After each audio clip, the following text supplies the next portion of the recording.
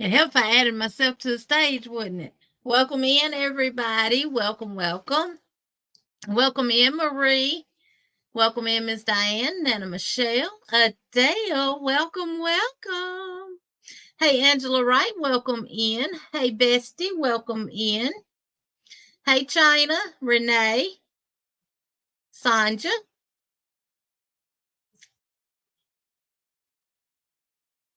Lydia, Paula, Lulu, Jin Jin.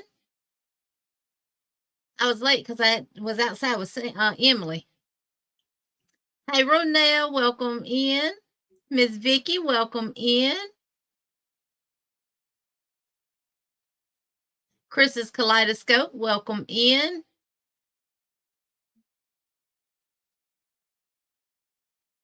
Y'all ready to put the bag together? All right. Kimberly Rogers, welcome in. Christine in the house.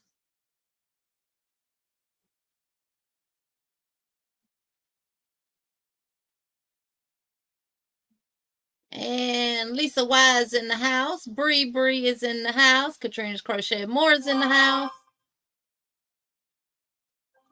And I am at the bottom. Yes. I am going to talk y'all through. I ran out of yarn. I don't have enough of this pink to make my other square. I'll show y'all what I have done.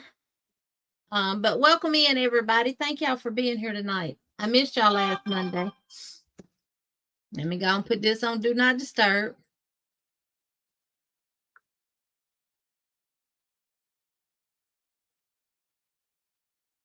And show y'all what I have done. I'm going to walk y'all through what y'all need to do for the base.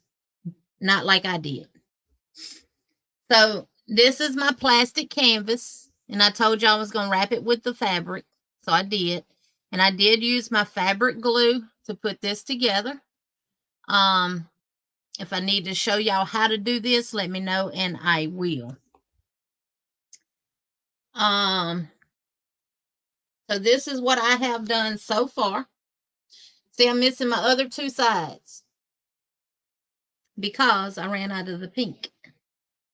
And this is Mainstay Pink, and my Walmart does not have it anymore. And I'm going to have to go to Prattville or Montgomery and see do they have it. I've looked everywhere for it. I thought I had 2 skeins of each one, but apparently I only had one of pink. But this is what I did to put mine together, y'all, was I just did a slip stitch join and did the slip stitch to put the rectangles to them. That's the only thing that I did. And you see I haven't even weaved my ends in on it yet, but I just did a slip stitch join to put my squares together here in the middle. And then I slip stitched to the rectangle square. And then what I did for the bottom was mine's not right, but y'all's is going to be right. Now, what I might do if I can't get to Prattville or Montgomery one day this week, I'll just do them different. I should have enough to do them with the other 2 color pinks and the white. I know I have enough of the white, and I may have enough of those 2 pinks. And if not, I'll just do them in different colors just so we can get this done. But next Monday for sure. But I'm going to give you what you need to do to make your bottom. And you can at least have that done. What you want to do, because your rectangle square may be different than mine, the size may be different. I went around each rectangle with 1 granny stitch all the way around. I did not a granny stitch, a single crochet border around mine. And I did 2, chain 1 and 2 in the corners. To do your bottom, your square looks like this. So your rectangle part is up and down. What you want to do for your bottom is count how many stitches you have from this corner over to the next corner right here.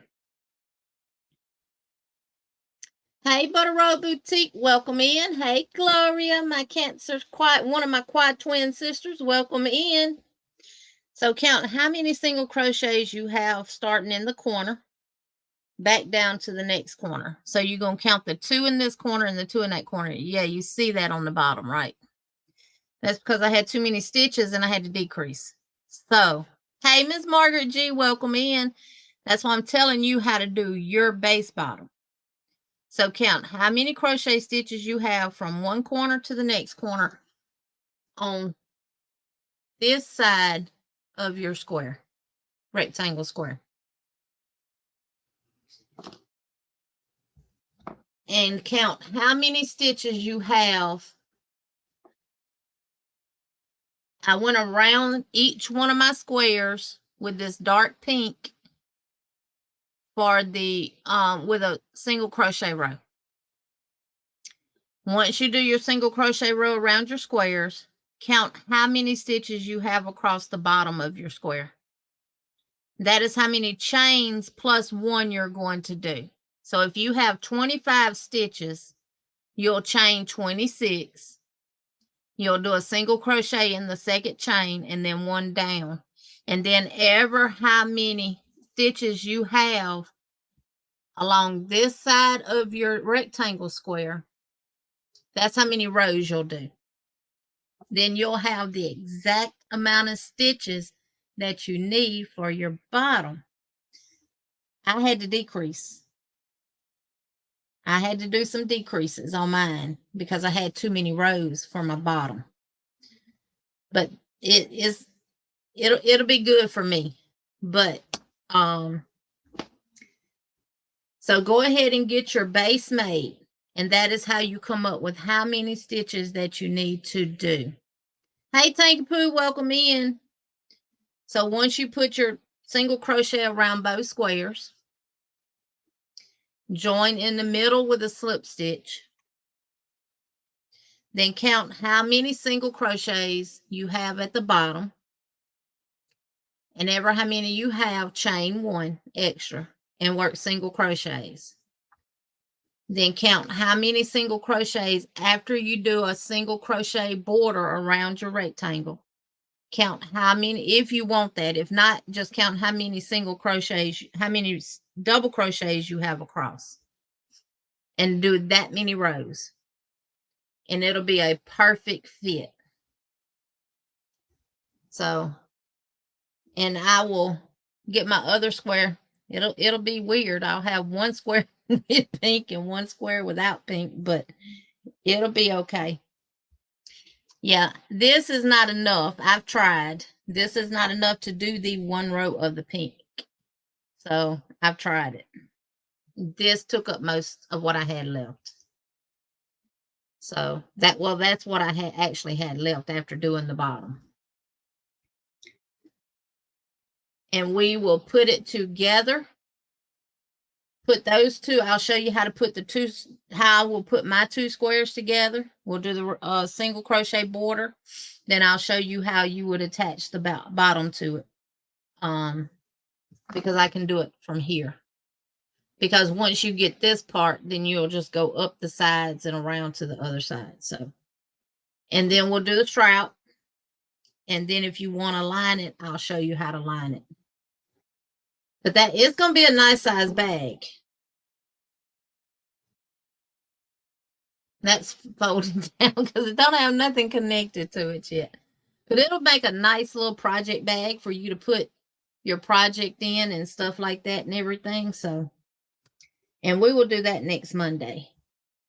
And I'll go live at 6 o'clock next Monday. That way we'll have the time to finish it and everything. So, but yeah, that is how you get your bottom. It's like that. Thank you, Fern. You've been a member for 1 month. Thank you. Thank you. I don't know if I can order it online or not, Miss Diane. I'm going to look and see. If not, I'll just use a different color pink. The only other pink I have is I have some really, really, It's neon pink. But hey, I'll use it if I have to. I've even searched for other things that I was maybe using on that pink so I could frog it. I didn't find anything. So, um, and I know when making granny squares, doing that to get a nice bottom is a lot easier than all these squats I've been doing. Single crochet, Miss Vicky, single crochet, because that's gonna make it really sturdy. Now, if you're going to put do single crochet, because if you do have double, then you'll have to account one row for 2 stitches, basically. But do single crochets because it's gonna make it more sturdier. And if you're not planning on putting the plastic canvas bottom in it, then you'll still have a sturdy bottom.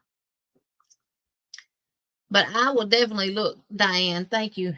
I don't ever think to look on Walmart's website. But what yarn they had left in the mainstays, they put it on clearance, which was just a variegated yarn of the blue. Hey, Regina, welcome in. But yeah. And I put a question out on my community tab about Christmas things. I see a lot. Hey, Miss Nancy Mack, welcome in. I see a lot of y'all have put different things in there. And I asked that for both here and stitching together with friends. So if you have not seen that community post or have not commented on it, please do and let me know some of the things that you're looking for that you would like to make for Christmas, because we're going to start that in November. Yeah, I don't, because I have a Walmart card. I get free shipping. Hey, yarning for a smile. She said, I caught you live. My hub's 49ers are about to play, so we are staying up late. LOL. Woo! And Kim, I seen your Vlogtober video where you showed your yarn house. It's gonna look good when you get done with it. I am waiting patiently for the master reveal of it. It's gonna look good. But I've been busy making things. I asked this question on Mama J's. I'm gonna ask it here tonight too. Now, oh, thank you, Paula. Thank you, sweetheart. We will do our members live Monday and everything. So we'll do it Monday, and then we'll get over into the regular live where I will show you how to join the 2 squares and put them to the bottom of the bag. Thank you, Paula. Thank you. Now, the question that I ask on Mama J's live is this, and I want y'all's honest opinion, and be honest. I have an opportunity to set up and sell crochet items every Saturday. This is every month, every Saturday, January through December, y'all.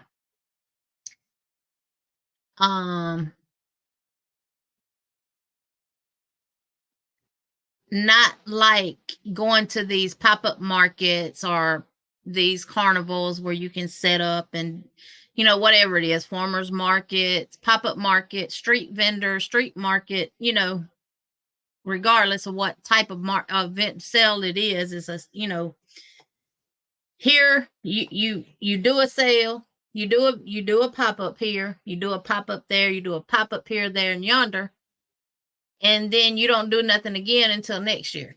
Once the last one is done, you're done for the rest of the year, and you don't get to do it again until they start back up the next year. So I understand with people doing those, I understand the people that do those. Hey, Brenda, I got to finish watching your video to see what you made with your mystery yarn.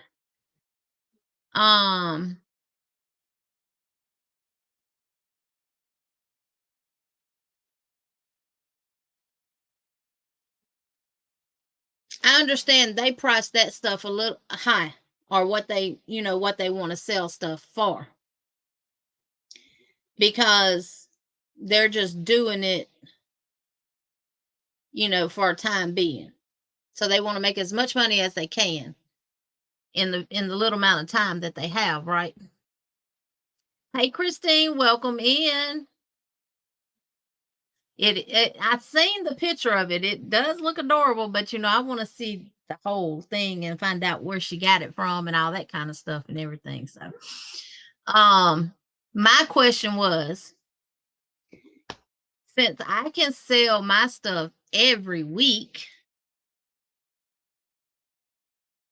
would you price it cheaper than what you would if you're doing pop-ups? You're freaking me. Y'all know this is one of my favorite shirts. I'll stop wearing it when it starts getting thin and you can see through it. So that's my question. Would you price your stuff cheaper because you can sell it every week? And keep in mind, I got to do it based on my area.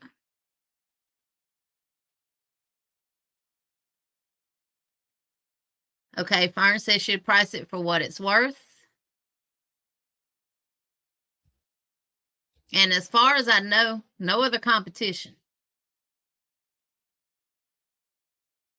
Anita says, you're freaking me out. Ronell says, I would price it based on your area.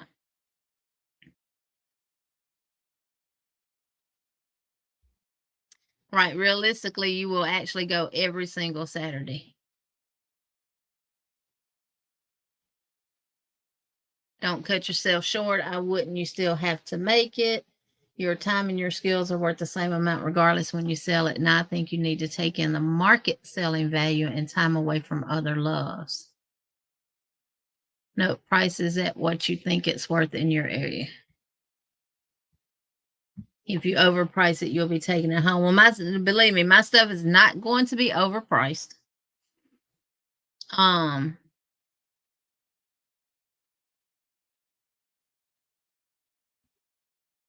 Same price. I'm asking because what I'm looking at and what I've been doing. Y'all know when I went to the flea, I hadn't been back to the flea market yet because the next Saturday I was sick and last Saturday I was sick. Question, would you get bored? No, I don't get bored. Would I get bored of crocheting? Heck, no. You finna find out, Chris. No, ma'am. No, no, no. If y'all can see this desk right now, woo child. Hey, Darcia, welcome in. Hey, Maribel, welcome in. The first time I went, I had a lady ask me about wholesale. Would I make stuff and sell it to her wholesale? My husband made a valid point, and he said, we're already making it wholesale. You making it yourself to sell.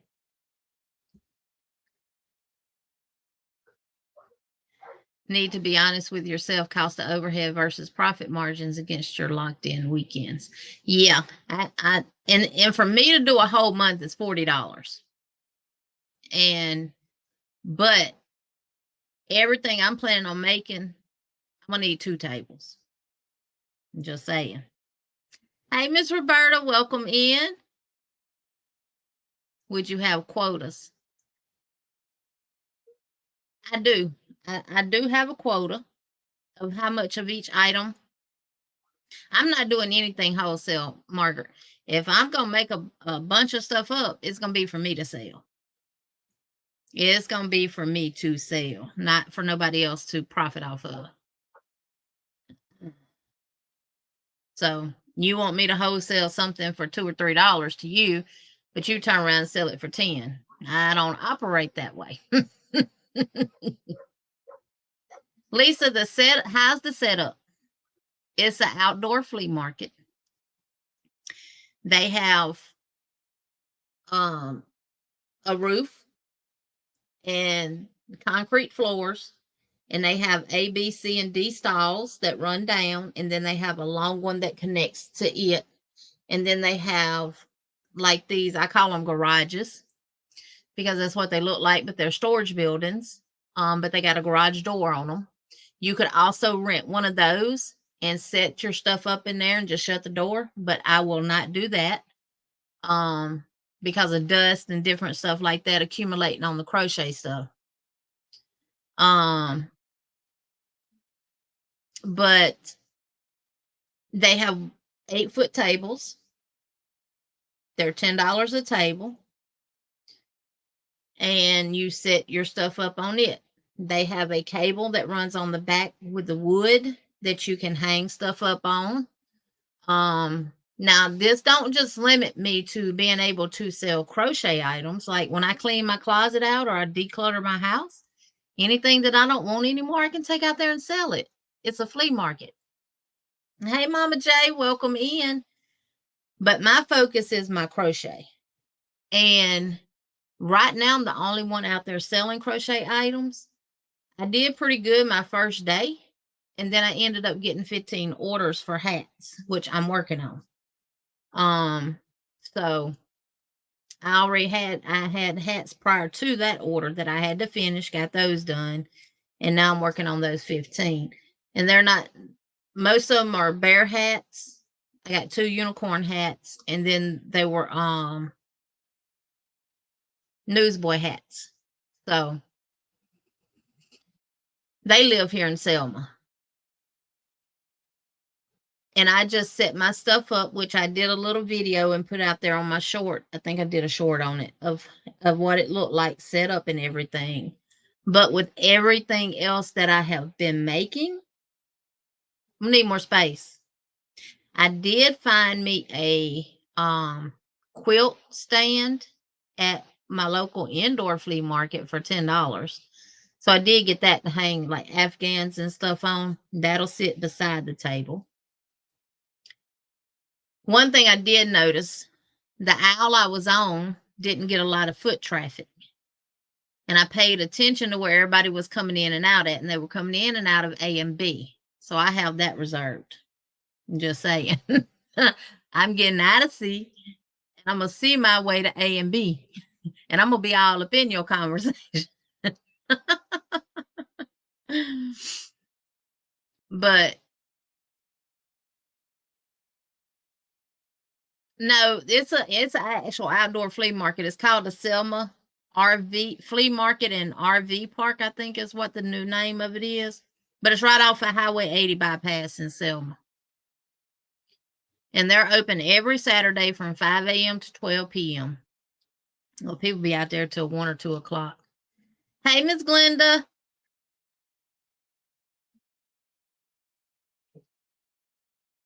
So I'm going to try it and see. I've made scrunchies. I've printed off my scrunchie cards that I got off from MJ Harris on Etsy. I've cut them out. Of course, I ain't cut the little strings out, the little parts off here. I've got them all bundled up. I've made face scrubbies. I've made the froggy pouches.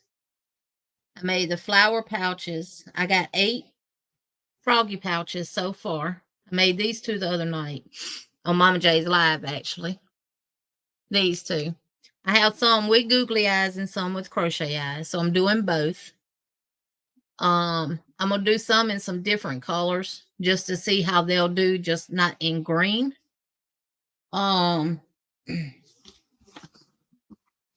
have my pig feet jar here that I put a fabric softener in there. If I can't remove this, I'm going to cover this up with what this is. These are going to be popsicle holders. I think they'll do really, really good. They'll be so many for a certain price or so much for one. And everything is going to be labeled. Everything is going to be professional looking. I have my face scrubby thing wrapped around my face scrubbies. I have one of these little cards here that says what it is and what it's made out of, how to wash it, how to dry it, and all that kind of stuff. stuck in there with it. I've been making towel holders. I don't want to call them towel toppers. I've been making towel holders. And I'll show you what they look like. Right now I have 6 made. And this is one, and what you do, stick that behind your stove handle, put this one over, and then put your towel through it. So I've been making these. Now this is my own thing here. This is done with the mixed, what's it called? The mixed grit stitch. I'll tell you here in just a minute. I got it from this book right here. I think it was the mixed grit.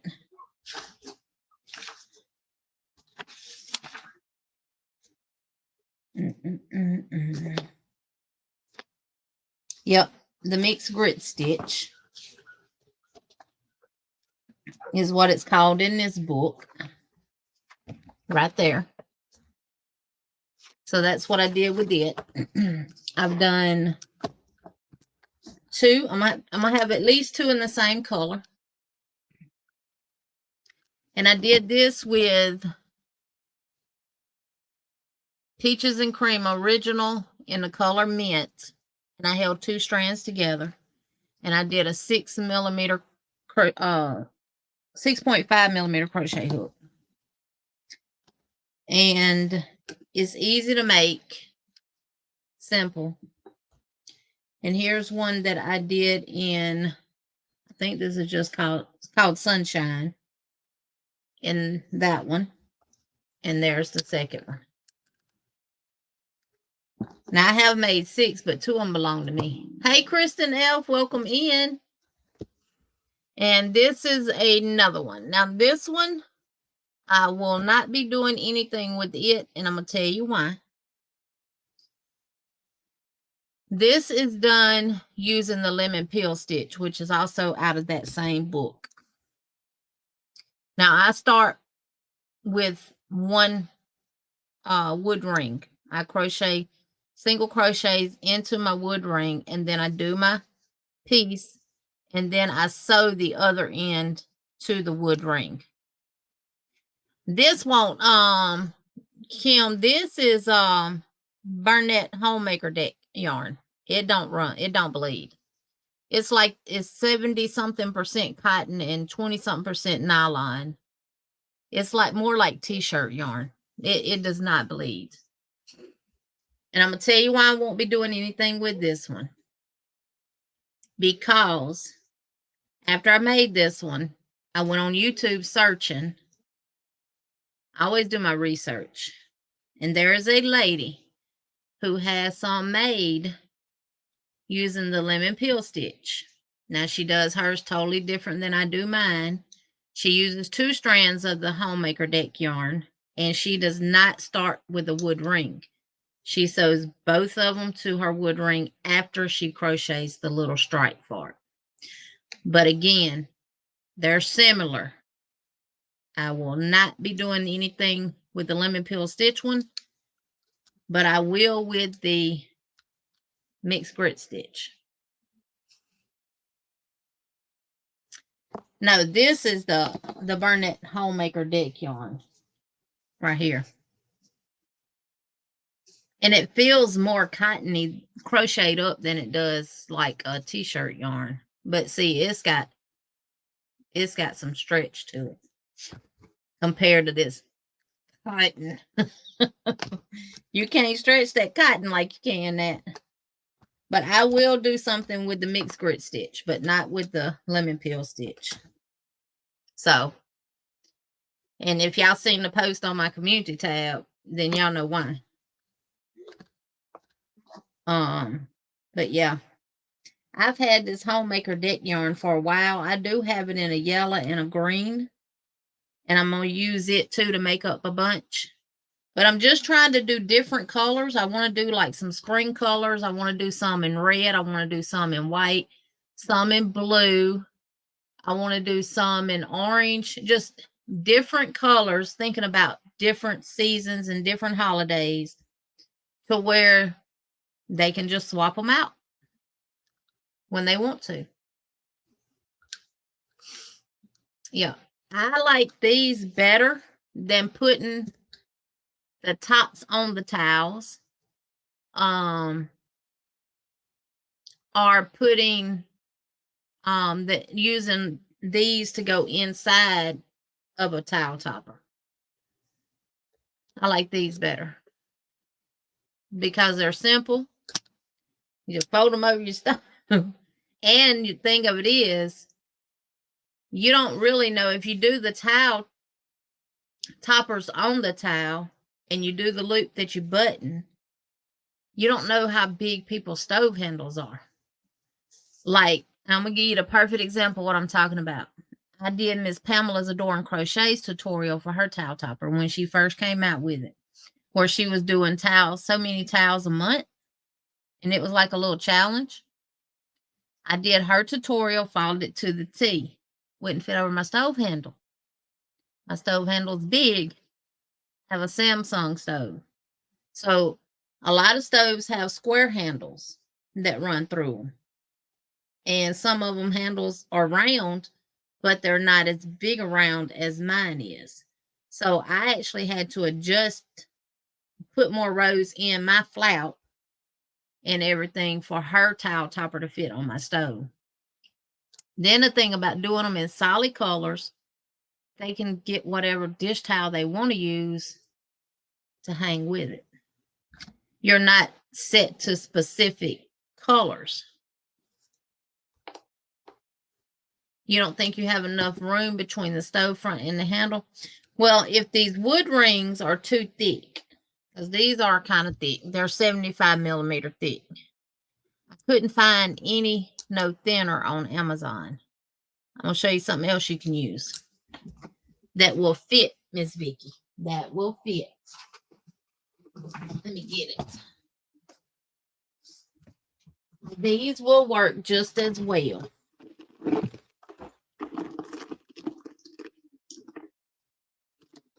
Actually, I'll show you a couple of things you can use.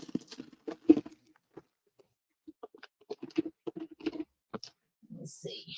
I'll use the same size. Yep, they're the same size. Okay. All right. You can get these little plastic rings off of Amazon. They're not real expensive. And these are, they're supposed to be 3 inches too. Let me measure it and make sure.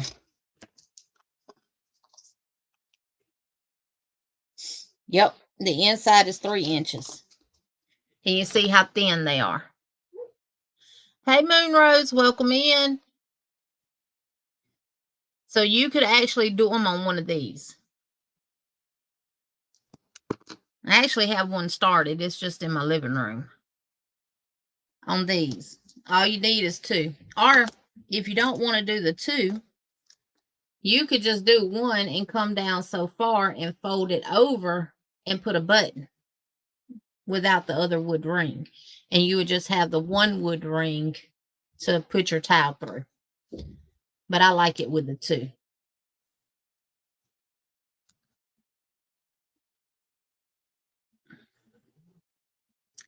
Oh, Nana Michelle said she don't have room either because hers is paper thin between the handle and the stove door since it's an ancient stove.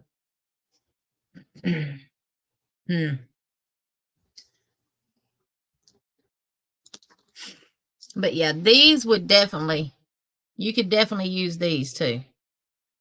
Which I will be using these as well. Oh, and y'all wanted to see my little popsicle holder I had made. And here it is here. That I decorated. And that's just ribbon. And those little flowers were actually ribbon itself and I cut them apart. I did that one. Now these are mine. I use these myself. And then here's another one.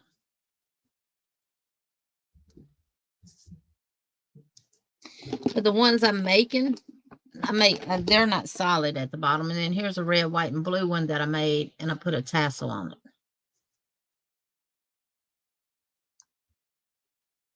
So now if you don't have The plastic rings are those. You can use these mason jar seals. Now these are small, but I do have some that are bigger.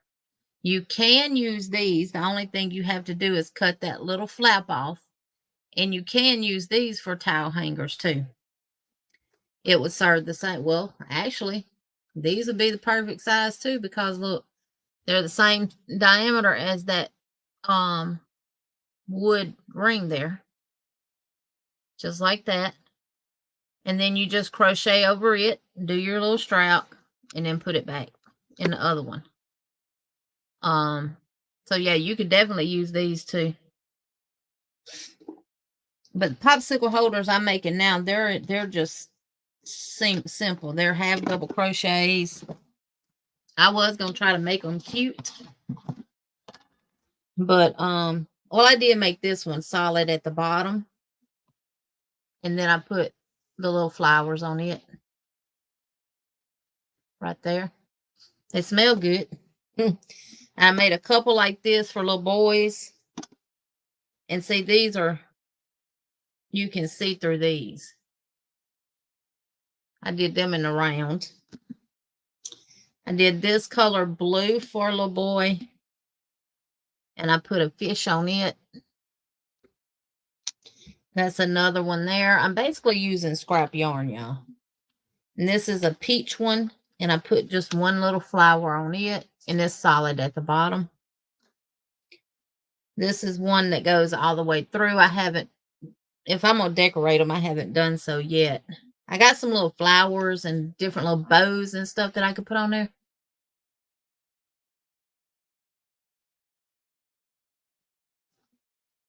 So that's another one. You can make them whatever length you want to make them, or whatever. I think some of mine have 9 rows, some have 10, some have 11. There's another one. And here's another one. So I've made those.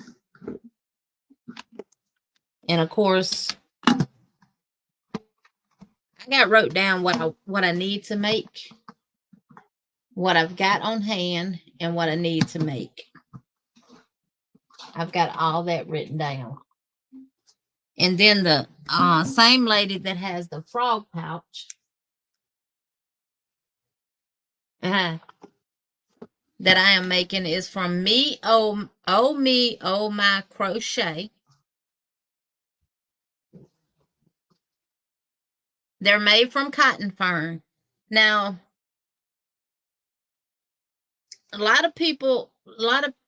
once I do something, y'all, I research YouTube to see what's already out there. A lot of people made them with acrylic on YouTube. Me personally, I wouldn't, because we have scrap yarns like this laying around. Is this enough to make one? No. Could you add it with another color? Yes. I would personally only make them with cotton, because popsicles put off moisture, condensation. So acrylic is not going to absorb it. And cotton's ones are going to last a lot longer, to me, than acrylic. Lord, he done let the devil in. But what I wanted to show y'all, Me Oh My Crochet, is who I did the turtle bag from. Not turtle, frog.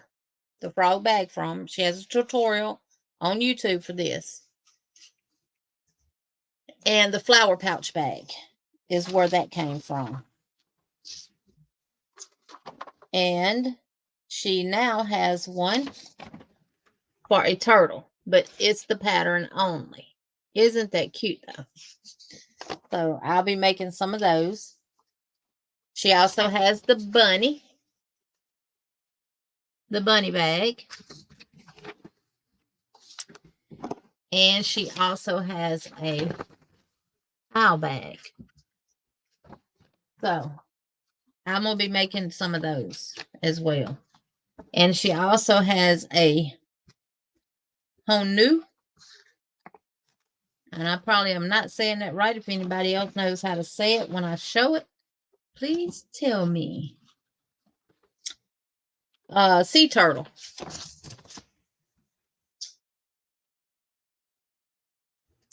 And these were on Etsy.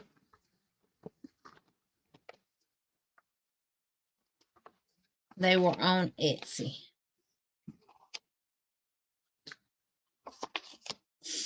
And I saw this when I was looking through the patterns on there. And this is from Alter Ego Crochet. And I just thought it was too cute. And I had to get it. And I'm going to make a couple of them and see how they do. But this is Monster Surprise. Mr. Love. And you see the little candy pieces they're stuffing in his mouth? Then he poops out hearts. So, he, you feed him candy and he poops out hearts. When you turn him over, you pull out hearts out of his bottom. So I thought that was cute. I want to make at least one and see how it does. Yeah, that owl is adorable, Sunita. Yes, Kim, can be washed in hot water.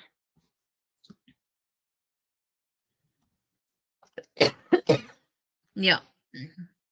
So that's what I've been working on. And I have some small wood rings. I think they're this size. Right here. Now, these came from Dollar Tree. I have some this small that I'm going to be creating some wreaths to go on your Christmas tree for these. Now, those I did get from Dollar Tree. These are 1.96 inches and 50 millimeters. They came from Dollar Tree. And the other ones that I have, will you move? Yep, they're the same size. Right here. Those are good size for, I think, for wreaths, because you're going to crochet around the entire wood ring and then do a little design to make your wreath with. So we're going to do that. Let me get my needle up before the devil get a hold to it. Yeah, I'm going to tell y'all what she did today. I made me some coffee, set it on the table beside my recliner. And I go in the bathroom cleaning it up. She gets in the chair and knocks the coffee on the floor. And she's down there just licking it up. So she's probably extremely hyper right now. And probably why she's running around here like a chicken with her head cut off. I'm going to get my fly swatter.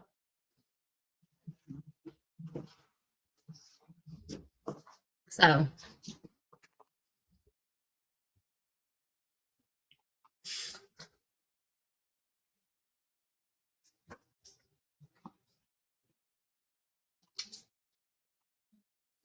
love the arch too. Oh yeah, the arch, yeah. The arch in her shed. I had them in my house, but when we remodeled it, we took them out. Cheeky monkey pinching mommy's jaw. And mommy gonna pinch her butt.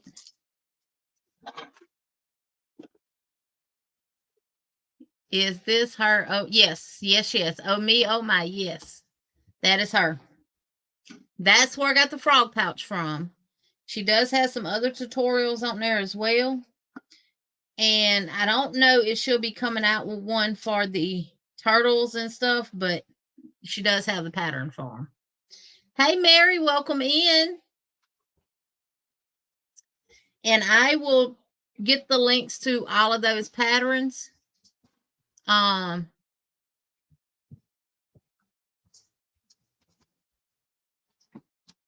and post them to my community tab in case y'all interested in any of them. But I have found some free Christmas ones. I'm going to be sharing them with Sunita and Cynthia to see what they want to do with stitching together with friends for crochet along over there. And then what we don't do over there, we'll do over here next month. That way we can get some stuff. I know y'all said placemats. And I did find, I got them right here. Let me show y'all. I did find quite a few. So I found this festive Christmas tree table runner. It's filet crochet. I think that'll be something that'll work up really fast. Really simple. We can do it together. And y'all can finish it off camera if you want to. It's 91 rows. But this is what it looks like. Right there. It's called the Festive Christmas Tree Table Runner. It is a free pattern. Another one, and that is by the original design. This is an original design by Doug Speckert. Feel free to make and sell for profit, but remember to give credit to me and link back to my blog. So we'll definitely do that. But it has Dot's Closet on the side of it. But that's what was the little disclaimer at the bottom. I'm not going to try to butcher this name, but I can say Karen. A Shammer. Vertlist. But anywho, it's Christmas trees. And I do like it. It's also filet crochet. And it is a total of 33 rows. And that's for a certain size. Now, if you wanted to continue, then you would repeat rows 3 through 33 for ever how long you wanted it to be. But the written pattern is up to row 33. And it has a picture of what it looks like on the back here. And this is what it looks like. So you can definitely do it in a solid color, or you could do it in multiple colors like she did. I think I would do like the Christmas trees all in one color, and then do the stripes and the border in a different color. Yeah, filet works up really fast, and you going back and forth in rows. No, she used an Aran weight yarn, which 4-weight yarn would be good, or you could use whatever yarn you wanted to. Hey, Aisha, welcome in. Thank you, ma'am, for being a member. It says the width will be 17 inches and the length will be 37 inches, and that is following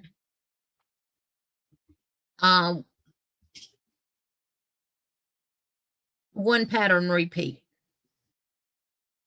So if you needed it longer, I don't know if you, like my table is real long. If you run it from the longest part to the, lengthwise of your table, or do you run it widthwise and cover up your seam? Yes, Miss Nancy, I will. Yeah, I know y'all said something about placemats. Now this one has a small mat, a large mat, plus a coaster. And this is by Drops Designs. And there it is right there.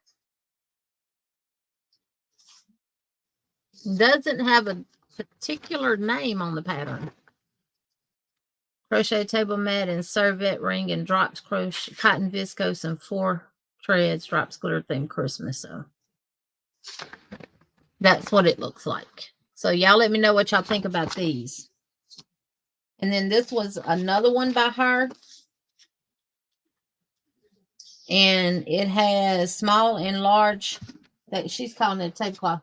And y'all, come here. I'm going to show you what she's done. Come here. Y'all see what I did with? Do y'all see what I had to deal with? Hey, Mara. Mara got my beautiful card today. Thank you, darling. Y'all see? It's all, look, it is all wrapped around her. Look at this. Who wants Emily? Free dog to any home. Got to be a good home though. She loves to eat. She's not being abused, Jen. I hadn't whooped her.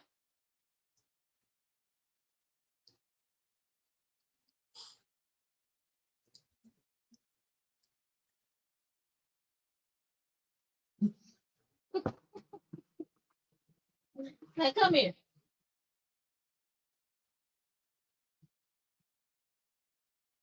I'm just untangling it off of you. You can play with it. You done messed it up. Good thing it was one of them Lion Brand DIY yarns. She can play with it. So I did find that. And then the placemat that I found is from Yarnspirations. Right there. Something simple, but looks really nice. And it has like a little poinsettia on it. And it has a placemat and a coaster pattern all in one. Jen, I was looking over her patterns. And they do kind of look a little weird. The drops design patterns. But, you know, we'll figure it out. We'll figure it out together.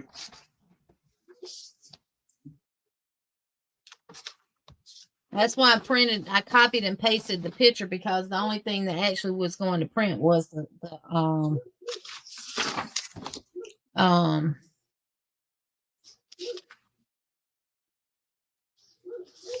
pattern itself.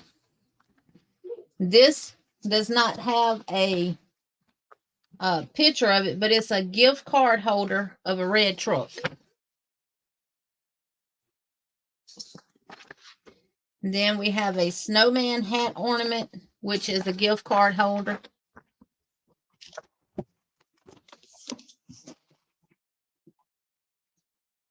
Y'all hold on a minute. She's fixing to get out of here.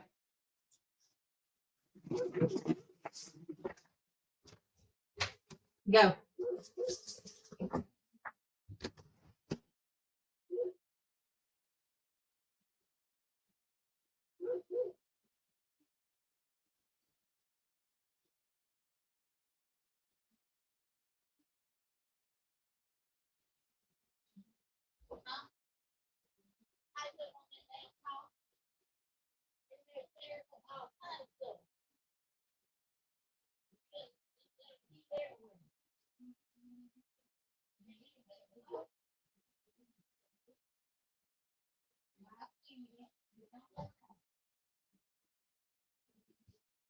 Take up on that coffee.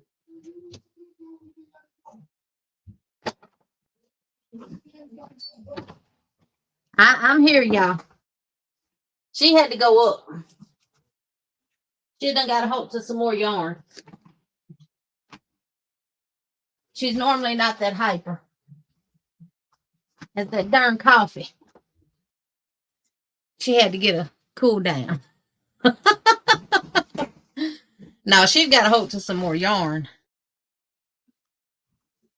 So that's the snowman hat ornament. That's also a card holder. And then this one is a snowman right there. And then gift card stockings. I thought these were really, really cute. And I did notice at Dollar Tree, which it looks like what they used on top of theirs, mine had the Just Yarn plush back out. So then I found the cutest little darn hat. The Crochet Christmas ornament hat pattern.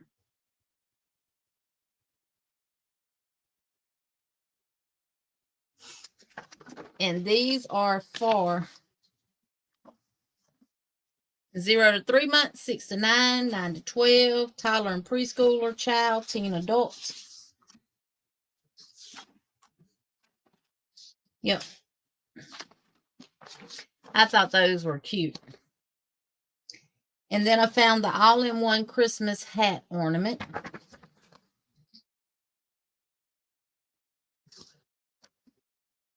And those are too cute. And he shows you how to do it with a stuffed pom-pom or attaching a pom-pom to it.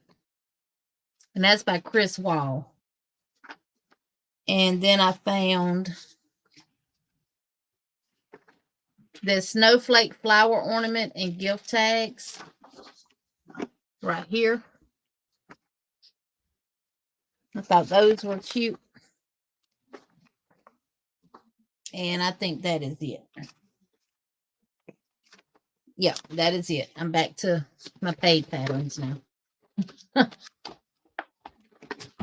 Yep, I'm back to my paid patterns. You want one what for you, Nancy? You want an Emily?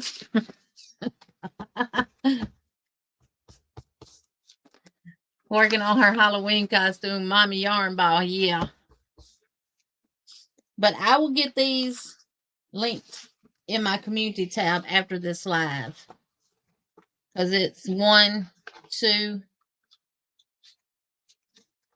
3, 4, 5, 6, 7, 8, 9, 10, 11, and 12. And like I said, we will determine which ones we're going to do with Stitching Together with Friends and which ones we'll do over here on this channel. But I'm definitely going to do one of these filet ones. I want to do one of the filet tablecloths. The ornament hat, yeah. I'll put all the links to them. All of them, I think, came off of Ravelry. I know they did. They came off of Ravelry. So I've been working. Making all kind of stuff. Let's see. Oh, I made some sunglass cases from Oh My Crochet tutorial. I made 2 of those so far. And one night I sat here and did 30 face scrubbies, the 2 sunglass cases, and something else I made. She has a really, really cute chapstick holder that has a top on it that comes down over it. I really like those, but I hadn't made any of those yet. One thing about me trying to get so much done, I want to at least have at least 10 to 20 of everything that I'm planning on selling. Depending on the size of it, depends on how many I have. But I want to have at least that many on hand. So with me trying to get all this stuff done,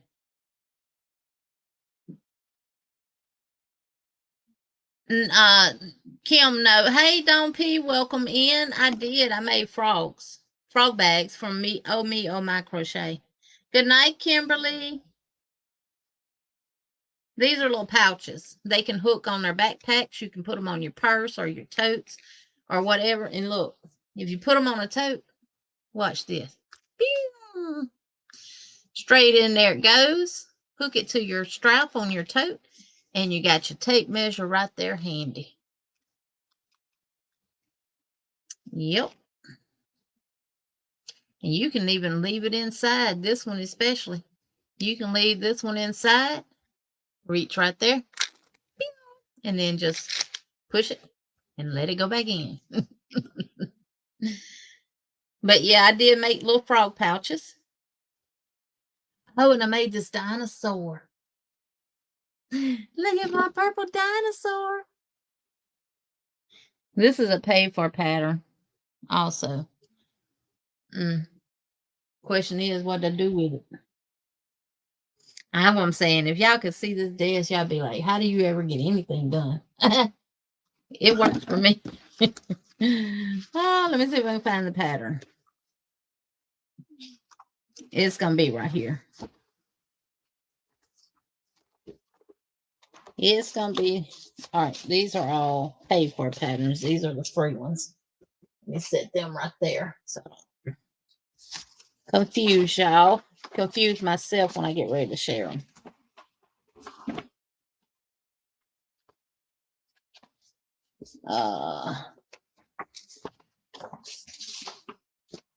But what I was going to say is I don't mind doing other people's tutorials. But if they got a pattern, I'm going to get it because that way I don't have to constantly watch. But this is the pattern for the, and this is by Not Too Shabby for the dinosaur. So I made one, made a purple one. And I want to at least get 3 or 4 more of these made. And I did, I made this, I made the 30 face scrubbies, and I made the 2 sunglass cases all in one night. I don't tell y'all what time I went to bed, but anyway. And he does have little eyes. You just can't hardly see them. I did do bigger size eyes than the pattern recommended because she recommended, I think, 6mm eyes. Yep. I think I did 8mm. So I think these will be cute and do good, especially with Christmas coming up. Hey, Rochelle, welcome in.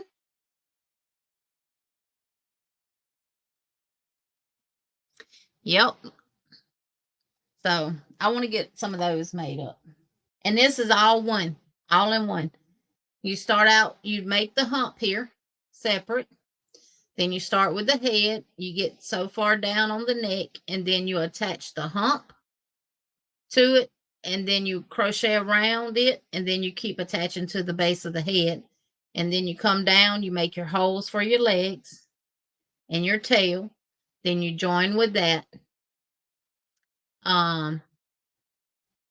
You join with that and make the tail, and then you do the legs. You just have to make sure you have all your stuffing in place before you close up that last leg. So if not, you can fill everything else up that you need to from that one last leg. Because once you get it done, it's done. But they're easy to make. I'd say about an hour, hour and a half at the most, without any interruptions. But she had that one. And she had, oh, I got this owl purse pattern too by the Crowzilla. I want to make some of those as well. Those are actual purses and not pouches. Now, where is the...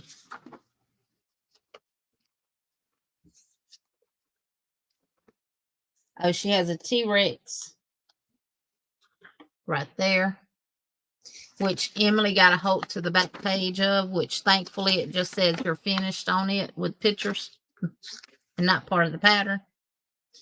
Hey, Angel. Hey, Vicky with Oodles and Caboodles of Crow.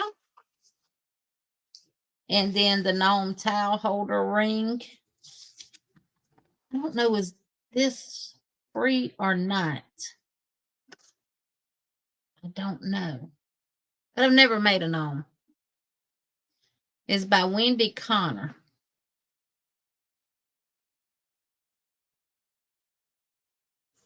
I don't think it was free. But that's what it looks like. And I thought those would do good. And then someone sent me the breast cancer ribbon towel with 1 button topper. That thing, y'all, is 21 pages. And then I showed the monster surprise and the turtles and stuff like that. So I don't mind doing the tutorials from others though, because it goes faster. You don't have time to sit here and... Hey, Joanne. Hey, Samaya. Welcome in. How have you been, sweetheart? Hadn't seen you in a good hot minute. Hey, Karen. Welcome in. You need to make one now to match. Yeah. And then I printed off some more of my little things. And all these came from MJ Hare's printables on Etsy. The scrunchies. And then I ran out of my craft paper, but I got some more at Walmart yesterday. Now these are from Jenny Harris. I don't know if they're the same person or not. But this says Jenny Hairs 2021. Maybe she changed her name. Thank you, Vicky. So that's for the dishcloths. And these are for the kitchen scrubbies. And then these are the face scrubbies because I want to do them all on the craft board because I like it better. And then these are the washcloths. And then one for hand sanitizers here. And then a shower poof here. And that's it. So that's things that I will be making. What did I do with them? Oh, I put them in there in the room. What I did with my scrunchies when I cut it out, I put 3 on there, and I put them on there and fold this up like this.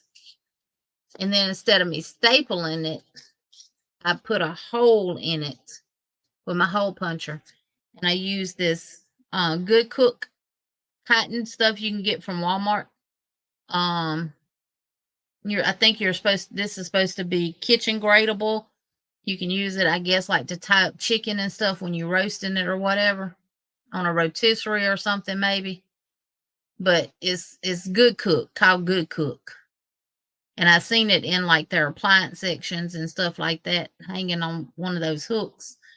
But you can get that at Walmart. And I cut some of that and put through the hole because I got another jewelry stand from the flea market that is adjustable. So I'll be able to hang like scrunchies and stuff up on it. What's going on with YouTube? It keeps kicking me out. I don't know, but they better stop. The crap wrong with YouTube for real. But yeah, I'm making the froggy pouches with googly eyes and with crochet eyes. So the only thing is, if you use googly eyes, you got to use hot glue to put them on. And give y'all a tip. If you put them on and they don't wiggle, that means the glue was so hot that it distorted the back of it and it adhered to the eye on the inside. So what I do is I put the glue on my fabric first, and then I hold it upside down and put the eye on there so the eye piece stays to the bottom. That's what I do. Hey, Maritza, welcome in. And I have everything packaged up nice and neat in a tray. It's all sitting on my table right now. I should have brought it in here, but and you see my trash can sitting there because if it's down here, somebody gets in it. She's bad, y'all. And she's not, if I pop her, she tries to bully me. And I'm just taking my leftover yarn too, making popsicle holders and face scrubbies. And I'm gonna have a pile of mix match face scrubbies. So, and y'all do know she chewed through my Gorilla glue gun that I was using for my fabric glue. My husband fixed it. He put me a whole new cord on it. I hadn't tried it yet. I might get no, I'm just joking. He knows what he's doing. But I did get me the cordless one. And I love it. And it has the precise tip on the end of it. So it has the little bitty tip. And it does really, really good for little small things that you're putting on your crochet items with that small tip. And it works great. It said it has about a 2-minute heat cycle once you remove it from the base. But it lasts longer than that. It lasts a little bit longer than that. Not much longer, but it does last longer. And I like it. I don't have to worry about the little thing, the little stand here getting in my way or anything like that. But like, Filet is fun. I did the filet elephant blanket. That was my first time ever doing filet, Kim. And I love it. The only thing it is double crochets. Chain one, skip so many stitches, and double crochet. And your hole is what's going, the chain one space that you're skipping is what's going to create the design into the filet, into the pattern. So very easy. All double crochets. Now, if you don't like double crochets like Sunita and a couple other ones on here, filet might not be for you.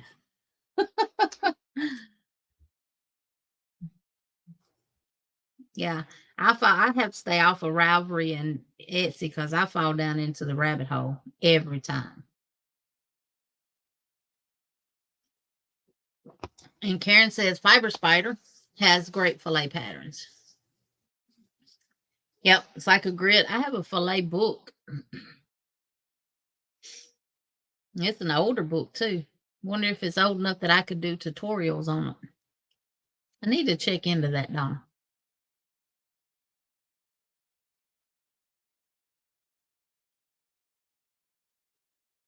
Yep. Well, you can use any yarn. A lot of filet stuff is done using a 4-weight, 3-weight yarn.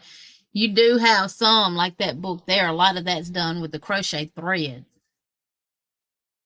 But what is it? Oh, I made some cup cozies.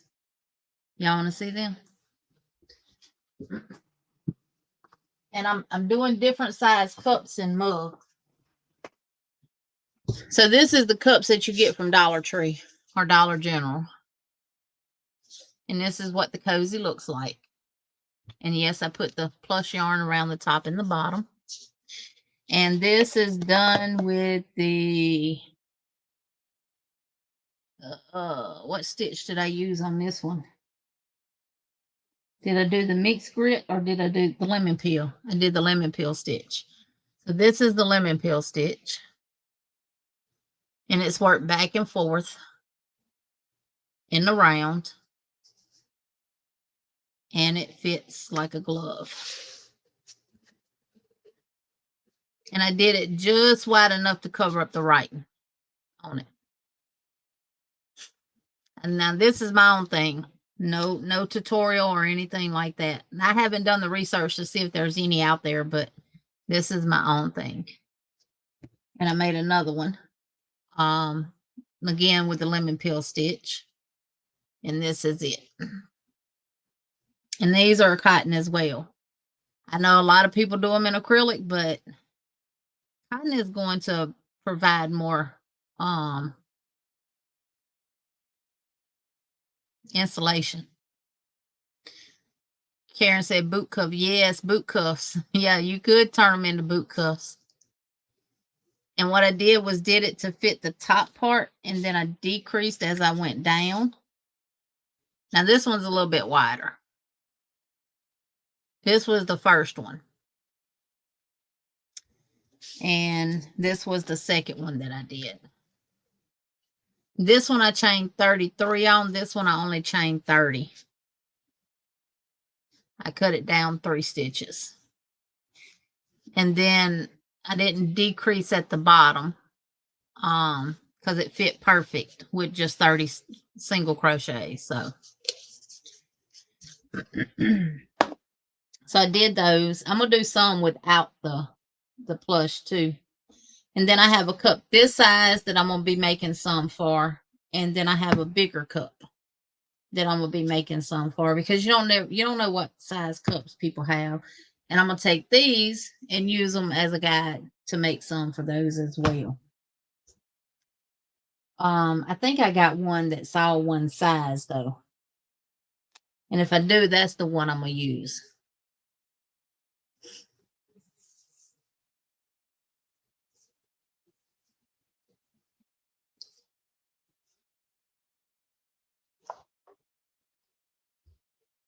Yes, boot cuffs I think look very, very good in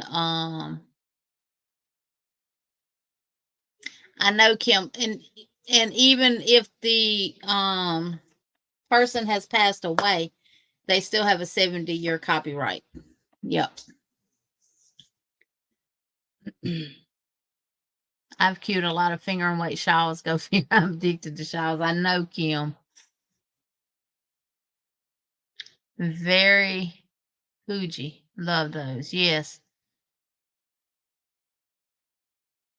Yes, Miss Vicky. If you use bigger yarn, it does make them bigger.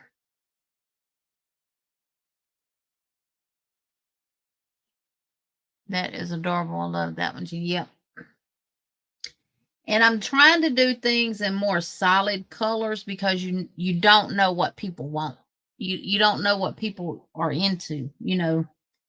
In crochet, we like bright colors, and we like natural tone colors. We like earth tones and jewel tones and all those kind of colors and stuff, but does everybody else like it? Cute for a muff too. Yep. Yeah, I've seen a lot of boot cuffs made that have the faux fur on top of them. Oh, Niecy had a bad day at work. Well, baby, I hope tomorrow be better for you. And Maribel says she's had a messed up several days. Oh, I hope y'all have better days ahead.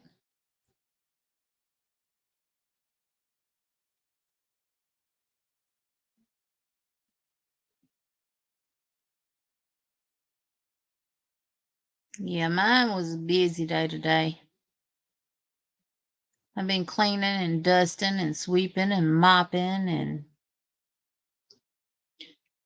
on my little breaks in between, I come in here and crochet a couple of popsicle holders.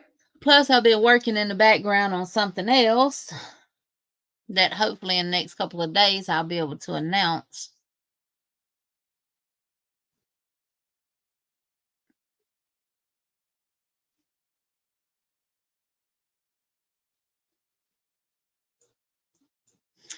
Oh, yeah. Well, mine was hectic because Emily knocked down a whole cup of coffee, wasted on my rug, wasted on the floor, and I had just mopped about 2 hours prior, so I had to remop, had to clean the rug, had to get the other vacuum out that cleans area rugs, and I had to do all that. Not only that, y'all, I went to the eye doctor Friday. While I was going to the eye doctor, the husband let her knock my lamp sitting on my table next to my recliner off and break my glass globe that's on it. And they came from Kirkland's, and they probably don't sell those anymore. She knocked down the vase that had my fake roses in them with sand, and she pulled my flowers out of it. And I knew something was up because when I got back from the eye doctor and my eyes cleared up, I went to take her outside and I noticed some green sand on my little cement. It's like I got like a cement pad at my back door. I noticed it out there and I'm like, this looks like came out one of my vases in the house. So, didn't pay no attention when I came back in. And I was up there picking up her toys and stuff from the living room. I had to clean up behind her like she's a toddler. And I noticed my roses. And I looked at my table and didn't see my vase. She had knocked the vase over in my big flower pot that I got sitting there with mother-in-law's tongue in. So I got that out. I found the one rose, found the other rose, put them back in there and set them on my other table. And then when I was in my flower pot, I noticed a piece of glass. So I got the glass out. I'm like, I turn, look at my darn lamp. My husband done turned it to where the good side is shown and the broke side is to the back.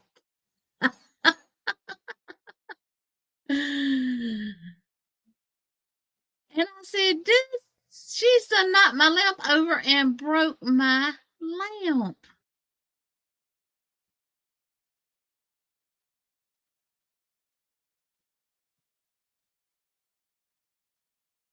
And he didn't say anything to me about it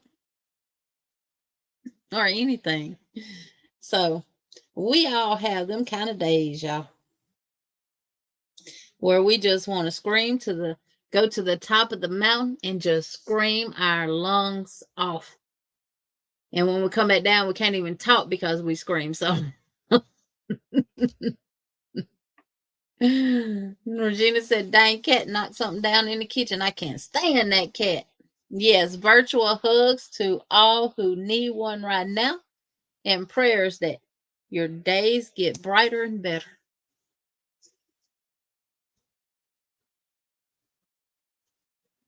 Yes, Lulu. Yes, yes, yes, yes. She's not a human, though. She's a dog. And she got to see her daddy the other day. He popped up out there in the yard, and they were out there playing. And then the husband lets her go out in the morning times without being on the leash when the grass is wet.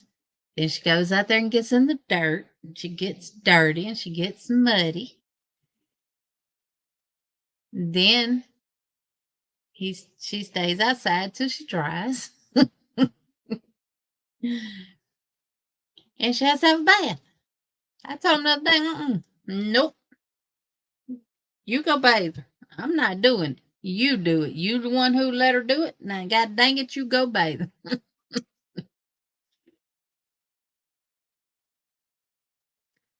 Good, Don P. Hopefully this time it won't be Braxton Hicks. Hopefully this time it's the real deal. Real deal Holyfield. And Bree says, still here in the bushes. Bree, what you working on?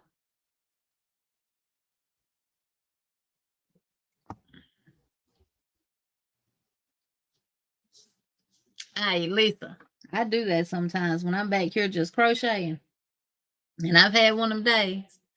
I'll just stop what I'm doing, hold my head down. I'll just bust out crying for just because it relieves you of a lot of stuff. Believe it or not, it relieves you. November the 2nd. All right. Is this our first one?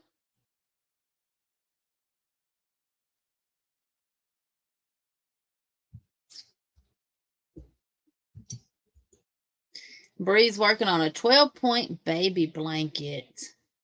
And sometimes you have to pay attention to those star blankets like that because you mess up one stitch on them, buddy, and you don't catch it in time. You get mad when you got to rip that sucker back because it ain't gonna come out right. I done did that playing around with one. But yeah, Emily, she's something. But what I've been doing when she does something that she knows she's not supposed to do, she gets put away in her kennel. She gets put in timeout for a while.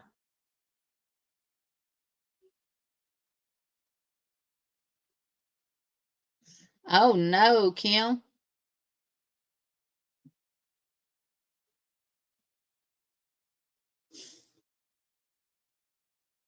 It does. It releases all the built up stress.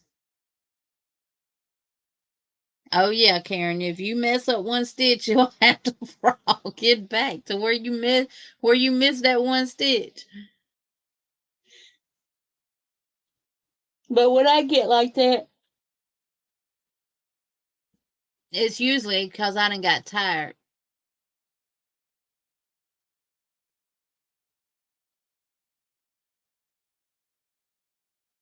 Oh no, Kim. She said I got in 3,600 and something steps in that 45 minutes of chasing the dogs around the 30 something acres of all days. The four-wheeler battery was dead. Glad you are both okay. Yes, I have had those days. I've been so frustrated with my limitations and inability to work the way I used to. I know, Sonia. You right about that, Regina. That's what I was finna ask you. You ain't got no shotgun or nothing you can at least shoot up in the air and make them run away?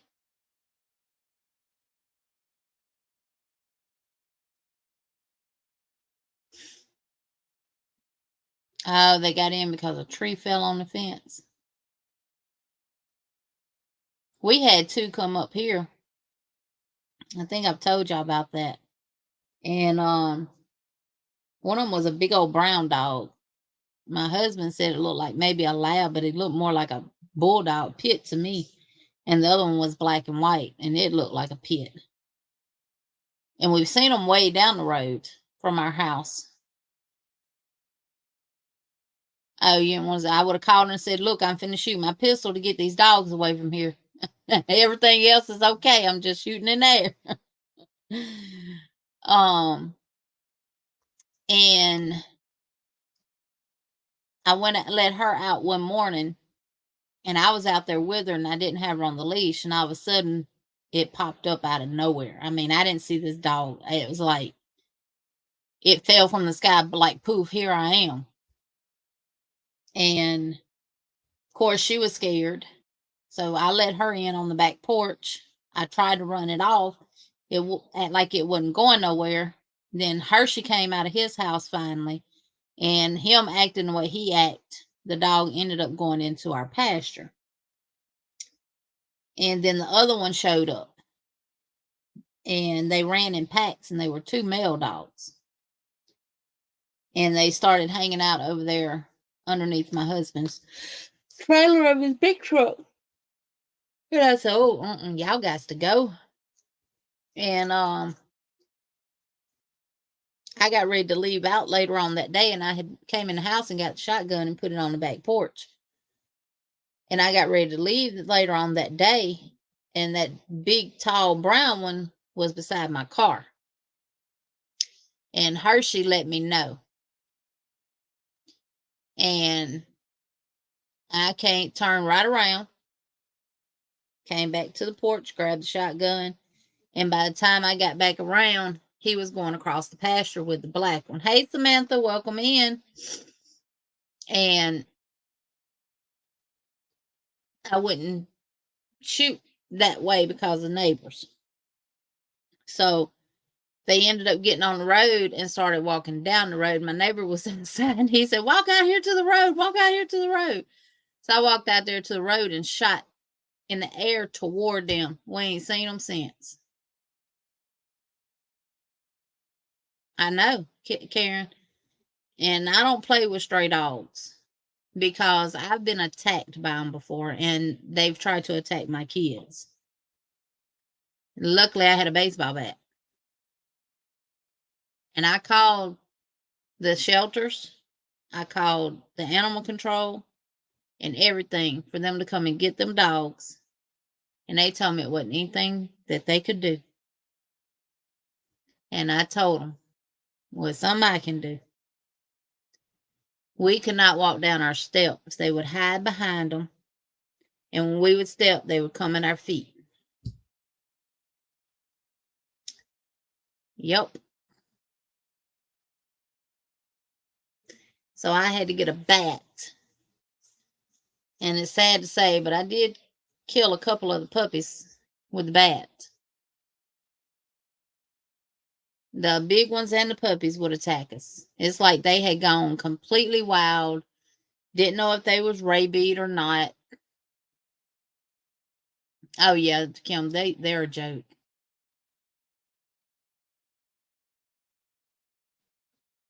Yep. And it does not do any good calling game warden either. For wildlife animals, it don't do any good. They don't come do anything either. They're a joke in Alabama too. They ain't like the ones up in New Hampshire that I be watching on TV and Texas and all them other ones. Hey, Miss Margie. But I got something that'll take care of them now if they don't want to take care of them.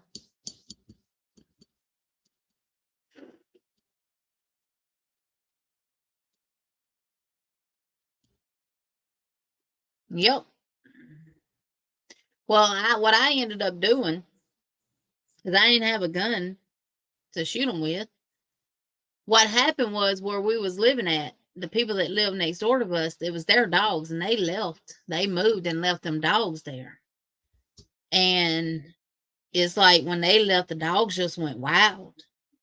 And I used to feed them thinking that would help them, y'all. Wouldn't help. It didn't help.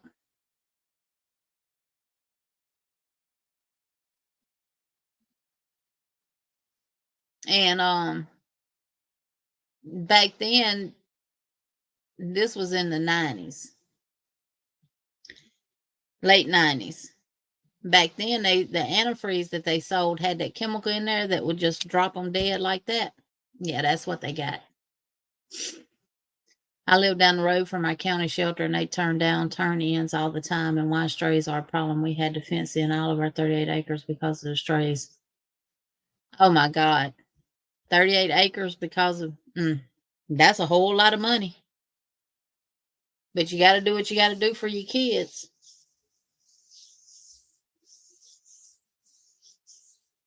Yep, and I poured that antifreeze in a bowl, took it out there with my bat, set it down, and all of them come. And they drunk it, and just like that, they were gone. It's like euthanizing them. But before I did that, because I'm not just gonna hurt an animal, I did try to get help. No, our animal control people, they put any and everybody in that position. People who don't even like animals have that job. They used to call me when they would have to go out because of horses being neglected and abused. They used to call me, and I used to go meet them at the people's houses. Because they didn't know what to do. They would call the vets, and the vet they would call would tell them to call me. Margaret, she said, I'll hurt any mouse I see. Now, I kill a mouse now. Oh, yeah. See, we have to not let our dogs roam free when it's hunting season around here. Because every dog we have had that ever roamed free, because we don't believe in caging dogs up or putting them on leashes and chains, cables and stuff. Even though Hershey is, and the reason why you finna find out. Well, he's in a cage. He's in a pen, not a cage. He's in a pen. Because every dog we have had that has just been running freely in the yard, they don't go in other people's yards. They go in the woods because they're dogs. But everyone we have had like that has come up dead during hunting season. Because they, I guess, disturbed their corn plot that they done strode out corn to attract the deer. And they kill them. Oh, wow, Kim. Yeah, they don't, the idiots here, they don't know anything. Because we had one lady, it wasn't a Clydesdale horse. I can't remember what kind of horse it was, but it wasn't Clydesdale, but it had the huge feet like a Clydesdale. But it wasn't a Clydesdale. Now, I could have got the horse. They used to try to get me to do all these, get all these horses and bring them to my house and me take care of them. And because they was arresting the owners and everything else. And I would have to give them a price of what I would charge every day, plus the price of feeding them, taking care of them. And then when the person goes to court, the person would have to pay me. And I'm like, hell, if they can't take care of the animals now, how in the hell are they going to pay me? I'm not stupid. Might have been born at night, but it darn sure wasn't last night, y'all. Your dogs are all gun shy. They hide in the house during hunt season. The Boxers has an underground fence, and we have the fence. Yeah, that's what we're looking into, is doing that invisible fence or whatever it's called.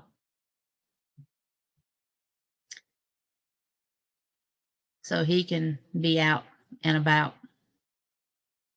We got plenty of room to do it. But then again, Them darn cats. He wouldn't leave them alone. And they gonna walk through there. Of course, he wouldn't be able to run out of it, but the Pet Safe brand. Where'd you get it at, Kim? I know I seen them at PetSmart. They're not that expensive.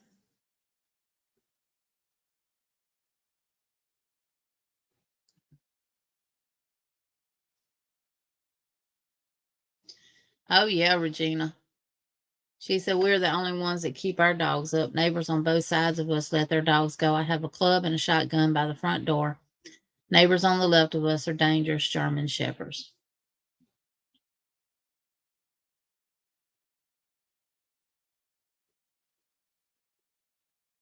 Oh, okay, well, I'll check Tractor Supply.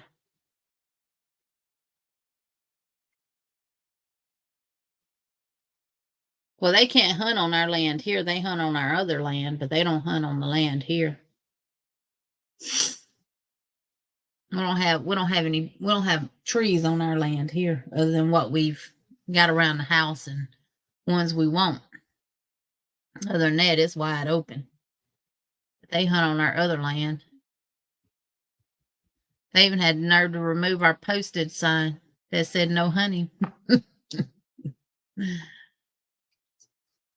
I need to go back up there and put another one.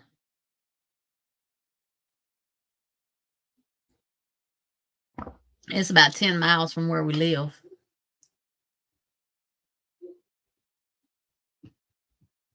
And what I need to do, carry my butt out there and confiscate all the deer stands is out there because they rightfully belong to me.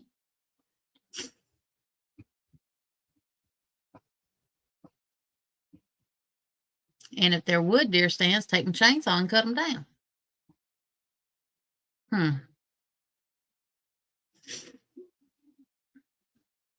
And everybody around there knows whose land it is. And most everybody around there know how to get in touch with us. You should at least have the decency to ask. I might charge you, but no, I wouldn't charge you. Charge you some deer meat if you kill a deer.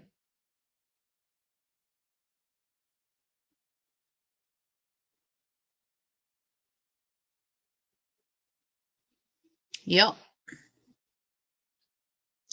Yeah, we do target shooting here too. Oh, we used to. We hadn't done it in a long time. Get them clay targets from Walmart and the clay shooter, and I had signs up and they took them down.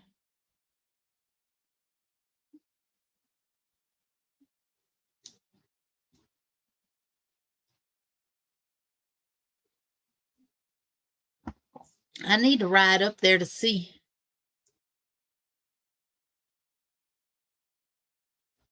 if they're starting to prepare for deer season. And if I can spot any deer stands close off the road.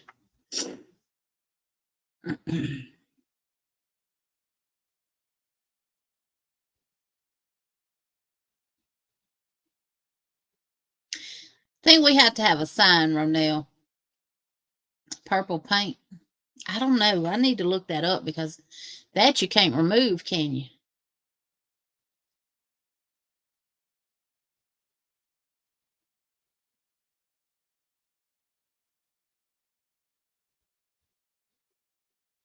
Oh no. I don't, Miss Diane, because we let him out. He gets out every day. I don't feel bad about him being in a pen. He's alive.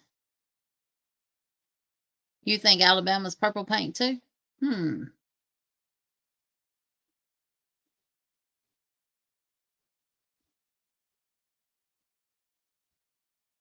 I target practice with my pew pew with my little 6-shooter with a target.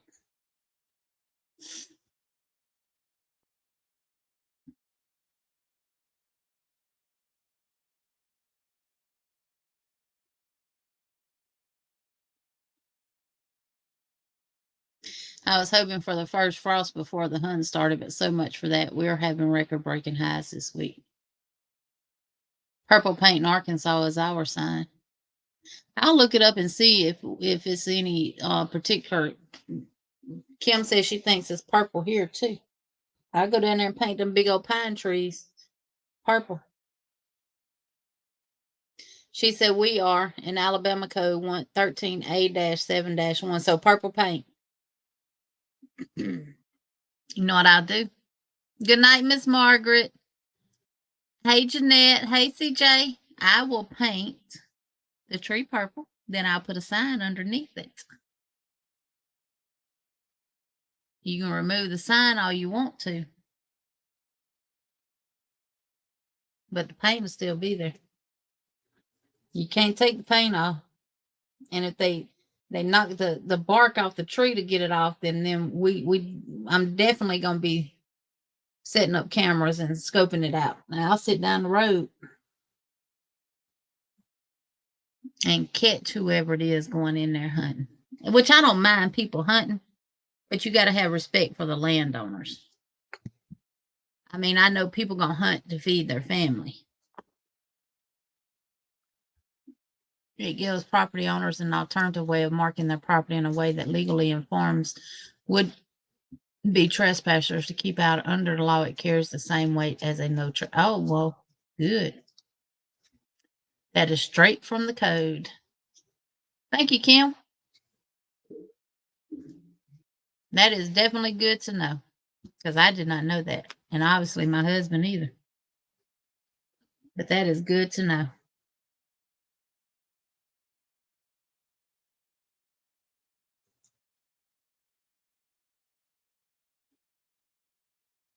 But yeah, Miss Vicky, if you still here listening, do your base, and I will make my other square with whatever yarn I can use, and we will put those two together and show you how to attach it to the bottom.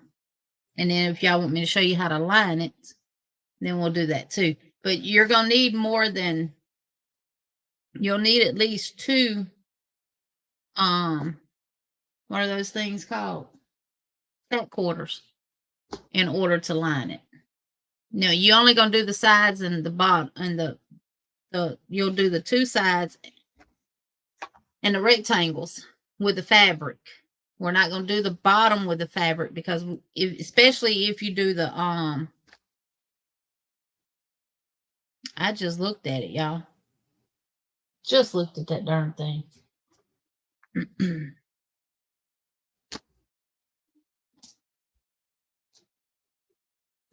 I guess the ghost came and got it.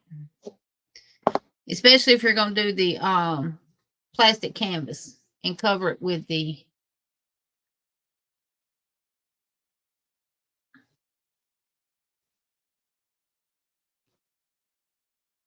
Oh, that is so sweet, Bonnie. I didn't see your post earlier, but I did see the post on Facebook and stuff, and the email that you sent about him. Yes.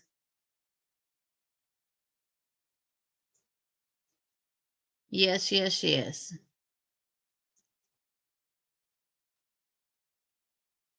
He fell in love with Itchy, so he went to another brew tonight and bought another Doxy. Named her Birdie. Oh, they so pretty. Oh, good night, Darcia. Christina says, speaking of hunting, imagine a yarn cake hunt instead of an Easter egg hunt. Hide a bunch of cakes around the yard, our house, and watch us all get our heart rates up in steps and scavenging for yarn.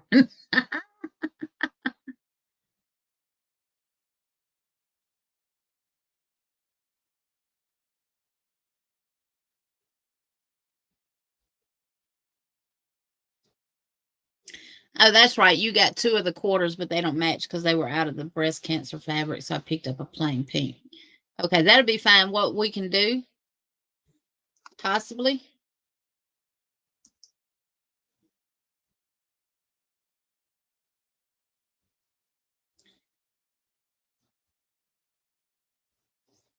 is maybe use the pink for the sides and use that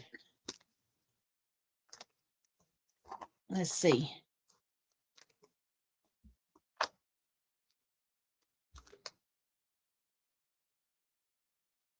Because we're going to end up cutting one in half.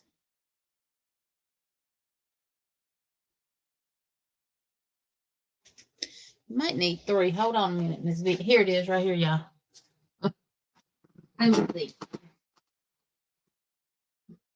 And mine don't have any more of it either, so I might end up having to use something different.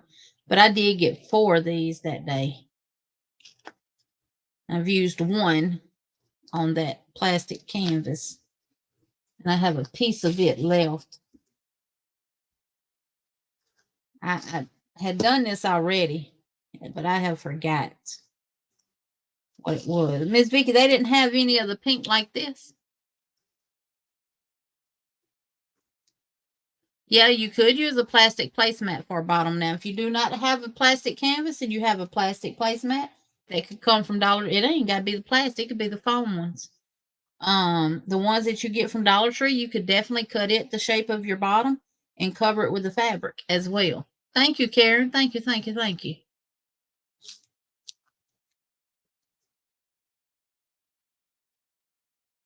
Or you can use cardboard and cover it with fabric too.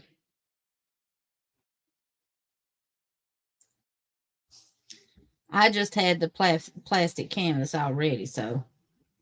And I'm trying to use what I already got. Let me see.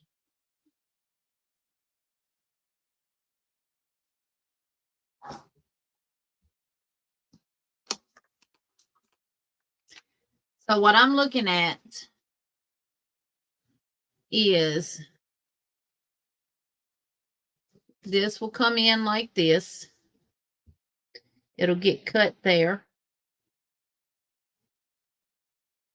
So I want it just right up underneath the top there. And of course you got to allow for your folds.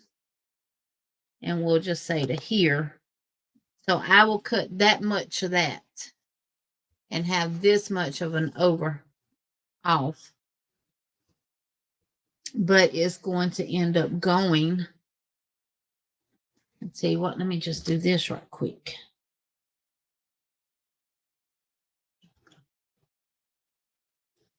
Use my little pins here.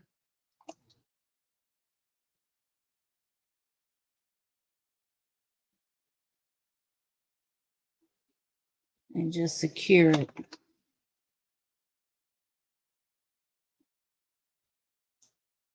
And just remember, we still got to do the extra for the folds. So if I did that like that,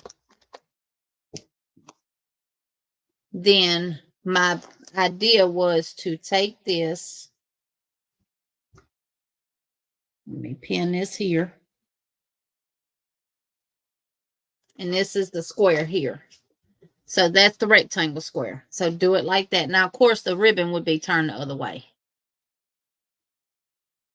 And this piece will come over to that square, but it's not going to come over all the way.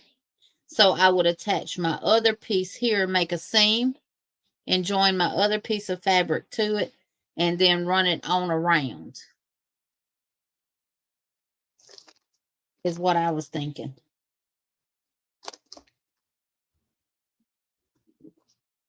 And that way you won't have all the seams of cutting the side for just the sides.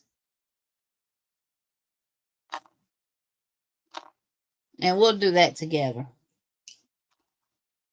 And I'm going to be using my fabric glue, y'all. Not sewing nothing on the sewing machine. Yeah, I don't care if they match either, Miss Tina. That's one thing about it. It don't matter to me. Makes it unique. It's one of a kind, right? Christine, I'd watch you trip people and not warn them for a fee. I'll put yarn in my basket and for you then. Tag them, baby. Shake and bake. You betcha. Yes.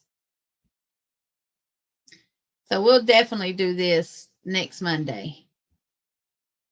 How many of y'all did the actual sunburst granny for your bag? Or y'all did different grannies? And how many of y'all are finished with the bag?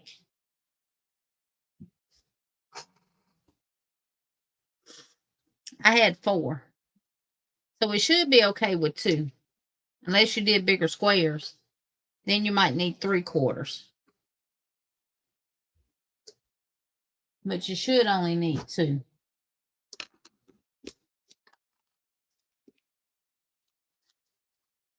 Did the sound go crazy? Something wrong with the sound? Oh, you did the sunburst. Okay. Yeah, I did the sunburst too.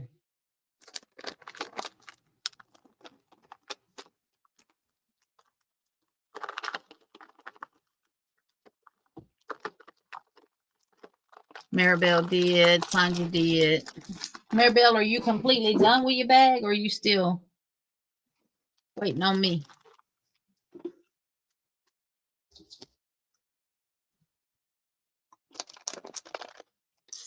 But yeah, definitely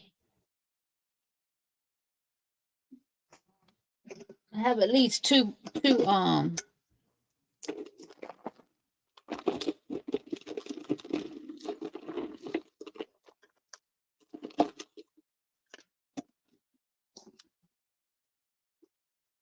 maybe your signal.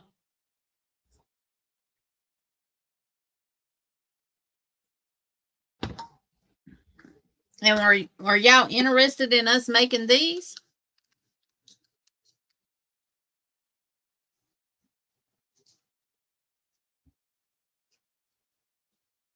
They work up in no time.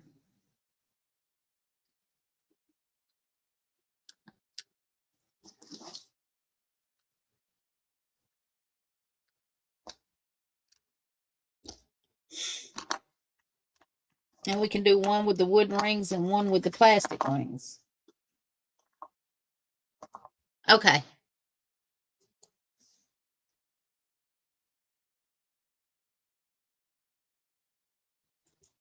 Well, next Monday for sure, we will complete it all the way.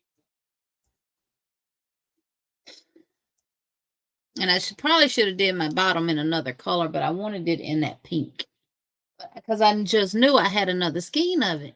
Because I remember buying 2 skeins. Well, I thought about 2 skeins of every color that I got that day. Because remember, my Walmart finally got it in because they've only had the red, the black, the white, and the gray. Then they finally got in all those pretty colors.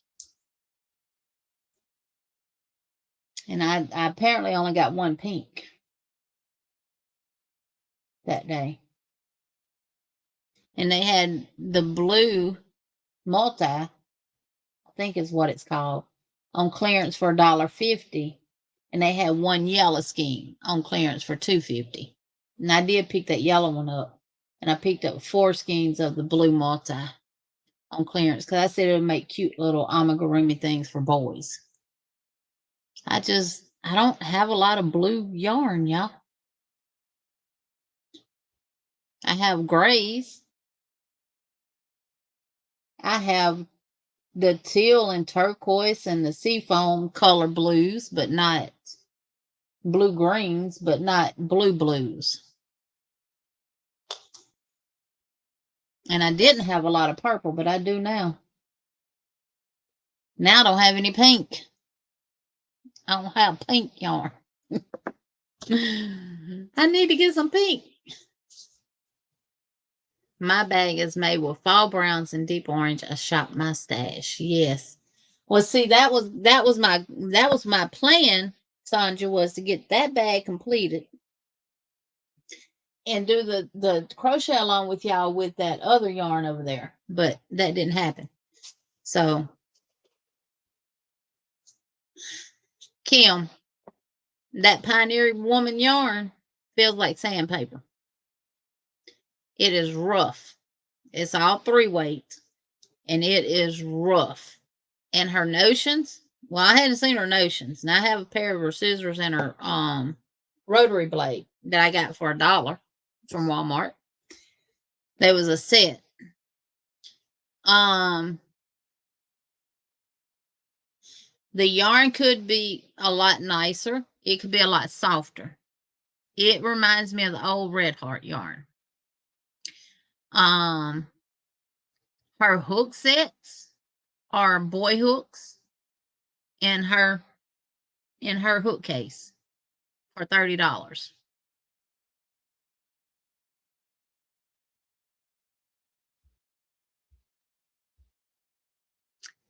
Is it the pink caked by the magenta basket over right shoulder?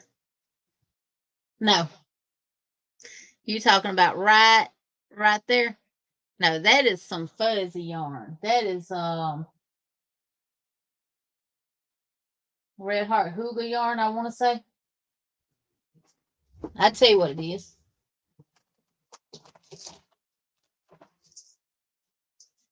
Coming a kit. It's hot pink. And the kit was for a Smitten Kitten pillow. Red Heart Hooga. That's what it was supposed to be made with.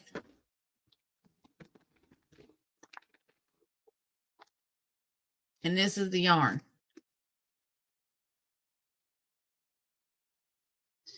And that's what you see caked up there. Because I was doing something. I was going to run this through the knit machine. But I actually started the cat.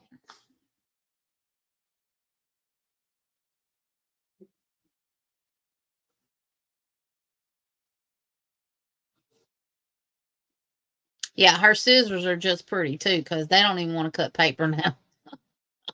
They don't even want to cut paper, CJ.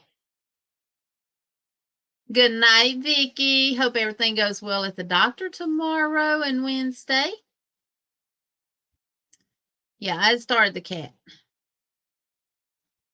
This yarn is super, super soft. And fuzzy, fuzzy, fuzzy. So it came with the 4 skeins or 5 skeins of that and this black yarn. They sent all this black yarn just to do her eyes, nose, and mouth. Now, this black yarn is soft. I don't know what kind it is. It's got a rubber band around it. But yeah, I had actually started making the cat. I don't know what row I got to. It's a bulky 5.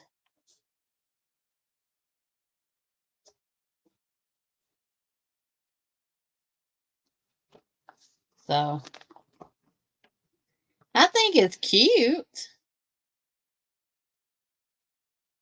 I'm on its head, I think. I think it starts out with the head. First piece, make a magic circle. And that goes through row 26 and then fasten off. So that has to be round 26.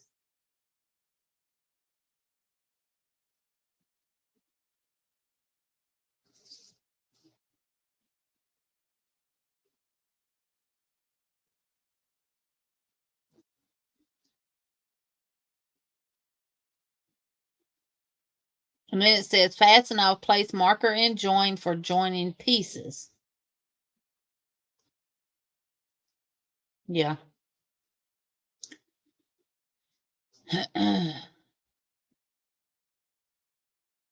Repeat for a second piece, but do not join or fasten off after last round. Stuff each piece to desired fullness and continue to stuff as you work. Round 27, joining round, holding both pieces right sides together and match a marked stitch of first piece to next stitch of second piece, working through both thickness. Single crochet in each of the next 10 stitches. Now working into one piece only, single crochet in each of the next 50 single crochets. Skip, join, single crochet in each of the next 50 single crochets of next piece. 100 single crochets. I think that's why I stopped.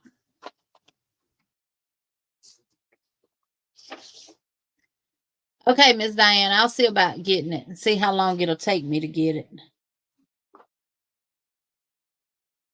Note, 2 top pieces are worked separately, then joined at center to form top of heart-shaped body. Decreasing is then made to complete body. Do not join it into rounds, but work all pieces in continuous rounds. Yeah, I think that's why I stopped making it.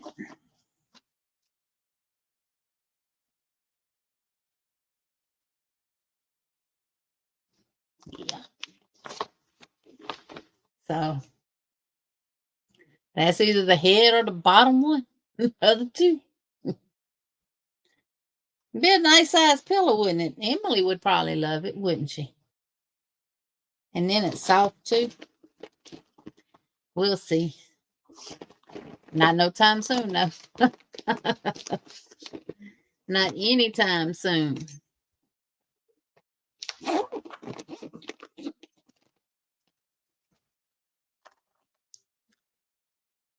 Y'all got any questions or anything else y'all would like to see, talk about?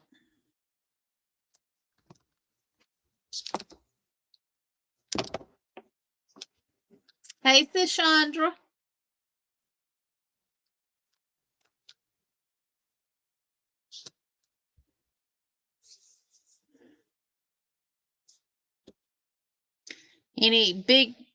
Not big, but any projects y'all got planned out to make in the near future?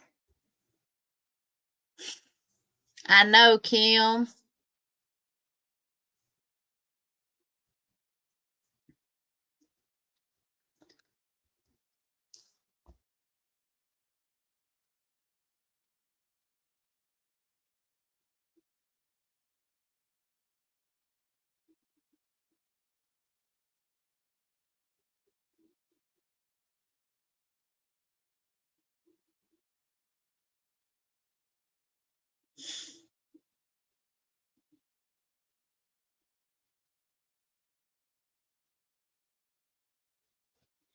And did y'all see my post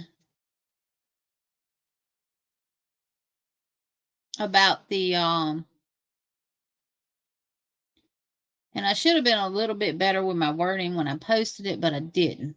But anyway, we'll talk about that in the members only live Monday.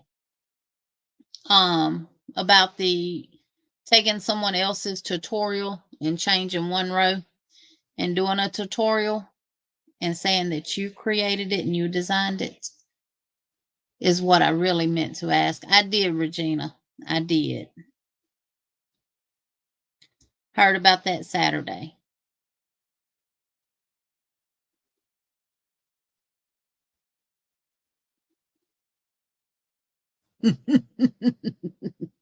Hey, Kim, you don't want to know how many patterns free and paid for that I have printed off from Ravelry and Etsy that I want to make.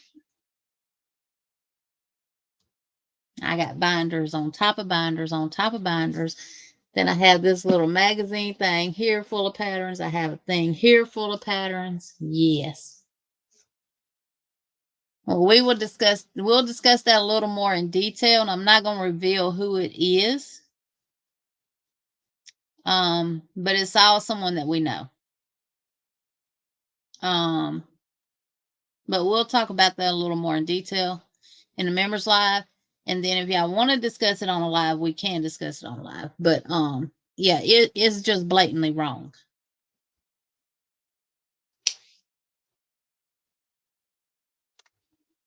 And what makes it even worse, the person who originally did it is not even monetized.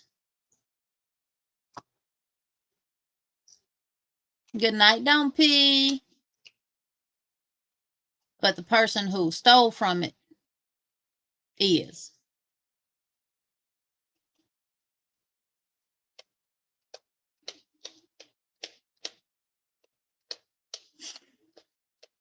So, but we'll talk more about that in the members only live on Monday.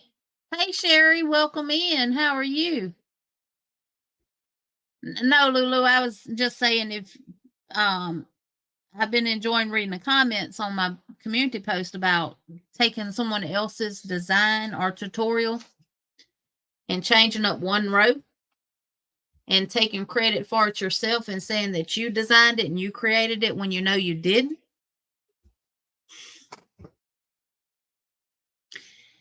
And as a yarny community, y'all, we shouldn't be doing each other like that.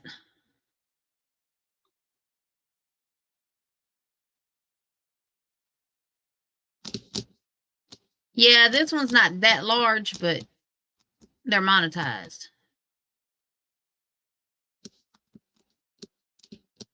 And have gotten more views on their tutorial than the original one did. Not much, not many more views, but more.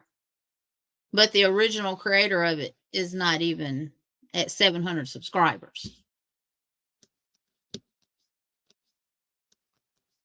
So, and then knowing how the person that did it really feels is what really, really just aggravates the you know what out of me.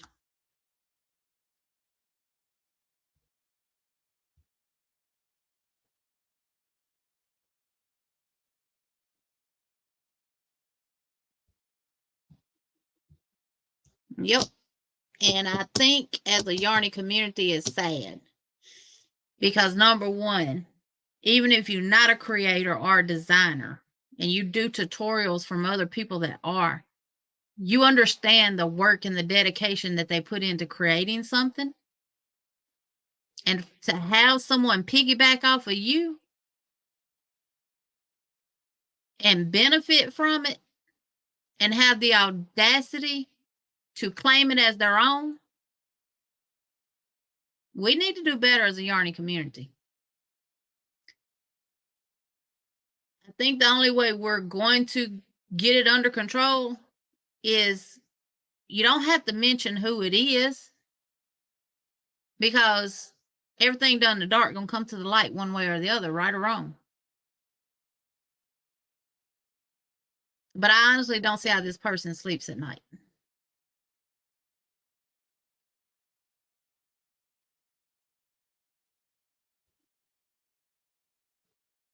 Yeah, that was happening to Bob before she even put out her thumb drive. There was someone on YouTube taking her ponchos and shawls and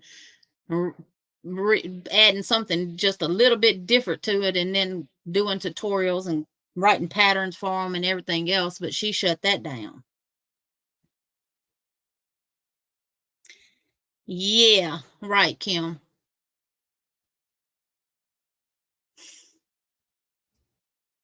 Exactly. That's why, like I said, when I did this, I did it from the lemon peel stitch, which y'all know lemon peel stitch is in a lot of books. The lemon peel stitch does not belong to anyone. It belongs to these books and whoever originally created the lemon peel.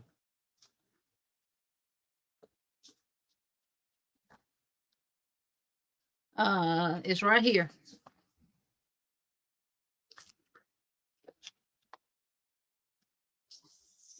Now I got the wood ring idea from Dana from Days Crochet.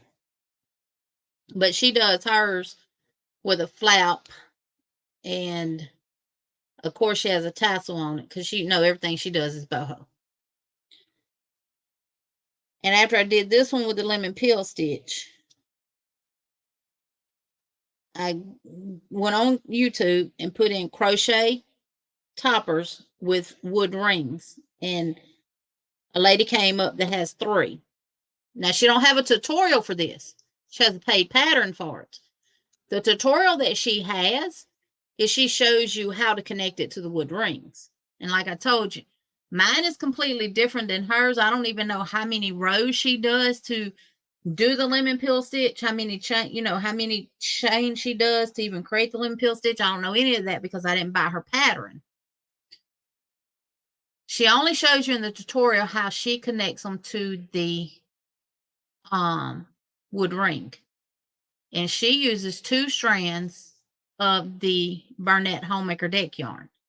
I only used 1.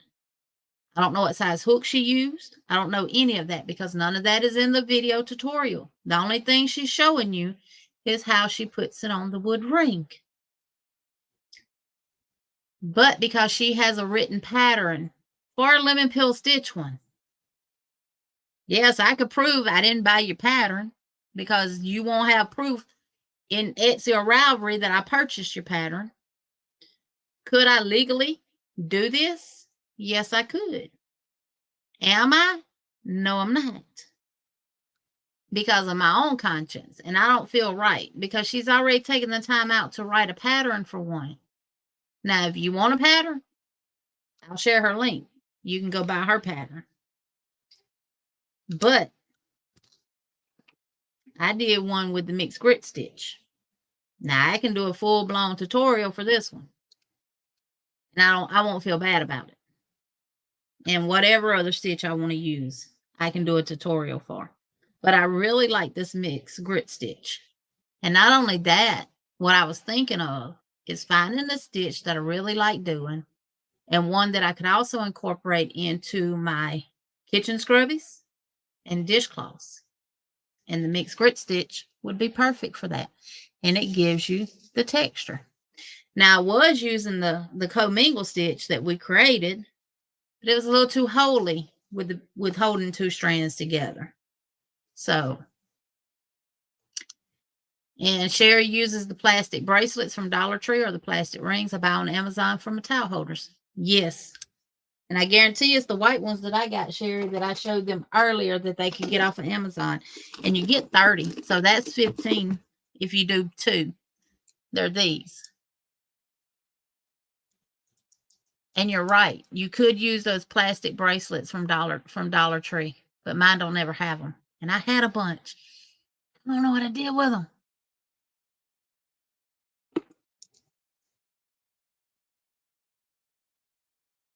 So, yeah. But yeah, we'll talk more about that Monday in the Members On Live.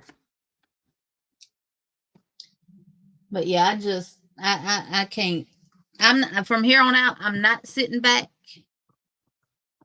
And I'm not going to allow other people to do other people like that.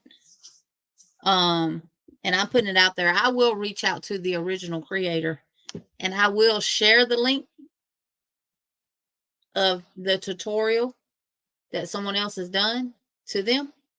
Now, if they decide to do anything about it, that's them. If they decide not to do anything about it, that's on them. If they don't mind people stealing from them and benefiting off of what they designed from the beginning, that's on them. But I think as a yarny community, we got to start speaking up for people.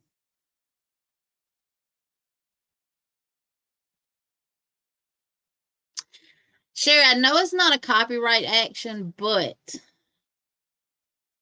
the fact that I actually used the lemon peel stitch, and there's someone else out there that used the lemon peel stitch, you understand what I'm saying? It's my conscience. I can't do it because of my own conscience. So,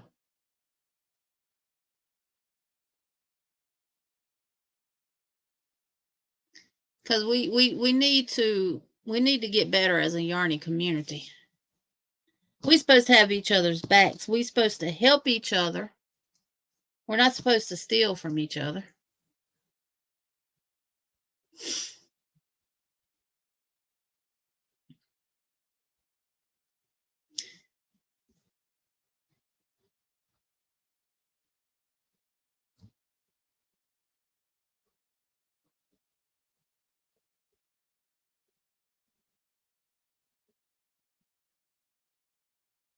Chris says, Jen, Kim, Cindy, Sherry, hi.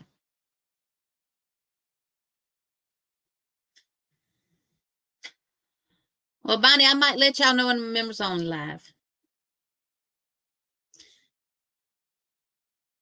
But if y'all have, some of y'all have commented on both. Some of y'all have commented on both, so you should have picked up on it then.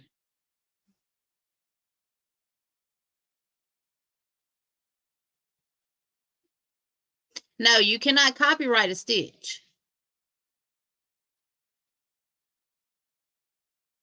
My thing is this right here,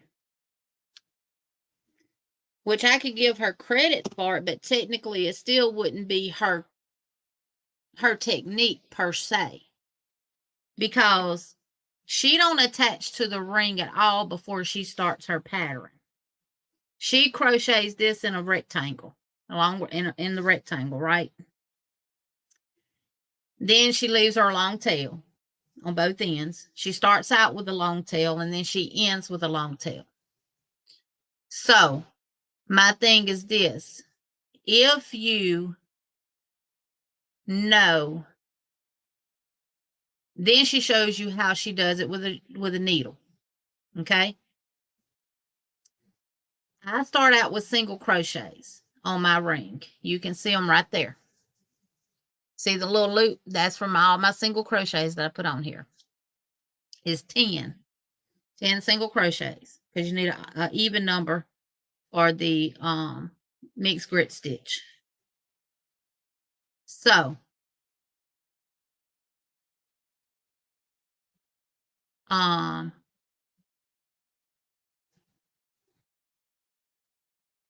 and I do a single crochet across the top of my last row when I get done with it. Then I do leave a long tail, and I do sew this one over, so it looks like what I started with. But I mean, technically I could credit her for that, but really I don't have to, because common sense would tell you how to sew it. You know what I'm saying? But the lemon peel stitch, I won't do a tutorial for it at all. But the mixed grit stitch, I will. Oh yeah.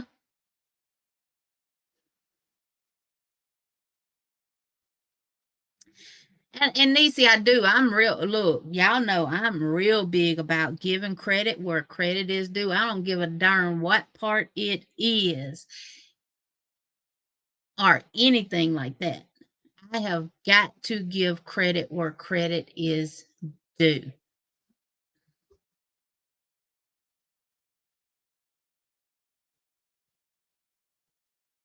Yeah, I don't. I've cut all ties from that person. Me personally.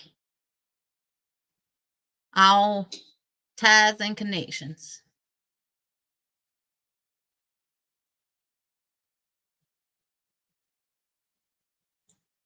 Let's see what y'all saying. There's a lot of shady things done on these streets. Some things people are doing are seriously putting their channel. And you're right. They are.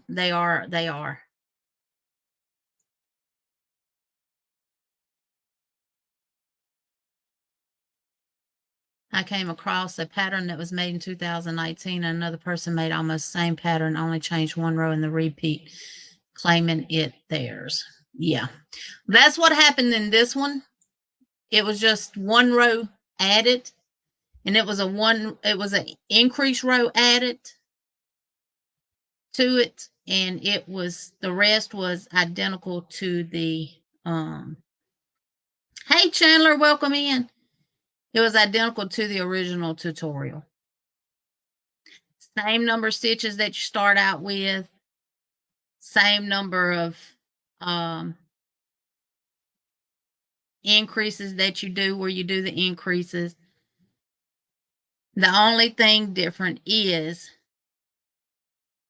instead of going into just double crochets after the 2 in every stitch around, that person did another increase row, then started doing the just double crochets. And that is it. Did a tutorial for it and has racked up over 15,000 views on it. And I wouldn't care if it was the vice president of the United States who did it. I'd still be talking about it.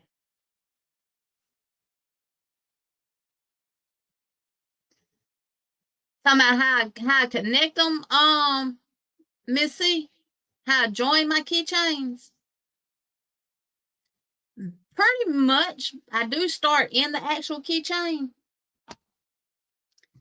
Around the key fob, I do crochet in it, and then we work it, but I don't attach nothing else to it. Then I fold it up, and then I sew it to the top. So, yeah.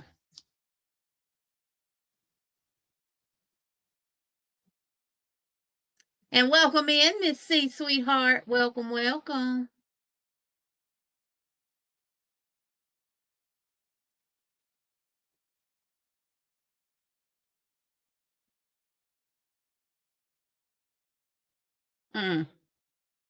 Y'all know, just like when we did the shawl, good shawl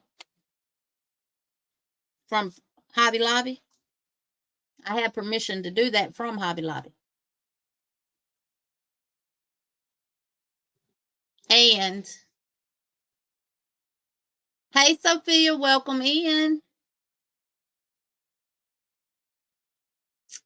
I didn't per se change the pattern. I corrected the pattern. I wrote a revised pattern, basically giving you how many stitches you should have at the end of every round, okay?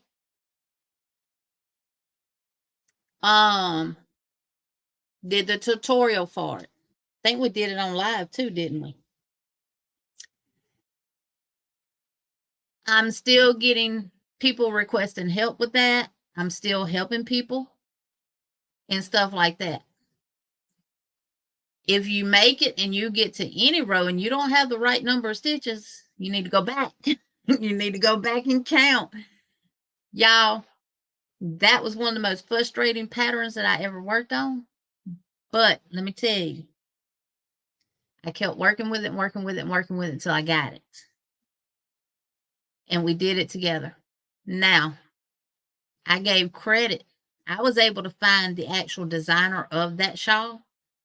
Remember, I gave credit to that designer. I gave credit to Hobby Lobby. Everything I gave credit to, because that's what I'm going to do. Everything I make, I'm giving credit to it. These face scrubbies, they're not my pattern. They're from Diving Duck Crochet. They're 3 freaking rounds. They're real easy to make. I can make 4 in 15 minutes. They're that easy. Give credit.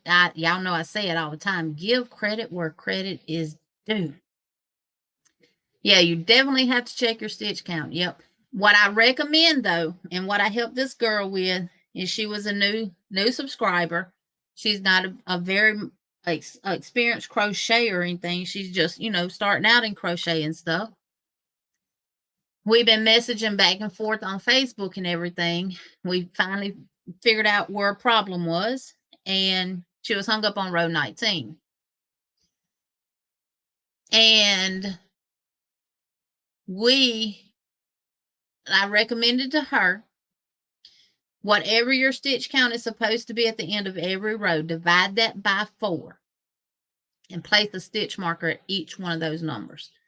That way you know that you don't have to constantly count that many stitches, but you should have, and then if you take if it's 116, then you should have, what is that, 58 up one side and 58 down the other side. So place stitch markers, whatever it is, divisible by 4, which would have been 29. And every 29th stitch, place stitch marker. That way and you won't have to go back so many rows to fix your missed stitch. That's how I did it when I worked through the original pattern. So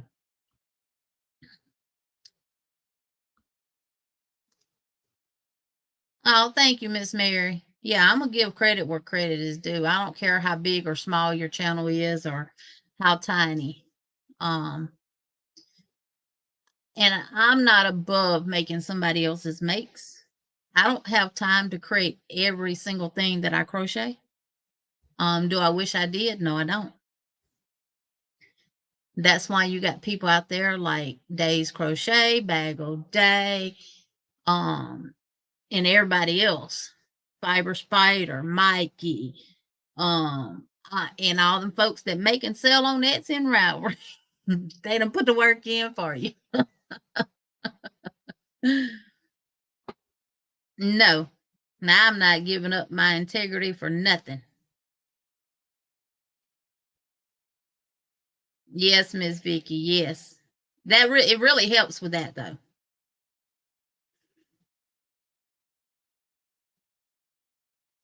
And I know I should have been a little bit better with my wording on that community post because I know some people thought it was okay. But I did pin a comment underneath the bottom of it explaining what I really meant. And then about thank you, Lulu.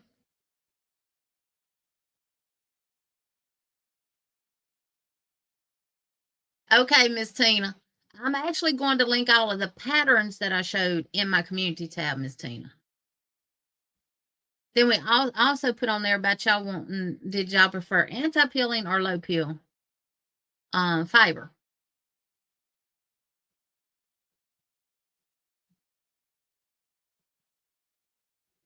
Crystal, that's my pattern. Well, this one is from the mixed grit stitch. It's called, I don't know, I hadn't named it yet. This is the one that is done with the lemon peel stitch right here. And this one is done with the grit stitch. And this one is done with the lemon peel stitch right here. So see, I did 2 with the lemon peel. Well, actually 3, because these 2 are mine. I did 2 in this color, and they hang on my stove. I just bring it in here. And for those that aren't aware, once you do a tutorial, the tutorial copyrights it and makes it yours. There's a lot we need to talk about when it comes down to patterns and tutorials and copyright and what the laws and what is not laws and stuff like that regarding patterns and tutorials and different stuff like that. That'll be a whole nother live. But because I've done all the research on it and everything else. Yeah, that'll be a whole nother live. But I don't know, Crystal. It could be the gritty towel holder. Because my idea was find a stitch that I can make these with. Also make my kitchen scrubbies and washcloths. And they could be, you could either sell them as a set or you could sell them individual.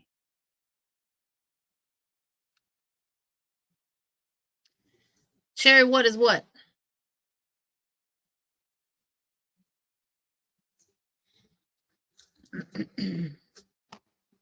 Let me ask y'all a question. How many of y'all have ever been on Ravelry or Etsy? It's a towel holder, yes. It goes behind your handle on your stove. This one comes over the top, and then you put your towel through it.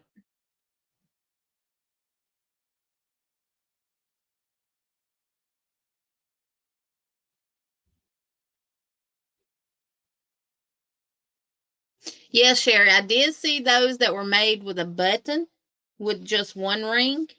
And then you do this. This would, of course, have to be longer for my stove because my stove has a big handle.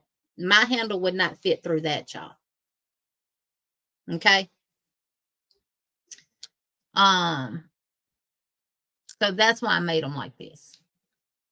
Plus, I didn't want them to be down too low. And you know, when you make the towel topper straight from the towel, they tend to sag. And I don't like that.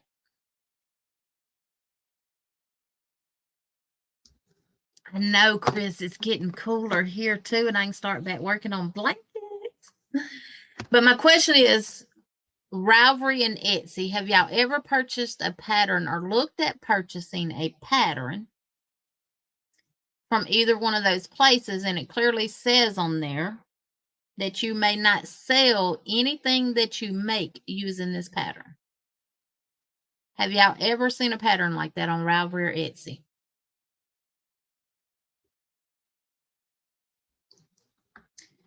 This is the idea of it, Sherry. I'm bring this over here and just pretend this is my stove door. See this? Okay, this is my stove door. This is the back of my stove. This is the front. It just lays across like that. And then I put my towel straight through there. Miss Vicky says yes from both. Well, let me tell you something. If you really like the pattern, buy it and sell whatever the hell you make from that pattern, because it is illegal. They cannot stop you from selling anything that you make from their pattern. I don't care if it is written on the pattern. They cannot sell it. You can sell it. What you cannot sell is the pattern. They only own the words that are written on the paper and any pictures that accommodate that pattern. They do not own what you make. So if you see a pattern that you want, but it says you are not allowed to sell items made using this pattern, buy it anyway and sell them. You can't do nothing to you about it.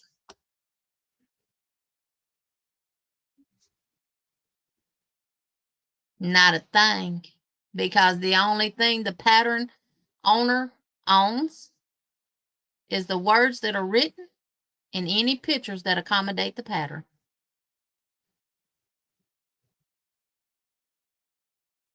They do want you to give them credit when you sell items. And what I do, if somebody asks me, did I make that? I say, yes, I crocheted that, but that is not my pattern. It is a pattern that I got off of Etsy or Ravelry.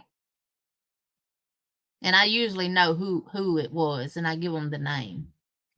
Like, they gonna go look them up. If you buying my crochet items, apparently you don't crochet. Exactly, Chris. But I'm gonna give them credit. I let them know that I crocheted it, but it's not my design. It's not my pattern. If they ask, I'm not fixing to post their YouTube channel or Etsy shop or Ravelry shop up at my thing that I'm selling from. I would never crochet nothing. I'd be too busy writing out stuff to stick up signs everywhere.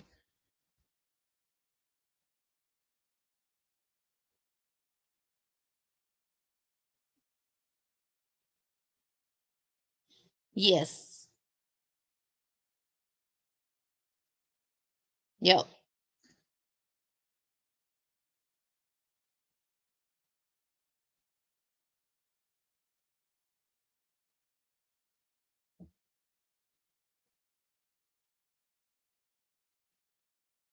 And right, Miss Vicky, because that's one thing I asked y'all to. If you do someone's tutorial and you send a picture in to go on the wheel, let us know whose tutorial it was or whose pattern it was so we can give that person credit.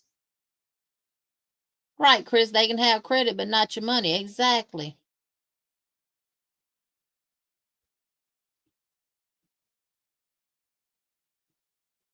Well, I always say, if they ask, like one lady who wanted me to do wholesale, and I told her, mm-mm. And I asked her, I said, you do realize everything you see on this table is crocheted. It's not all my designs. It was either from a pattern or a tutorial from YouTube or a pattern from Etsy or Ravelry.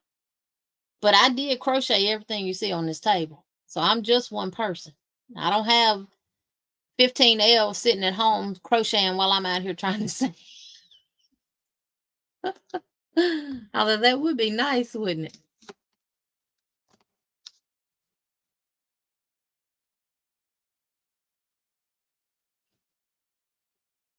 I can't imagine going to a craft sale and asking who created this pattern. Right. Now I can write it on the back of these little cards that I put as far as, handmade with love by. Of course, that's me because I handmade it. And then I could list who's ever the designer was on the back. Lori, I do believe it's too late. I think yesterday was the last day. Sanita, if you hadn't fell asleep, crochet pattern cops.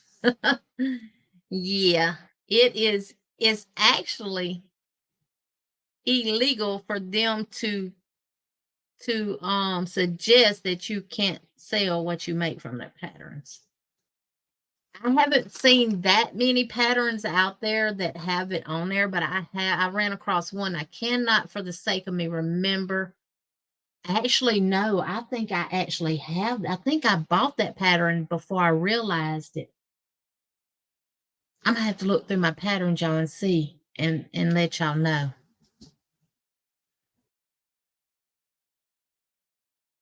Right, Miss Tina.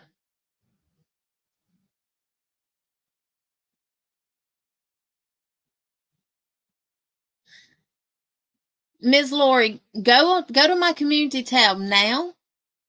And if you're going to put new numbers, go ahead and put them. I'm not saying that you'll be able to play. I just can't remember if I think yesterday was the last day. Okay, Sherry said Sunday was the cutoff, so. Jen just checked. Yesterday was the cutoff. Crystal, you have a pattern that you purchased that says you can't sell. Yes, you can. You can sell them. Now, the only thing I do know that you're not legally supposed to sell are anything that is trademarked, like Disney characters or NBA, NFL, anything like that. You're not supposed to sell those items.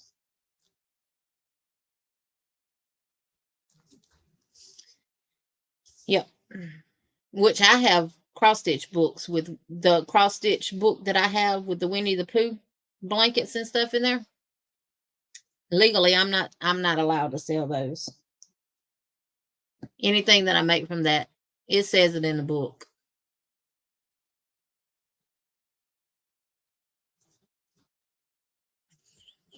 Sherry, you so silly.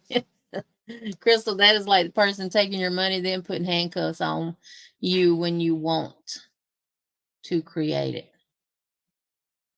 Are patterns made in the image of the trademark?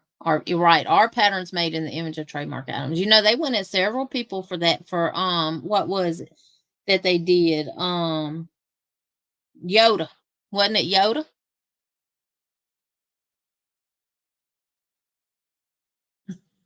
Curiosity killed the cat. Crystal. Oh.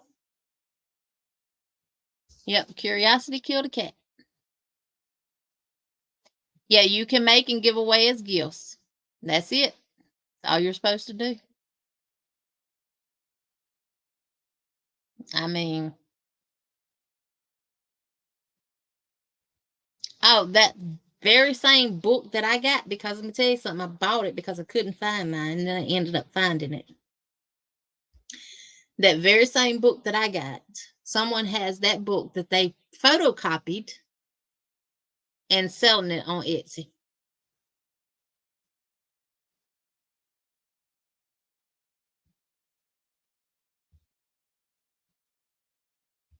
I think it's called the bear now, the bear pattern. The one with the Yoda. Yep, they sure did.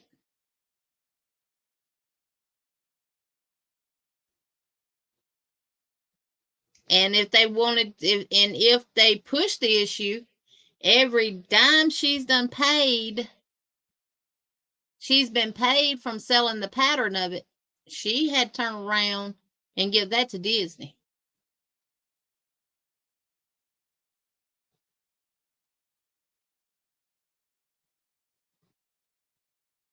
Yep, it is called the bear now. I thought it was.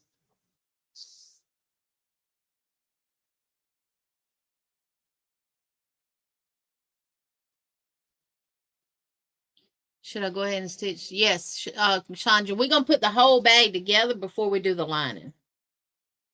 And I'm going to show you how to turn it inside out and make it easier to do your lining.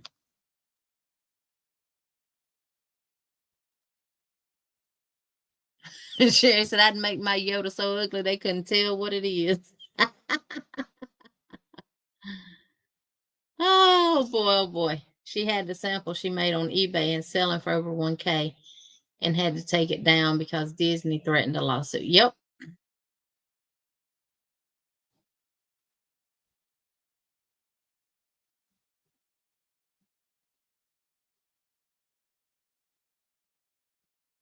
I know I've gone to some of those patterns on there and clicked on them, put them in my cart, and then when I go back to get them, they're no longer there anymore.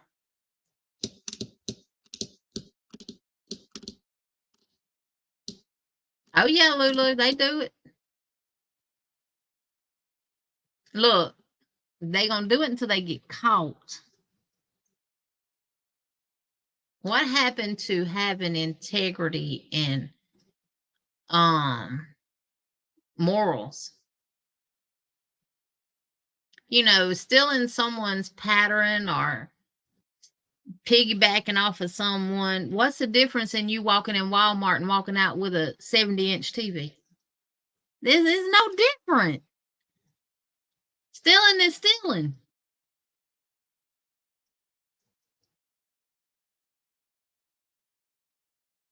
Oh no, Sherry. Disney has legal everywhere. No one can afford a Disney copyright infringement case. Nope.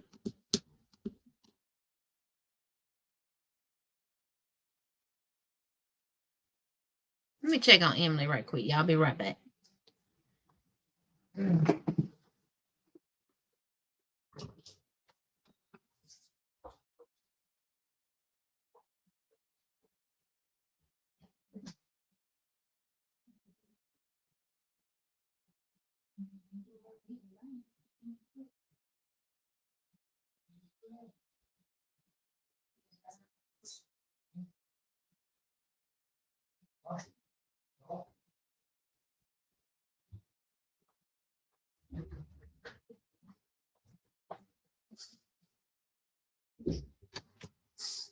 I just heard beating and banging. And my husband, he just got out of the shower and stuff. Hey, Susan.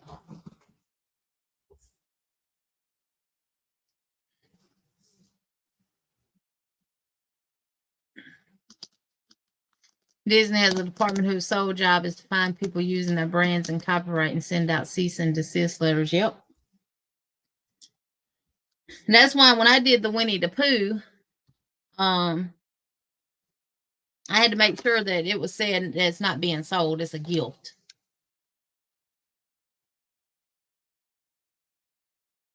And I bought the pattern off of Etsy. Actually, it came with Piglet, Eeyore, Tigger, and Pooh. And it was actually one of the Leisure Arts books that somebody photocopied and selling on Etsy. Let me try that.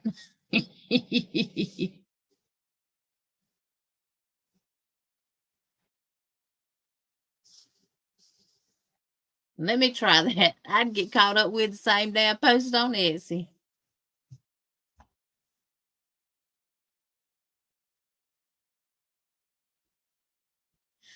Wow, Kim, I did not know that. Oh, nothing. I was just looking up.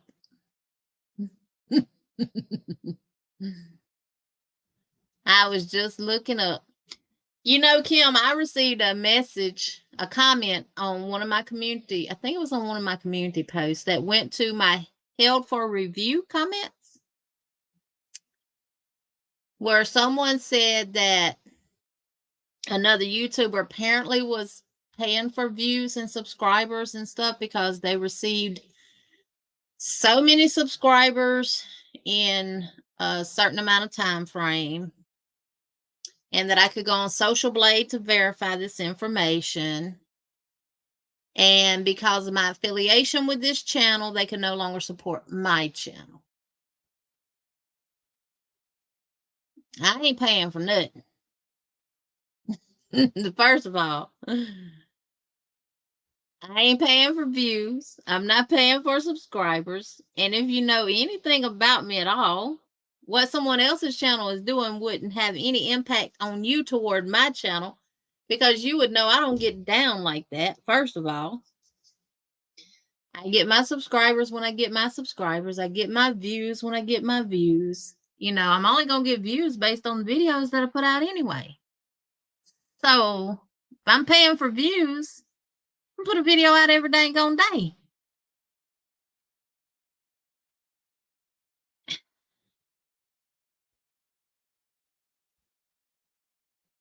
I'm not doing it. And I left the comment hid, you know, there wasn't no need in exposing it because that would only create drama and mess, because she's, you know, said whose channel it was and everything else. And yeah.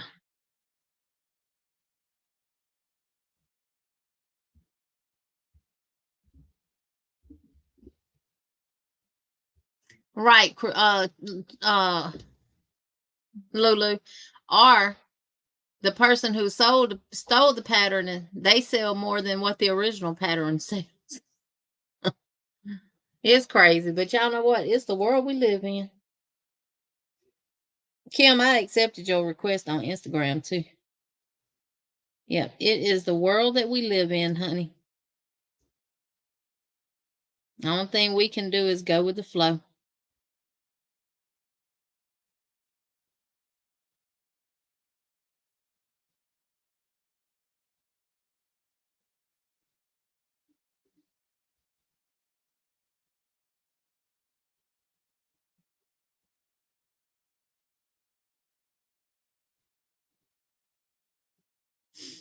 And speaking of the little girl I've been messaging back and forth, she's, no, I cannot accept your invitation. No, Timu.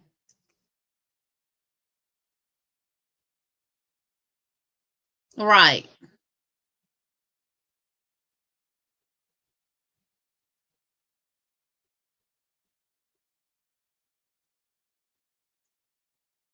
Yeah, I'm not, that's not what I started my channel for. I don't want people on my channel that is paid for. I want people on my channel that want to be here. I want friends and people who have the same interest in crochet that I have, and who love yarn and hooks and stitch markers and needles and, you know, all the accessories that we can imagine that we could use with crochet. I don't know why Hobby Lobby put out this yarn for the holidays flyer with no links to the patterns in the flyer. Go to their website, Juanita, and look under DIY and go to their patterns on there.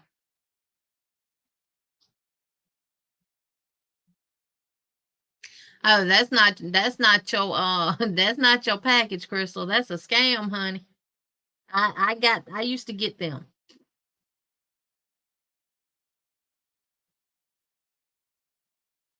Oh, let me show y'all how to get to the Hobby Lobby patterns right quick. I don't know if you can still, now last time I had any dealings with the Hobby Lobby with the good shawl, it did not it wouldn't pull up underneath there. Let me show y'all how they've done their thing now. All right. See right here where it says DIY? Click on that. And then you see Yarn and Needle Arts. Click on that. And then here's their patterns. Like DIY crochet yarn bag. You can click on that. It'll take you to this. Whoops, something went wrong. So let's go back. And I know they revamped their website.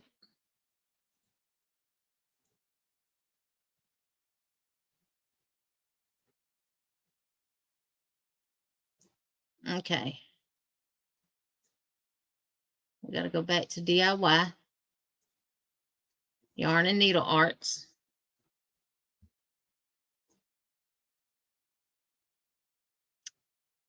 Okay, where it says velvet and fur yarn, you see it says crochet and knitting patterns to keep you warm and cozy. If their website is working, this should work. Okay, so there's tools and stuff. Now download inspiration. Now these are the patterns. Patterns. So there's a velvet and fur yarn scarf. There's a hat. There's a purse. There's a scrunchie. There's a colored block sweater. There's a blanket. There's a rug. And there's a band. I love headbands. So that is all of the patterns under one. Can y'all see that? Nope, y'all can't even see the patterns. So let me stop sharing. And let me reshare my screen so y'all can see what I'm talking about. Miss Tina says, I don't see anything. So when you click on the download inspirations, this is what comes up. It says 14 pages. And you have all these different patterns in there. So that's the only downfall of when they revamp their website of what you have to do now is you have to go through and look and see, okay, say I want to make that blanket right there. Okay, that blanket starts on page 9. So I would go 9, 10. So I would go to print, click pages, custom, and I would do 9 through 10. And that's only going to print my blanket pattern. So that's the only downfall of how they come up with their patterns now. But that is how you assess Hobby Lobby patterns.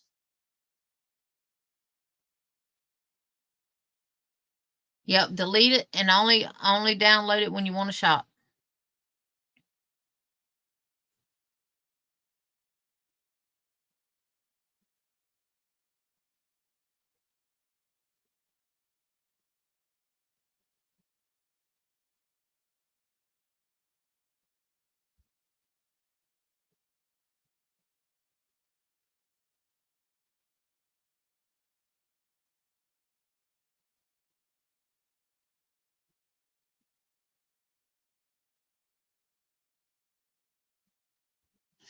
I agree, Miss C.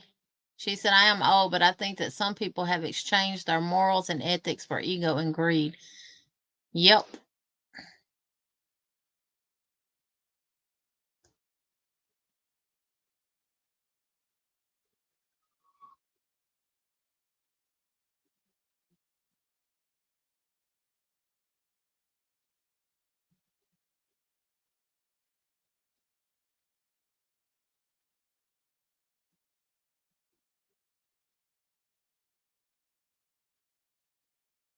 You got it now, Juanita?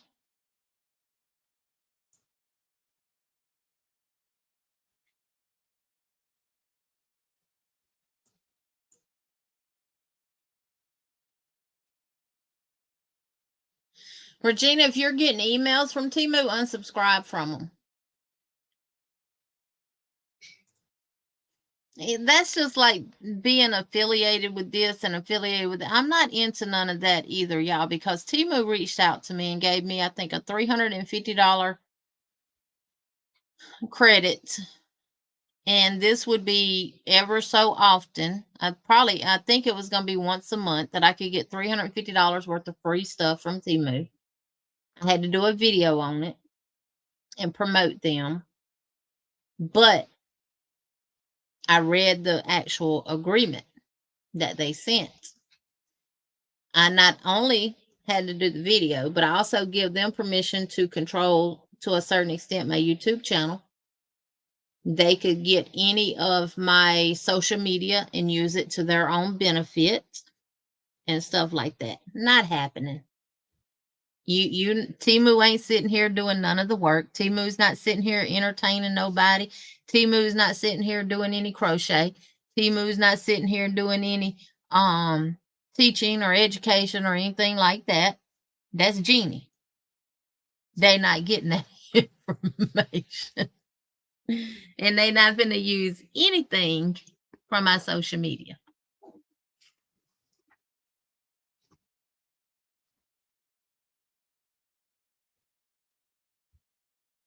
Yeah. Now, Juanita, one thing I will say about Hobby Lobby patterns, most of them are not written very well. I've ordered from them, I think, maybe 2 or 3 times. 3 times. I've ordered from Temu 3 times. And I hadn't ordered from them since.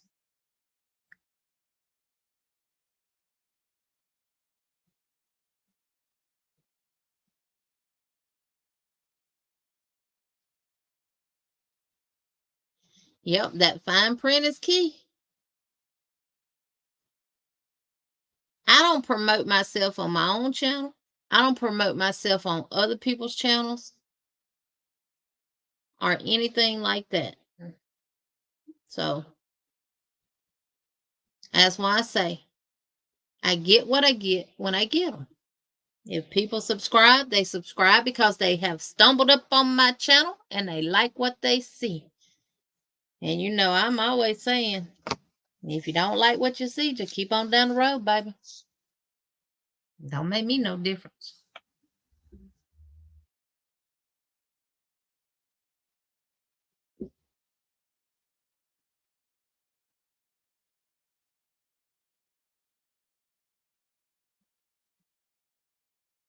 I get all those requests from dudes on Instagram, and I just click them 3 dots up there, block them, and then delete.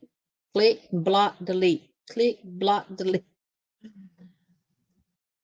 They don't have anything to do with crochet. They are, Kim. They really are. Yeah, Vicky Ray's got hacked on Facebook. I think the original Vicky has Vicky Lynn Rains in her name, but it was a Vicky Rains. Sent me a message on Facebook Messenger and all this kind of stuff. And I already knew it was a fake one. And they going back and forth and then asked me that was I aware of some type of program. And I said, no, can you tell me more about it? And they messaged back.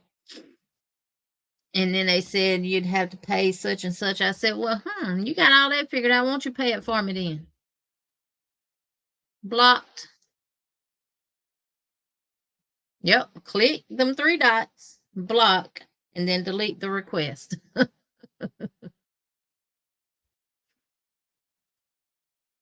Click, block, and delete.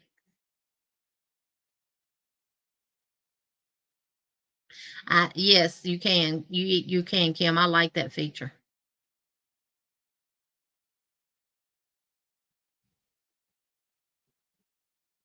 It worked with some of the words, not all of them, because I've got porn in mine, and from time to time, one of those fake accounts will come through that has the word in it. So, but yeah, because when I first started out, I was getting a lot of them on my channel. A lot of the bots with that in the title of the page and all that kind of stuff. Yeah. And with, hyperlinks and stuff like that. And y'all, from my understanding, come November the 1st, YouTube is doing something different with the ads. And there will be mid-roll ads and lives and all throughout videos and stuff. And from my understanding, the content creators won't have any control of it. I'm not 100% sure yet. Come November, I'll see. Because y'all know, y'all said y'all was in ads in the mid of my live one day. An ad popped up, and I took that out. There is a button right now that you can click to remove mid-roll ads in the middle of a live. So if you're seeing it on other people's live, it's because they have that box checked and they want y'all to watch an ad during the live. But I took it out. But from my understanding, after November the 1st, it's going to be an automatic given. Not 100% sure, but after that, I will be able to see if I still have control of whether or not I'll allow a mid-roll ad in my lives or not.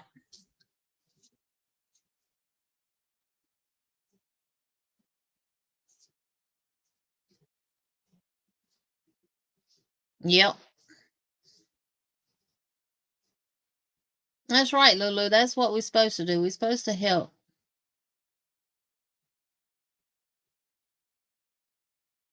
Simplifying our options.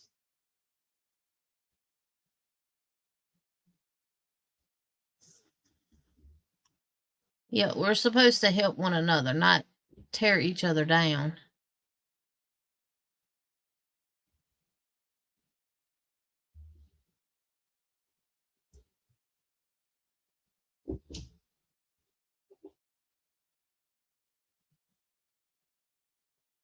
Oh yeah, Miss Vicky. Well, I have all kind of verification processes you have to go through. I've actually had people try to hack my Facebook page, and it has to come to me. Emily at the door, y'all. Yeah, she can.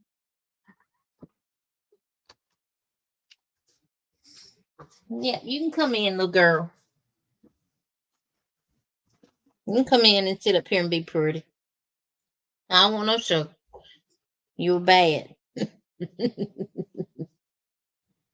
Yeah, ads are okay at the beginning and end, but when they kick you out and make you miss content, that right, Miss Tina, especially if we're doing a crochet along. You don't want to ad to kick in and you can't see what the person who's doing the crochet along is doing. It'll be the I'll tell you here in just a minute, Niecy.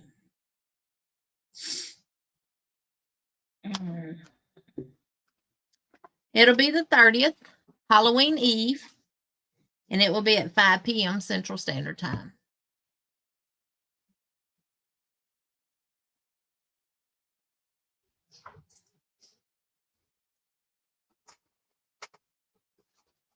What you doing?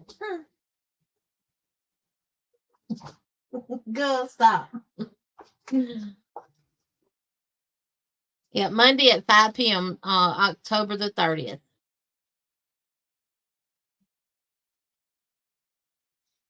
I know, Niecy. I hope so too. And y'all, Niecy will soon be having a celebration for her monetization. She has gotten partially monetized. And if y'all could be so kindly to go and watch her videos, we can try to get her to 4,000 watch hours. I'm not sure when she's going to be doing the celebration, but if anyone is interested in donating any prizes toward her celebration, email her.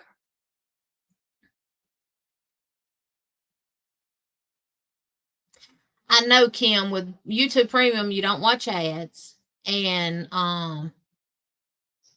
we have it, but we also do not have cable or internet TV. We only do streaming service. Yeah, see, we only do streaming services too. And we do watch a lot of the free movies and stuff on YouTube. But the content creator gets full credit for the ads. And so does YouTube when you have premium. So, okay, it's November the 2nd at 7 p.m. Eastern time. And what day is that on, Niecy?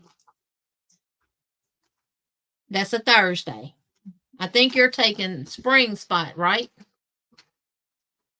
And that's those sweet of spring. And see, that's what we do, y'all. Spring is giving her spot up so Niecy can do her celebration and everything else. That's what we do. I've done it several times. Good night, Chris.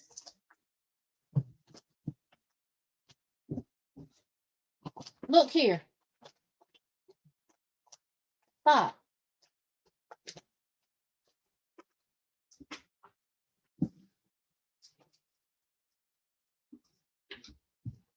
Okay.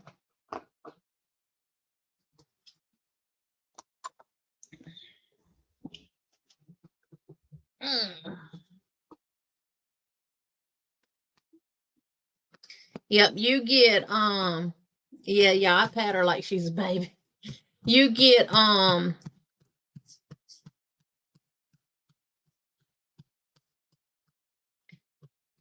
so we'll all have to go over to Niecy's. Niecy, I'll be emailing you too. Stop.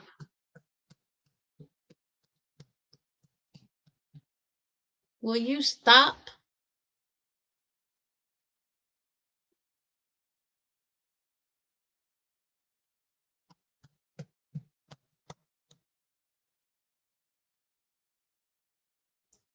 She's licking the hairspray off my hair, yeah. And sometimes she licks my hair is when I put hairspray on it.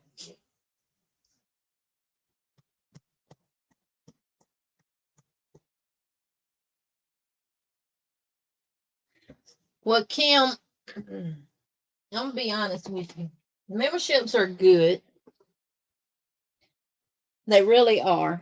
But y'all, and I'm gonna let y'all know now. I was gonna let y'all know in the members live, but I'll let the members that are here now. I am planning on changing mine up. The first of the year, I'm only going to probably end up having, and y'all let me know what y'all think about this. Only 2 tiers. A low tier, and then kind of a middle tier. I won't have the high tier no more. And what I want to start doing next year is for the members who are on the high tier. Well, it's not, I say high tier, but it's not going to be high. It's not going to be expensive, y'all. Well, not just them. We can do it for any of them. But what I want to do is start doing some behind the scenes video, not videos, but just coming together. Because like with StreamYard, I can have, I think, 15 people on the panel. Let's come together behind the scenes, just one day a week or one day a month, and just we chit chat about whatever we want to talk about. If you feel comfortable talking about what's going on in your life, we can talk about what's going on in your life. We can talk about crochet. We can talk about whatever. No holds bar. And make it more personal. Kim, she still has it a tiny bit, but not like she did when I first got her, baby. When I first got her, she was 9 weeks old. I love puppy breath. You know, and we could just have fun together. It would be like we're meeting at a certain location, even though we're not going to be in person, but it would be like us going to Shoney's or somewhere and getting a big table and putting it together and sitting together and crocheting and stuff. Just not in person. And let's do it behind the scenes and just, crochet, chit chat, or whatever. And I know some of y'all are here just, for membership are only for those that are gifted. So when that happens, I know you have a certain amount of time, so we could do it before. Now if StreamYard only does 15, I can only do 15 on StreamYard. So if more people than that want to meet up, then we would have to do multiple dates during the month to get everybody in. Picking on my daughter, she's on Percocet, so I changed on that kryptonite. So on that, she told me to go to bed.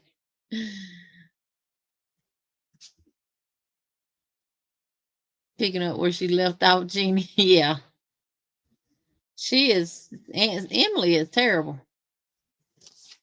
But yeah, that's what I'm thinking about.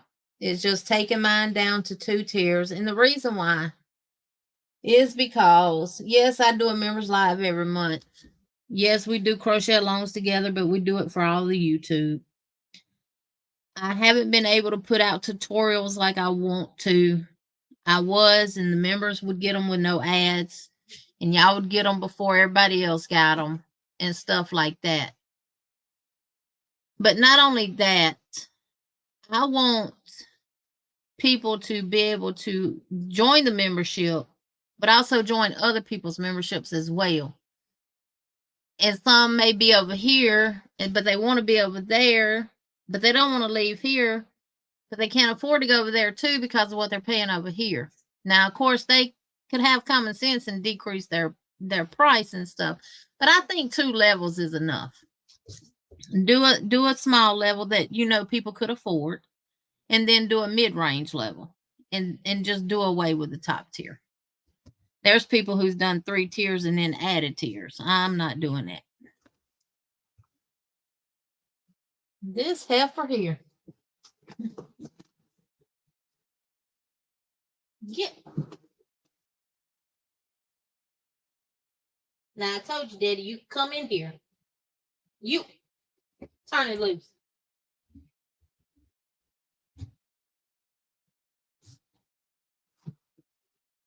Gotta hold some of my plush yarn. And it's in a bag. How did you get that out of there? You better go sit down. Normally, the only thing she wants is the label off of it, so she can tear it up all over my floor. You just full of piss and vinegar tonight, honey.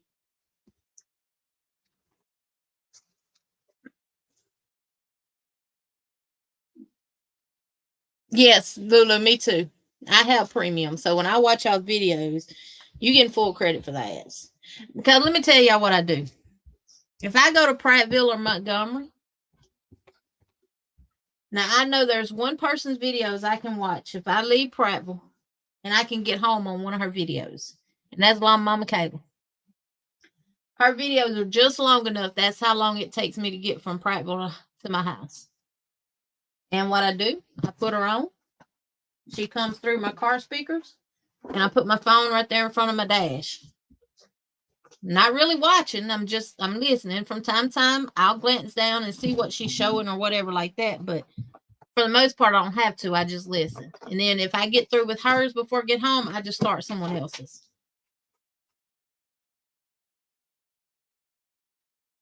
Come here. Come here.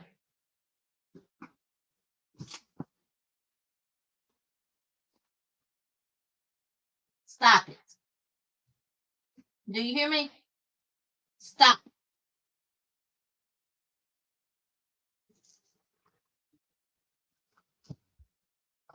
I point that finger. And thank you, Niecy. Good night, Mary. I know. I did Granny D's the other day, y'all, and I think I've been over there for 3 years.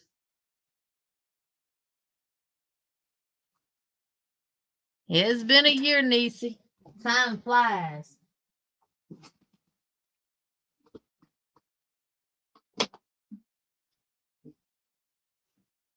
Time flies.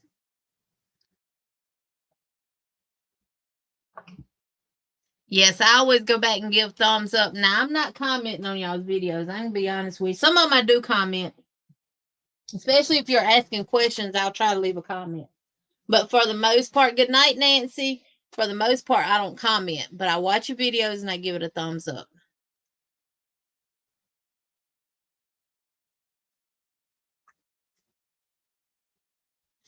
Right, Lulu. Right. I'm going to open my door because my husband's in the room now. And she can go in and out. Hopefully, y'all can't hear the TV.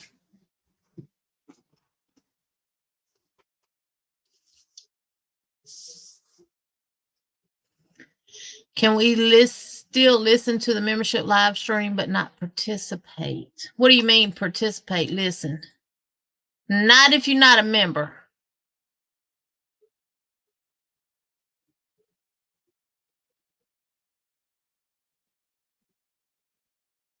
Thank you, Miss Margie.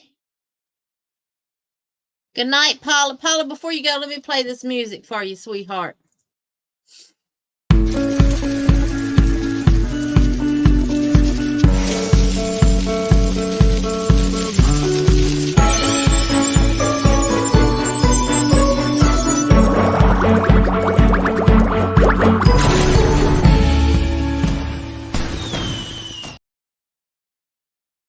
Thank you, Miss Paula, for becoming a member. Thank you, thank you, thank you.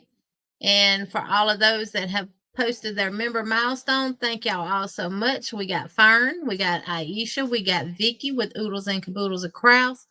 We got Cindy, Lulu Treasure Trove, and Nisi, and Miss Margie did a super chat.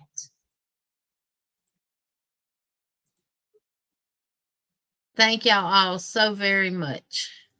And Miss Margie says she want to see some chickens shaking that rump, shaking that rump.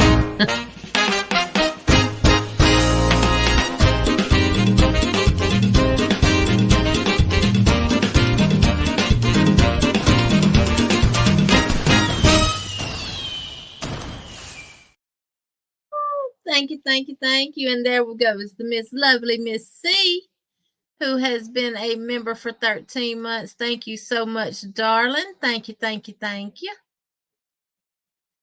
Miss Lady G Cobra's been a member for 23 months. Thank you so much, Miss Glenda. And Lulu, I see Regina says she lost her favorite yarn needle. I think she's talking about her darning needle. Those you sent me, honey, they are all sticking up right here in my little octopi with no eyes. I forgot to put the eyes on it, so I'm using it for a pincushion. I absolutely love them. Some of them are blunt. Some of them have the more points on them and not as blunty. I love them. I am using these for the amigurumis and different stuff that I'm making, weaving in my ends and all that stuff. So, and you know, we can never have enough of these. And they have the large eyes, which, you know, glasses I need. So thank you, sweetheart, for those. Oh, thank you, Sanja. You said 15 on panel, but can others listen? No, you would. Well, thank you, sis Chandra. No, right. I don't even know how long ago I've actually been on YouTube. I don't know. But I know one thing. I love the people that is here with me. I love the bond and the friendships that we have made and everything. And now, aside from memberships, if just my butterflies, y'all know I don't call y'all subscribers, y'all my friends, if y'all want to get together one time a month on here, you know, hey, we can do that and hang out. You don't have to be a member. Good night, Miss Paula. Yeah. Yeah, and you don't have if you don't want to show your face, which I would hope you would, you could keep your camera off and just have your microphone on and just chit chat with us. But I joined January the 9th of 2020 is when I created that channel, this channel, but that was when I was supposed to start. I think it took me till April, Kim. I think that's when my first video came out. It took me a whole darn month to do a video. Y'all ran all the space out on my phone, recording and stopping, recording and stopping. I had to delete everything. Thank you, Chris. But yeah, we can definitely do that too. I mean, if you want to mix it with just not with members and not, you know, because y'all know I refer to all of y'all as my butterflies because we're all beautiful in our own little way. And if y'all just would like to get together like that once a month or whatever, Let me know and we can make it happen.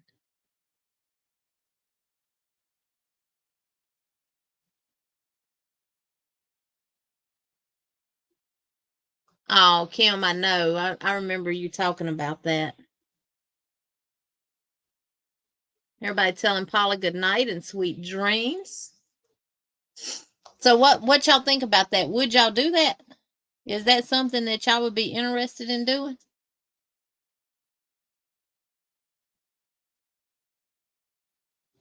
I mean, that's one way we could all get help from one another. You know, it might be something that y'all working on that you need help with, and somebody in the on the panel might be able to help you. Or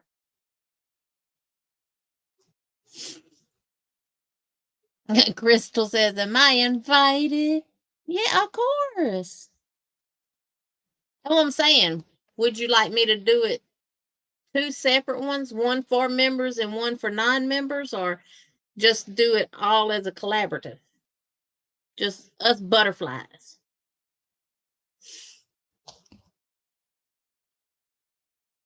Missy, you just missed me saying hi to you. I thought you was ignoring me. Because I don't want anything to be specific.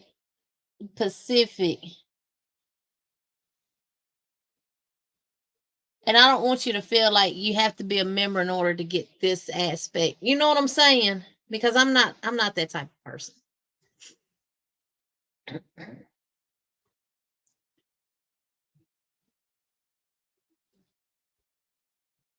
Oh, I crocheted some spiderweb gloves, y'all. Where my gloves at? I'm telling y'all, my room is a hot mess.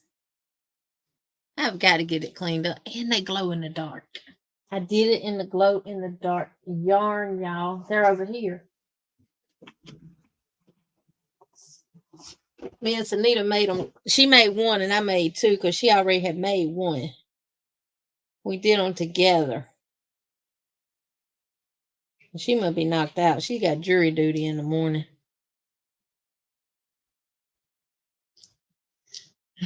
If you, I would have found them, Juanita, when I turned the lights on. They glow in the dark.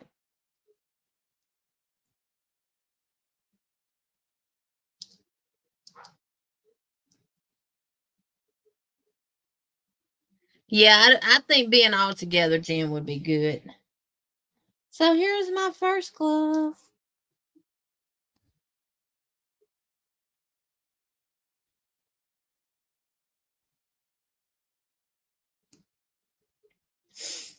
And here's the second one.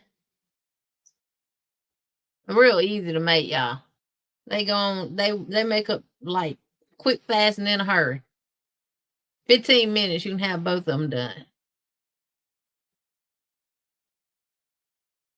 You don't know that four-legged yarn ninja I got. Who, Emily?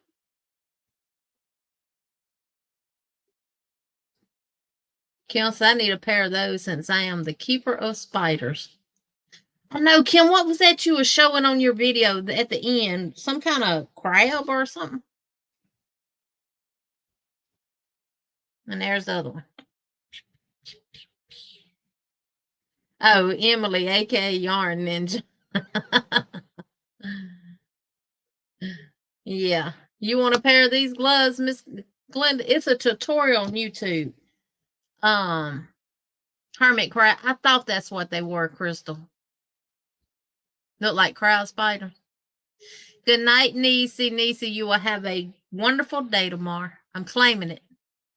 Like Ala Joe be saying, catch it.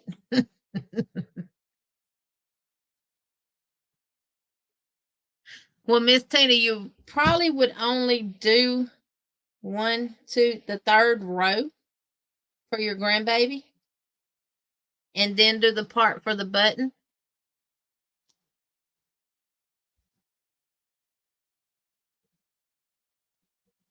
I know, right?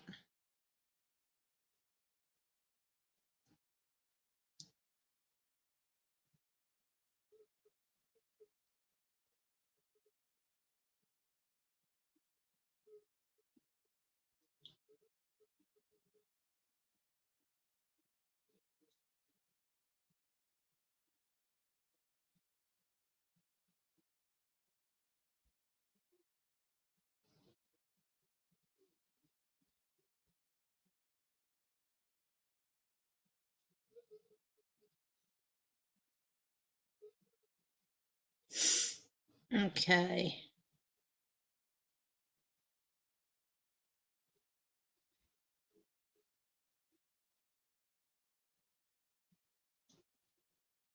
YouTube has changed their output on my phone, and I hadn't got used to it yet. Let's see.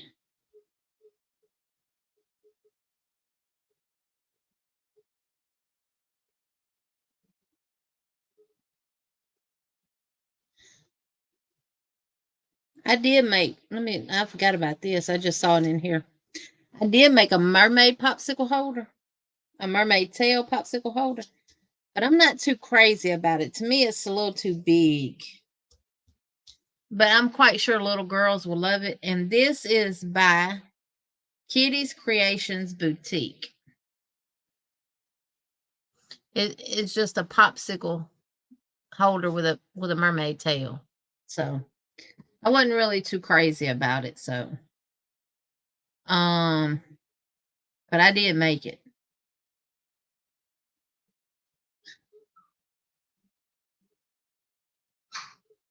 Oh, Sandy done got put back in her kennel. Her daddy done put her up. I thought he had the door shut to the room.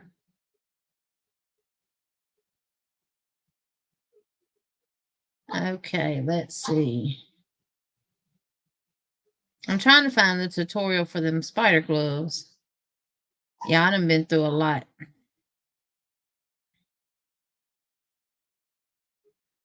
since then. Because I be watching other stuff besides YouTube, besides crochet channels.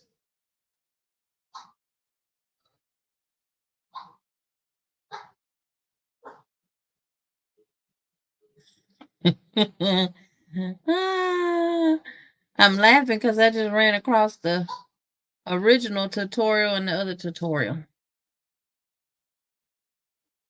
Simply Made by Erin is the one who shows you how to attach this to the ring, and it also she has showed you how to attach it to the ring, but she's also the one who used the lemon peel stitch for one of hers. She has 3 that she did, and the lemon peel stitch is one. I mean, one looks like single crochet in the back loop, and the other one looks like maybe half double crochets.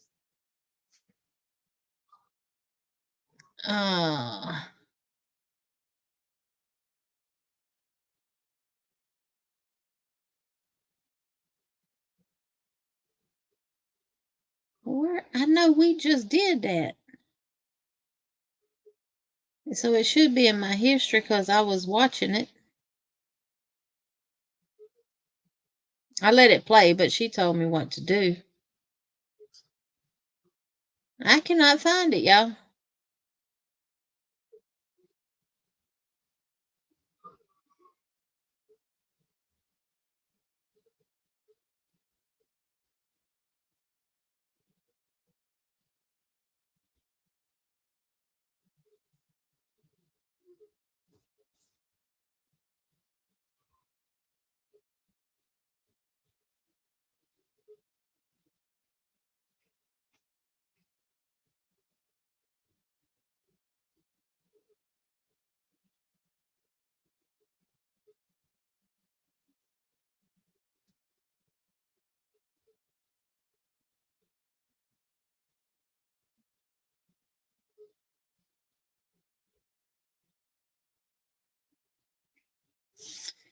Well, I can't find it.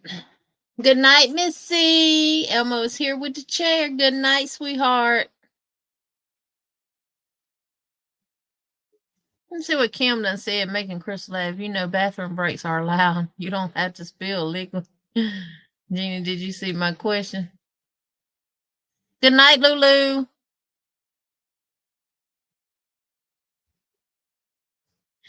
Oh, Juanita said any spider will be doing the 8-legged death roll. I just spilled liquid everywhere.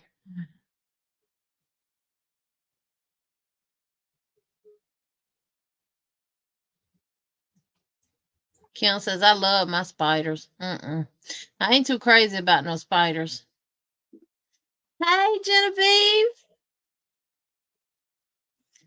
Is it zero crafts? I'm not sure, Maribel. Let me see.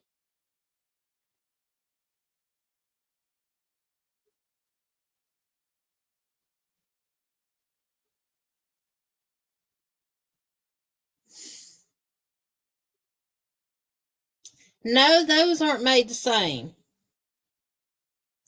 Let me see. Spider web glove.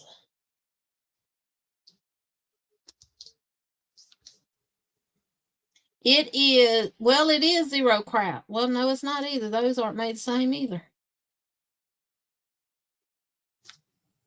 Mm-mm.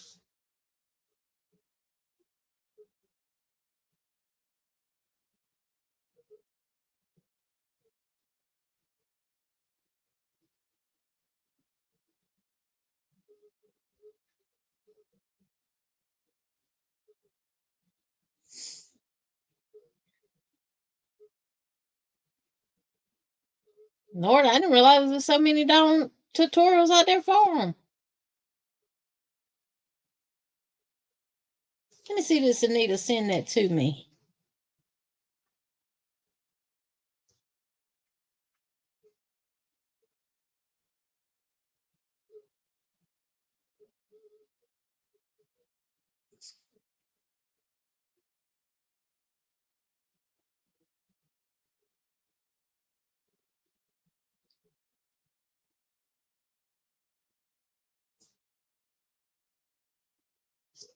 I'll be right back, y'all.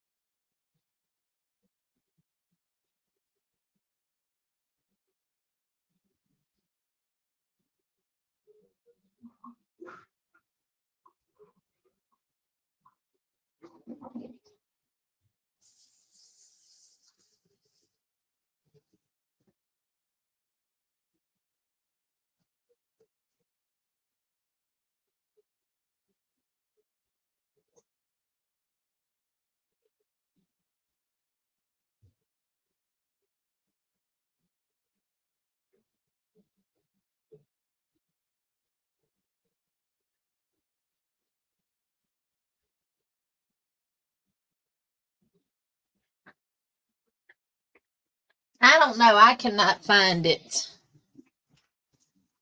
Sorry about that, y'all. I cannot find it. And I thought Sunita shared it to me. A matter of fact, I know she did because I clicked on it. But I don't know where she shared it at. Let me try one more spot. But it's the same ones that Granny D talked about in her live that day.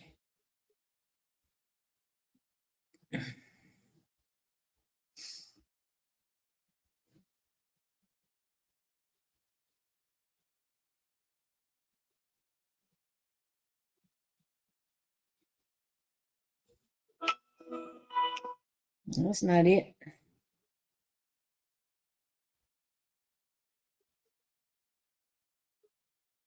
I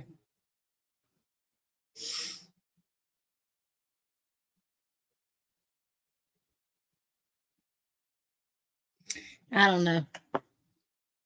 Sunita, who does the gloves?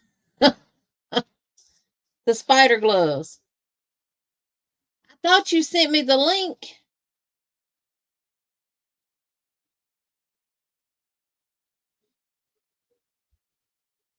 And I can't find it in my history. The tutorial for the spider gloves, the spider web gloves.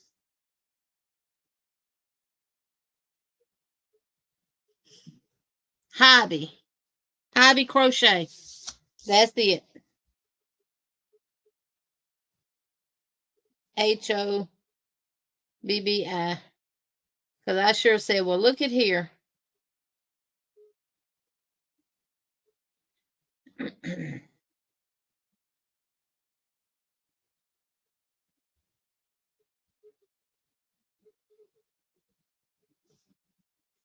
Even the channel name, Hobby. Hello everyone, I want to share a few.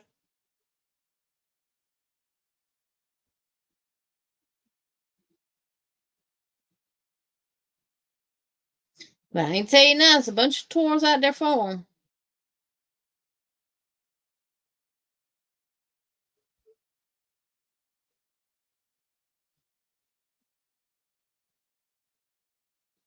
I'm trying to find the actual tutorial for them so I can share it in the chat. Oh, she said it's on her Fast and Furious Friday video. So the first one you did. If it's in the description box, I can just go over there faster.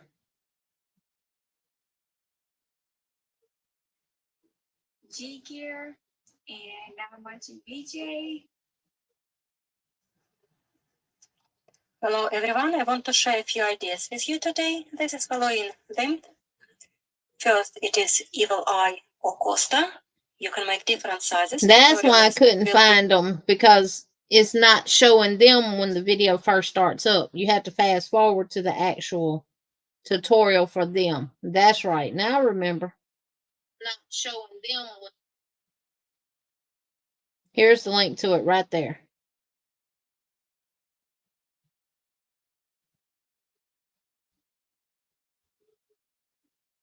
Right there. That's the link for the spider web gloves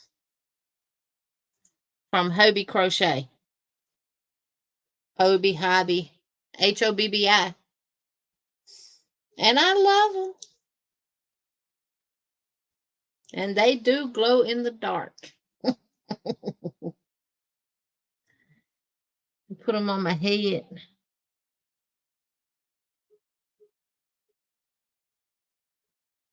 Hey, you could put these up, make this, and put that button on there and do a bun and make your thing longer.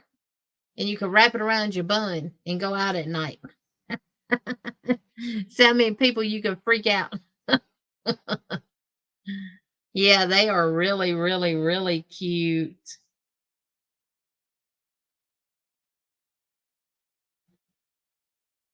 And then the buttons that I chose were these because they look like an eye. Now, Sunita put little fake spiders in hers. I ain't had no spiders. And went to Dollar Tree the other day and didn't even look to see if they had any. You know how you can get the little spiders probably now in the party packs? Little party favors, or Dollar Tree probably sell them with maybe 4 or 6 in a pack. You could get some of them and put right in the middle of your web. Right there.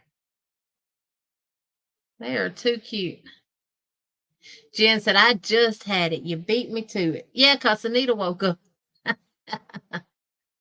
Right, Miss Tina. You could, yeah, you could. Or you could crochet a little spider.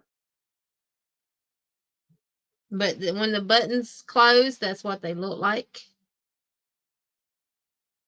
Right there. No Dollar Tree, you look. So they don't have the little spiders. Good night, Juanita. Kim, did you leave us while I was gone?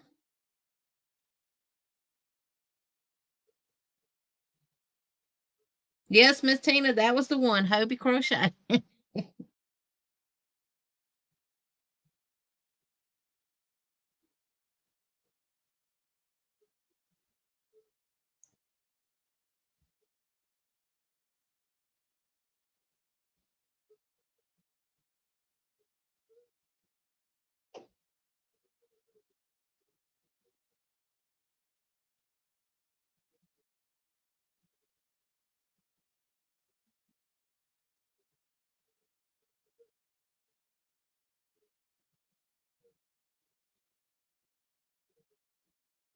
So Kim, you just a spider lover?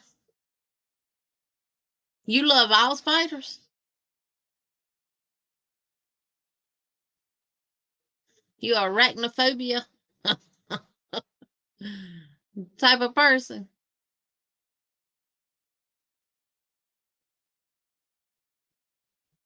Sunita, did you find the eyes? The googly eye packs? Like I showed you?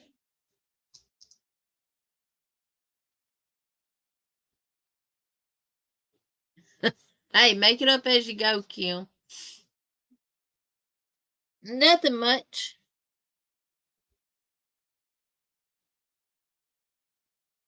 They're cute, Jenny, but I'm making my cardigan, and since I don't have any candy, I'm not dressing up for Halloween. Yeah, I won't be dressing up for Halloween either. I used to be terrified. What? They didn't have none. Well, I'll have to get you a couple of packs and send them to you. Or send you these that I got. I don't know how many more big eyes I got. I think I still got some big ones. You'll go to Hobby Lobby. You think Hobby Lobby gonna have them? The googly eyes that I use on the froggy bags, I got them from Dollar Tree. They come with so many big ones in a pack, and you get a lot of smaller sizes. And the ones that I got, they're all black and white eyes, but I do have some colored Google eyes too. But I think I got them at Walmart. But this is the perfect size for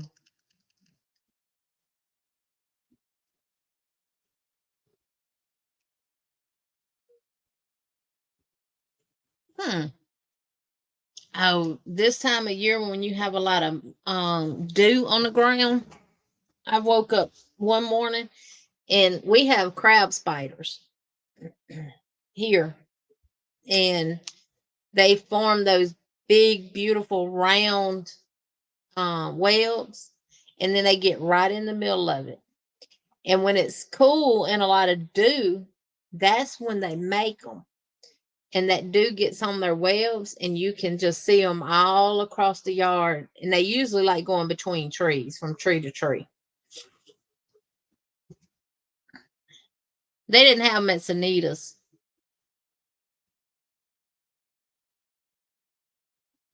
Yeah, Miss Vicky, do what? $26.49 for bags of candy, of the small candy bars. Yes, Kim, they're pretty. Welcome back, Cindy. Now the Genevieve, the ones we got, they have the crab spiders. They, if you look at them up real close, they have a round back and it is hard like a crab, and it's shaped like a crab.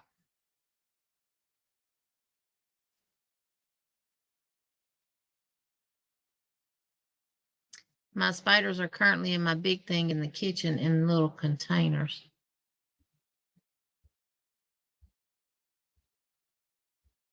Huh.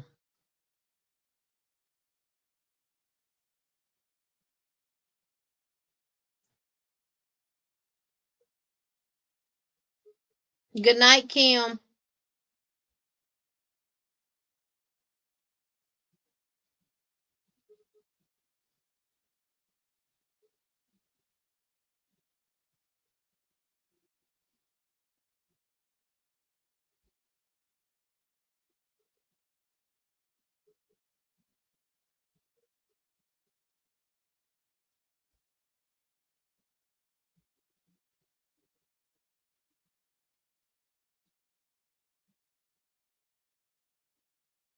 Yes.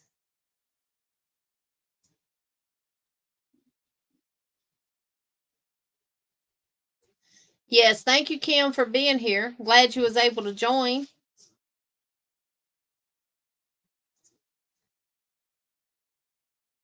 I'm fixing to get ready to get off too. I don't even know how long I've been on. 3 hours and 47 minutes. I'll go till 10:30. That'll give me 4 hours. That'll make up for last Monday and today, huh? But yeah, it is. Now the crowd spiders to me are really, really um pretty. They're pretty spiders. Let me pull one up and show y'all what it looks like.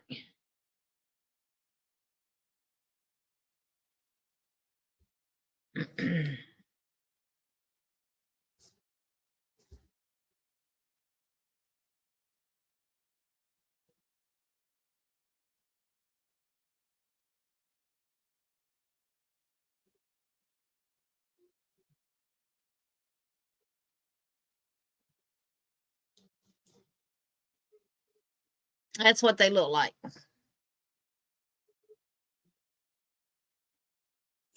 me see if I can click on that just to. The females were red and the males are black and white.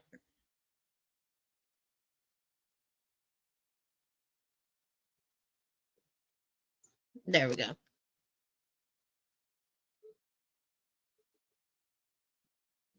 That's what they look like.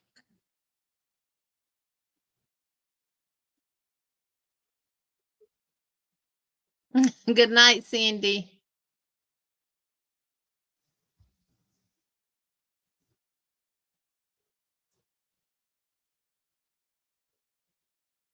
Genevieve said, thanks for sharing, Sunita.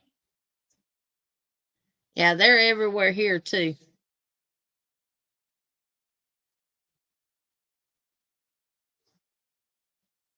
They're pretty.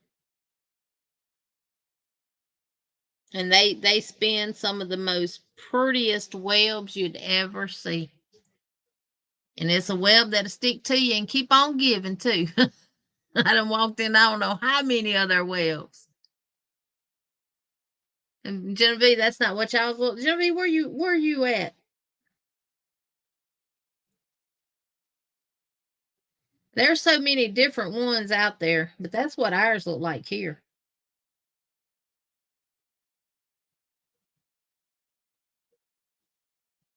And we have brown recluse too. Now you don't want them bad boys.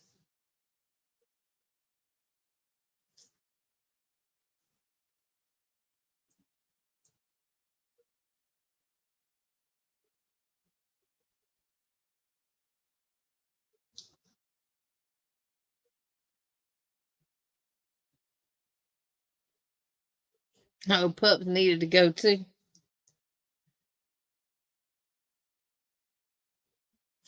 Yep, that's what ours looks like.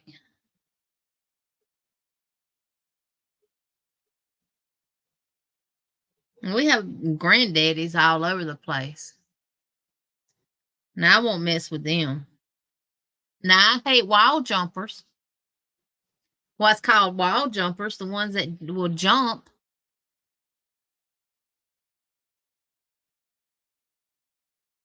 Oh, New York City. Yeah.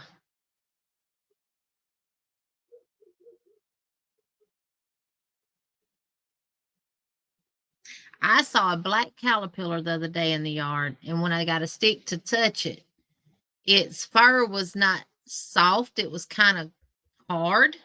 So I looked them up. It will become a moth. And I noticed when Emily is outside and we're walking through the grass, these little white moths are just popping up everywhere out of the grass. And of course, she's chasing them.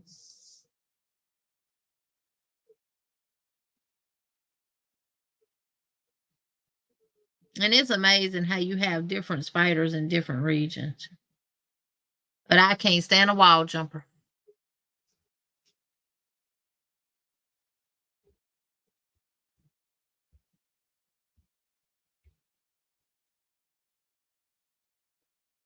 Around the water has pier rats as big as dogs, though my husband told me I've never seen them, though.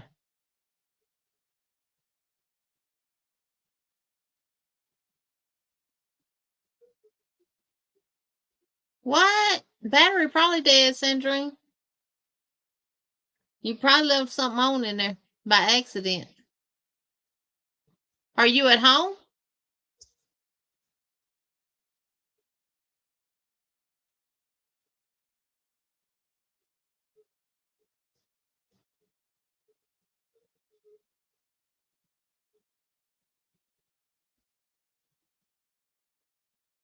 No, we have a huge spider on the front porch.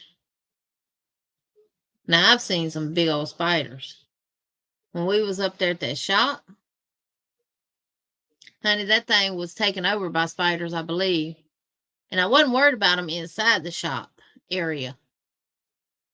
He called them pier rats. Oh, it's not the battery? Huh.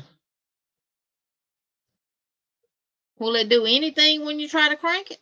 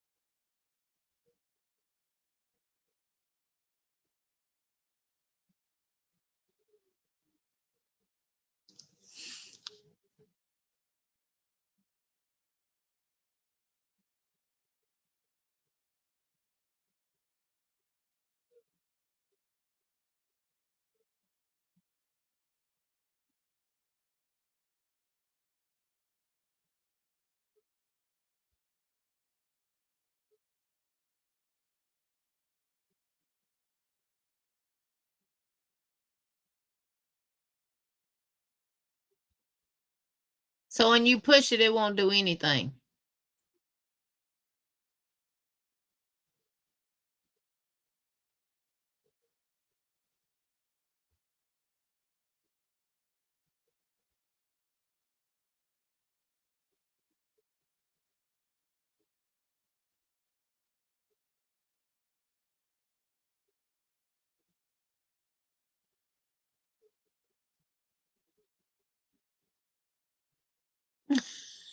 They got a sofa outside, Sunita.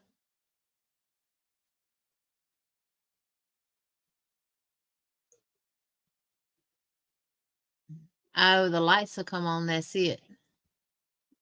It could still be the battery. It could be the battery post done got loose or something.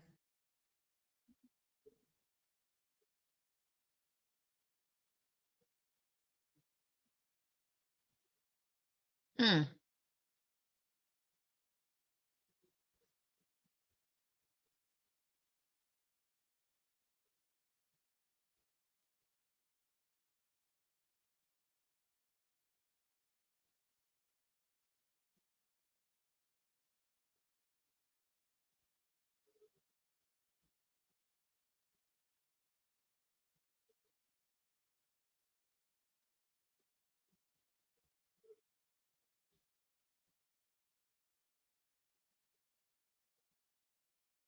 Battery in the trunk of the car.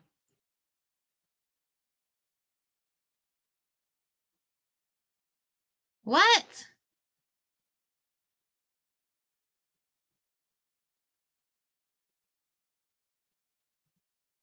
Well, you got a Kia, right?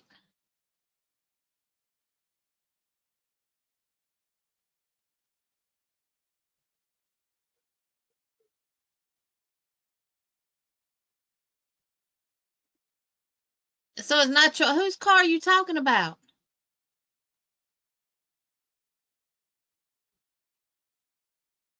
I thought you was talking about your car.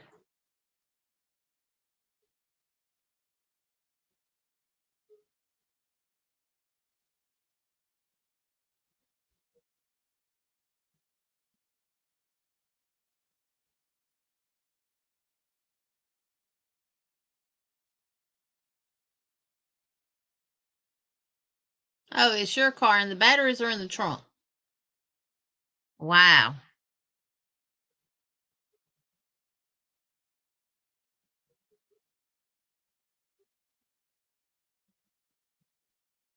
Did you try to jump it off? Did you try to hook battery cables up to the battery to make sure it wasn't the batteries? My neighbor's battery is in the trunk. Wow.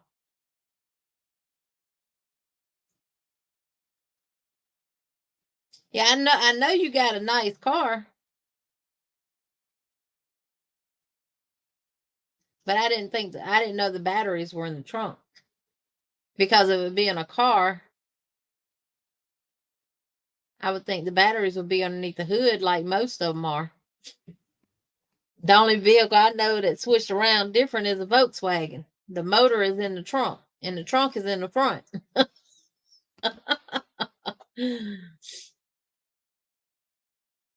I wonder why they did that. Was it for safety reasons because the cars were so small? Easier than being under the front seat. Well, true about that. When they made the Volkswagen Bugs, they put the motors in the trunks and the hood in the front and the trunk in the front. Was it because they were so small that if they had hit something head on, but I don't know, looks like that would make the car cave in further or something.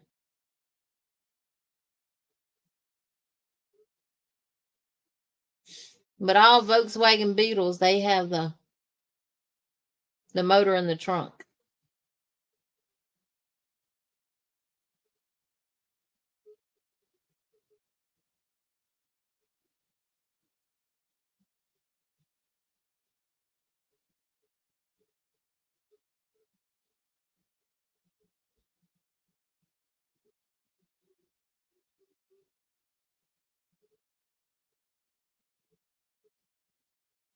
Right, Miss Tina. I would try putting some cables to it and see will it crank to make sure it's not the battery.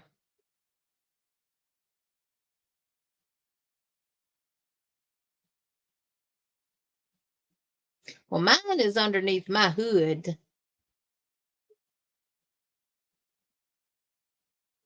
Jen said her battery was in the trunk of her old car.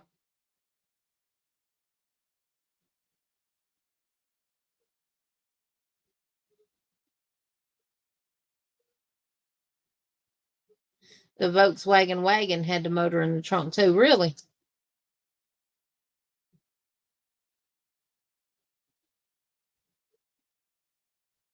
Now it take a lot of disconnecting this and taking the bolt out here and doing this and doing that to get the battery out. But mine's underneath the hood where it's supposed to be.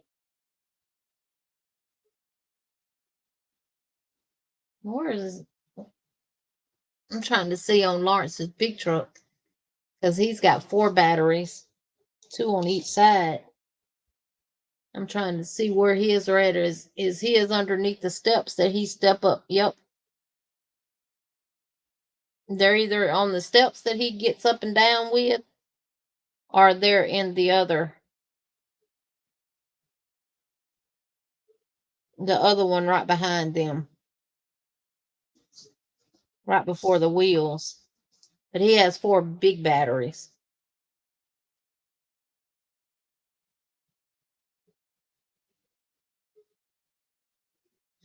I bet it's the battery, Sandrine.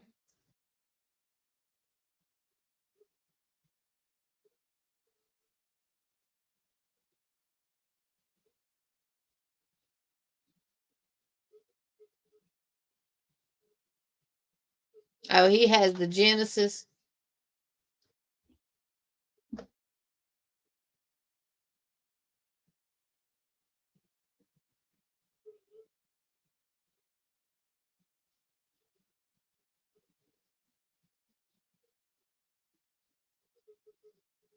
Well, you'll save some money. You won't be going shopping.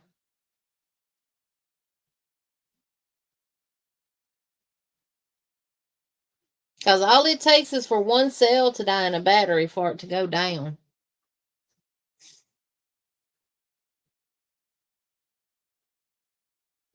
Now, his do need a battery. Yeah. And I mean, that's the thing about a battery, though. You could be done drove your car that day, come home, and the next day it not crank. That's just the way batteries operate. Because, you can get in your car and leave home and go to the store. And when you come out that store and go to crank it, it won't crank because the battery has died. Batteries don't normally give you a notice. Sometimes they will. Because that happened to me. Remember when I was supposed to be going to Chastity's because she was supposed to be having that procedure or something done? And I was planning on leaving out that night. And I left here, stopped at the gas station on the way out, and filled up. And no problems. Car cranked right up here. No issues at all. Went down there, filled up. And when I got ready to leave, turned that key, nothing. Called Kanisha's boyfriend, and I called Kanisha, and he came down there and he jumped me off. And I came right here to the house, and I said, well, I'll just get up in the morning and go, and I drove the truck down there. And when Lawrence got home, he went and got me a battery.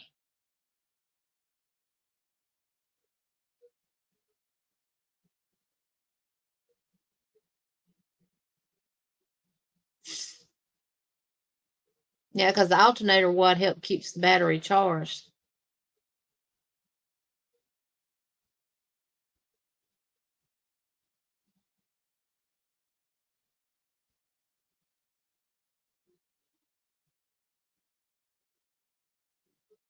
She probably had a battery charger. Sunita.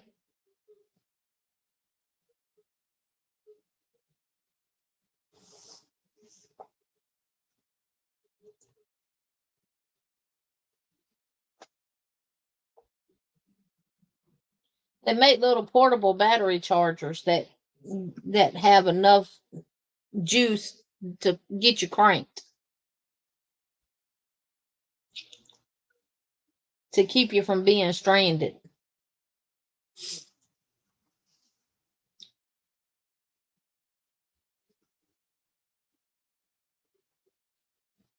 Had something in my tooth I had to get out, y'all. I didn't want y'all to see me digging around. Car jump starter. Yep.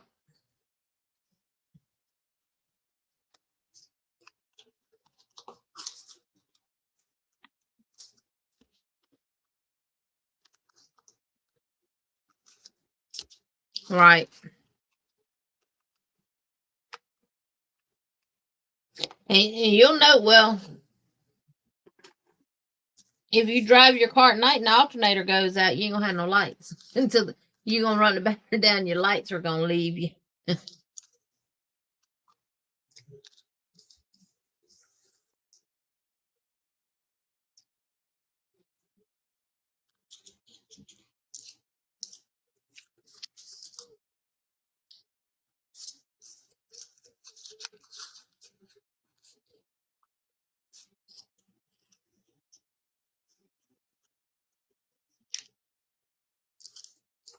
And the thing about these new cars now, They do not, they're not shade tree mechanic friendly. You have to take them to the dealer where you got it from.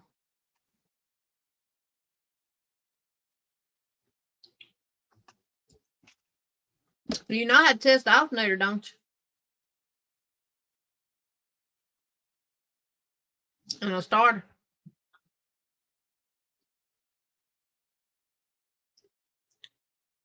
If it's gone bad, you go to the backup with a screwdriver. If it don't magnetize, it's dead.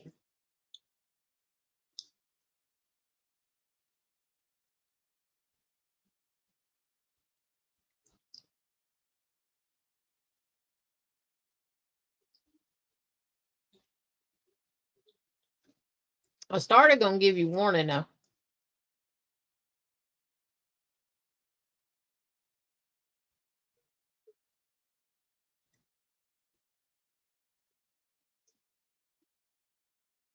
That light on in that trunk, Miss Tina, is what pulled your battery down.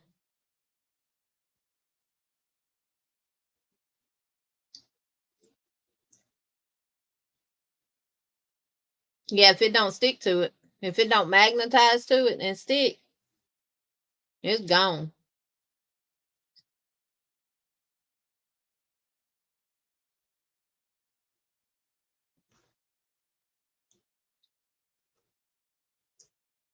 Everything underneath my hood looks foreign, other than the battery.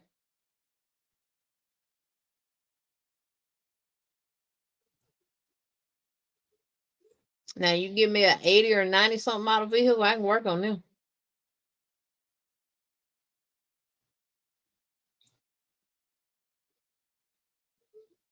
Cause my husband had found little man a little S10 pickup.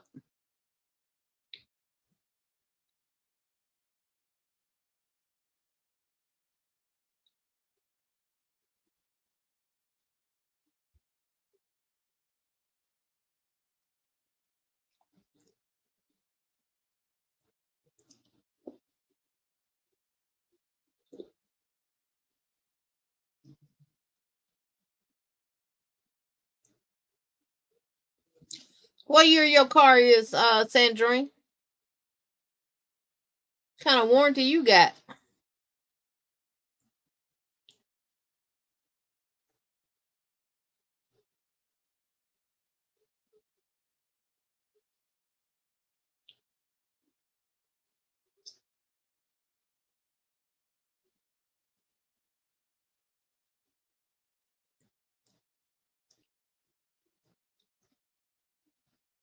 Yeah, and if you don't update your code readers,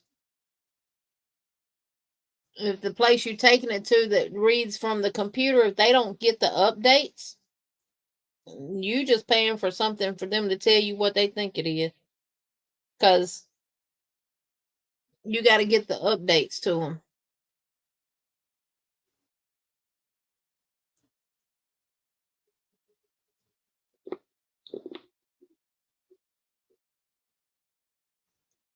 Well, Miss Tina, around here, a lot of them old clunkers are still riding down the road, baby.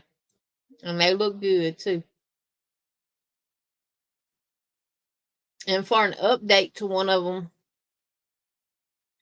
buying the computer is not that expensive. You know, the device to read the computer is not that expensive. Girl, that ain't gonna cover no battery. I got that same warranty.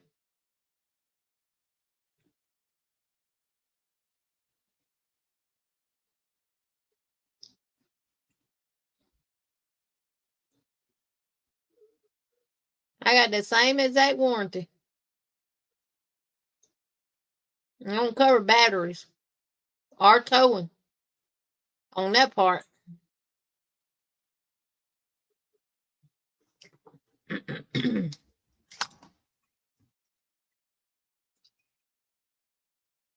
I thought you still had warranty based on the year of the car and no miles.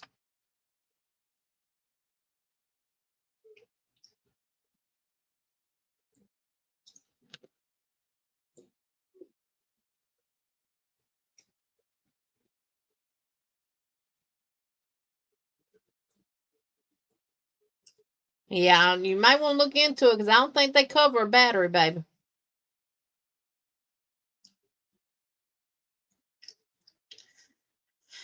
They just call it the million-mile warranty, but you ain't finna get no. You didn't get offered no million-mile warranty, Sunita.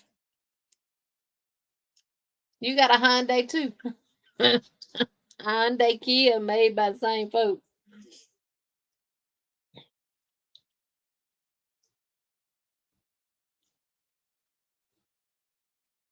And we usually don't fall for the gimmick, but my husband did.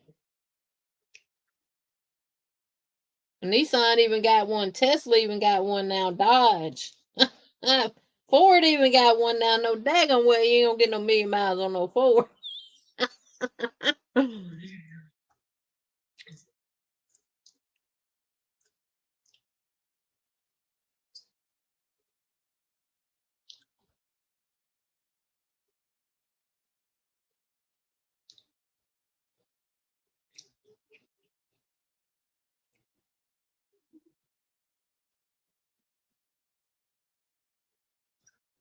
And that's a lie.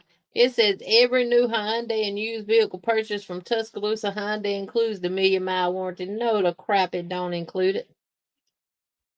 It includes the engine block and all internal lubricated parts, crankshaft rod and main bearings, cam bearings, expansion freeze plugs, connected rods, engine mounts, torque strut, wrist pins, pistons, piston rings, oil pump, and all that kind of stuff.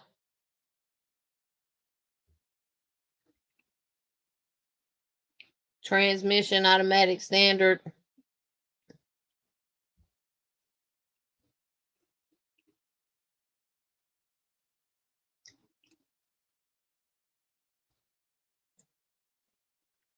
A million-mile warranty will pay for all repairs to the powertrain components of your vehicle for as long as you own it at absolutely no cost to you.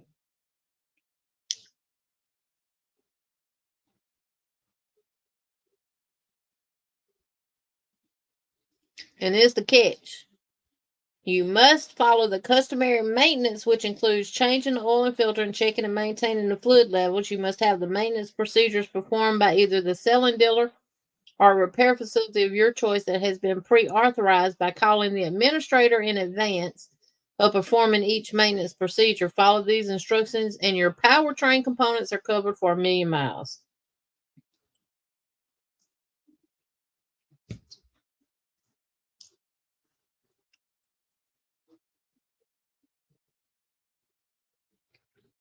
Anita said hers expired this year.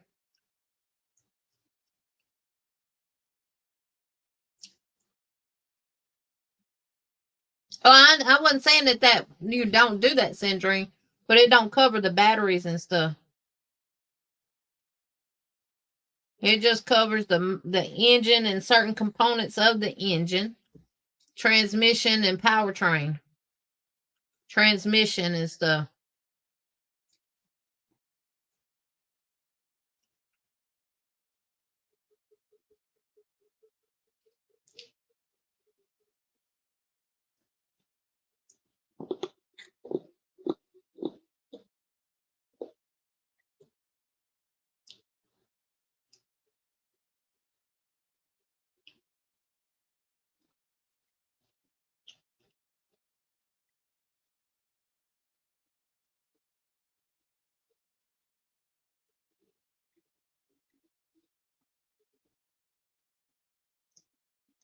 Oh, well, if y'all got AAA, you good on towing.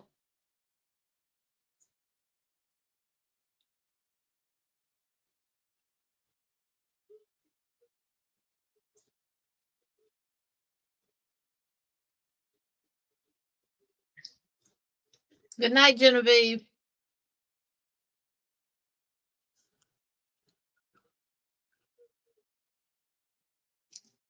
Girl, don't let that get you down. Things like that happen.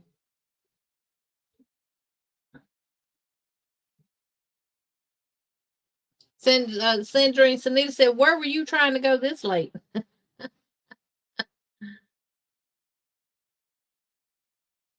It really does, Miss Tina. That's why I said I would try and make sure it ain't the battery before I take it down there to Hyundai, because baby, I pay almost $300 just for an oil change at Hyundai in Tuscaloosa, which I need to call them and schedule an appointment. I need to do that tomorrow.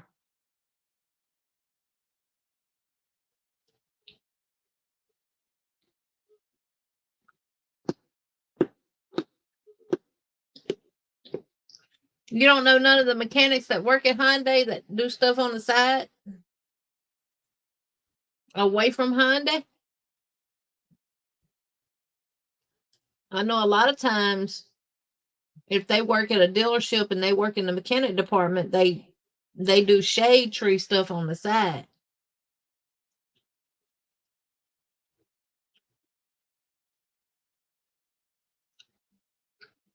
Hey, sis Andrea, welcome in.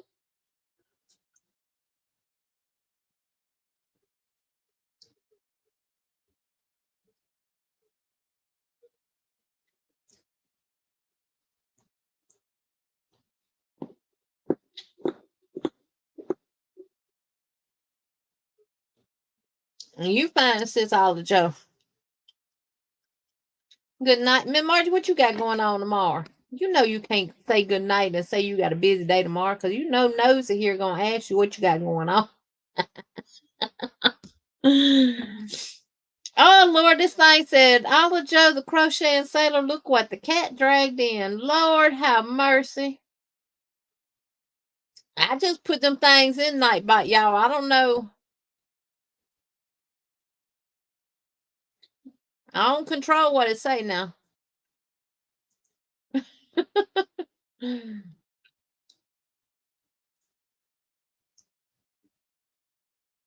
she said, don't worry, Andrea. I was asleep the whole time, heard my name. Yeah.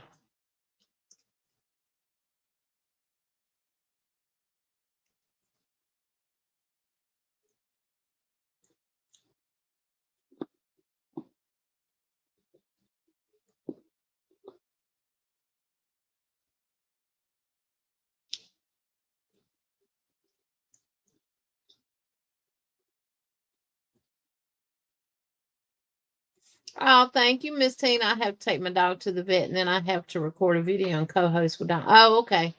Yeah, you do have a busy day tomorrow. Miss Prisco on the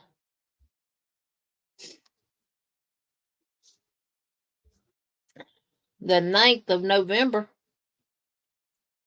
to get fixed. November the 7th is election day.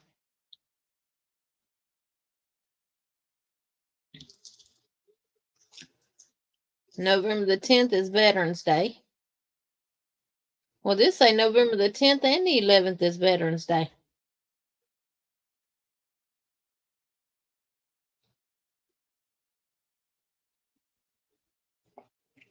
And Thanksgiving is on the 23rd this year.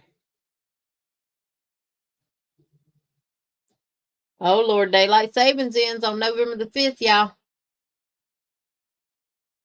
Gotta fall back an hour.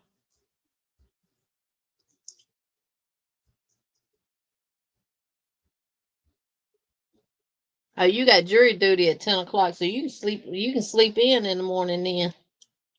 That's why you up still. She has to call in, Crystal, and then they tell her whether or not. Yeah, fall back. Me and my husband used to get into it every year about the time change thing. And I said, never again. You spring forward and you fall back. That's how I remember it.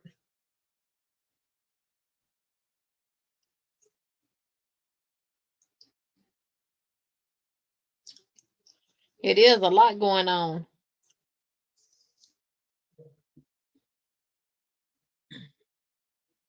First day of American Indian Heritage Month is November the 1st.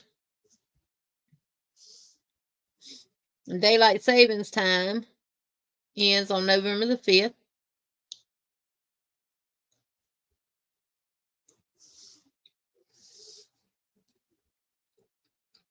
Election Day, November the 7th. Native American Day is November the 24th. Thanksgiving is the 23rd, and then Veterans Day. Veterans Day substitute is Friday, November the 10th, and a public holiday.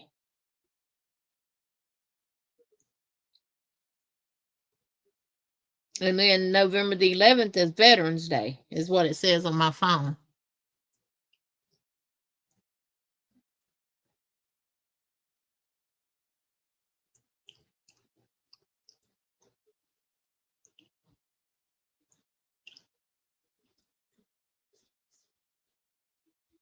And they're supposed to be trying to fix it to where you don't even have to change your calendars in the state of Alabama. Well, the governor passed it, but they have to pass it in Washington.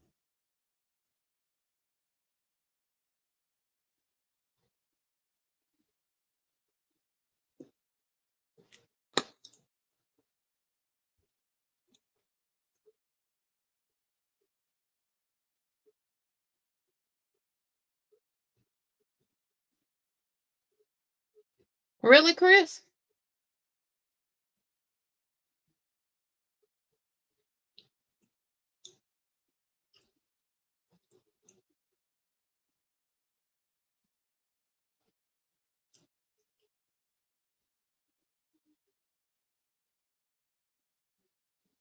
So you won't have to work Monday, or you won't have to work Friday?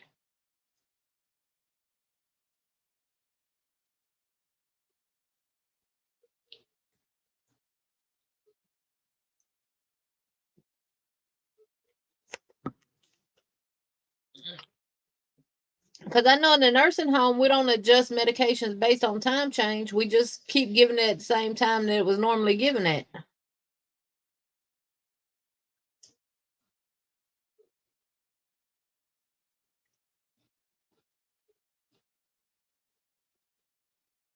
And I think that's what you should do. That's what you would do too, Chris. If you normally take it at 5, when time changes, that's actually going to be 4 o'clock, but you would still take it at 5. Because if you take it at 4 based on the new time, you're taking an hour early.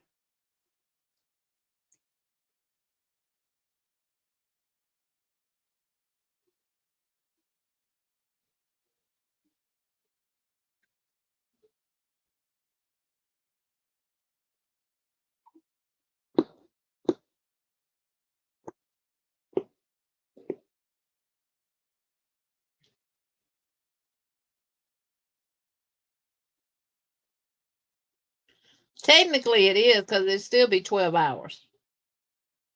Or 8 hours in between, ever how often you take it. It technically is still the same time.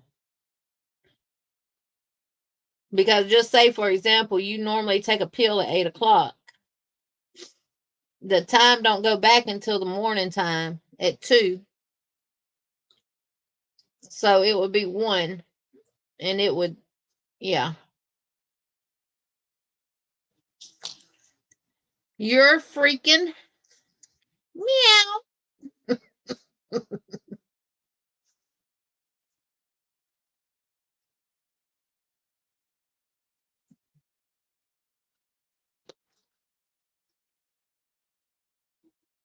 So, like, if you take a med at 10 o'clock at night, and you normally take it at 8 o'clock, or let's see, 11, 12, 1, 2, 3, 4, 5, 6, 6 o'clock in the morning.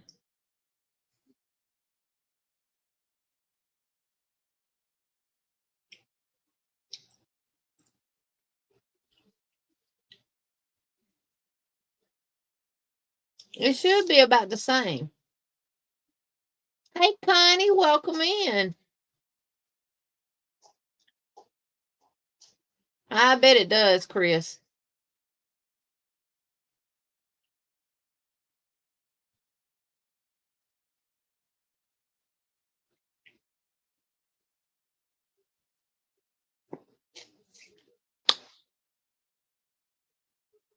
You're freaking meow.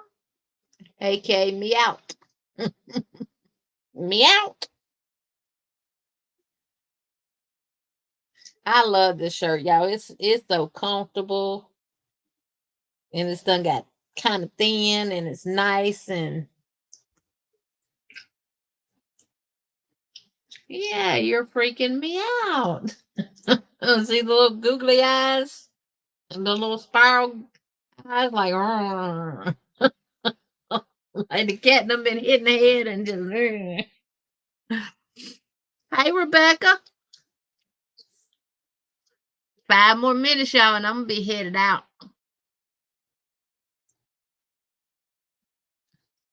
Groovy dude, yes. Y'all know how you used to have them glasses that had the springs on and they had the little spirals on them?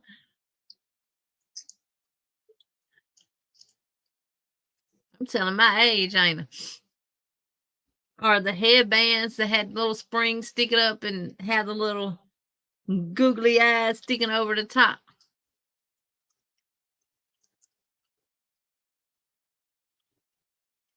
Look at Nightbot, all handmade Connie. Yo, welcome to the party. Hey, Angela. Welcome in. I still feel somewhat sorry for Simba. Who is Simba? And Chris said, I'm not. I night owl every night. I'll get off here. I won't go to bed till about 3 o'clock in the morning.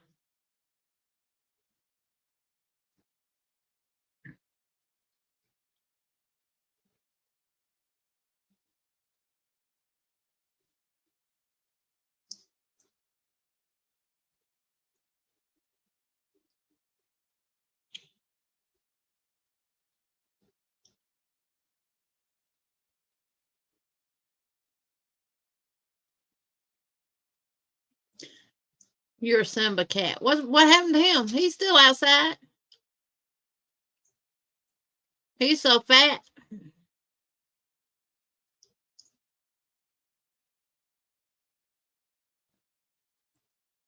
Him and Sandy. Oh, him and Sandy. Him and Emily are best friends. Oh, you done one side, bestie? Cool. Send me a picture of it. I want to see how you did it. How much more did you add to it from what you showed the other night?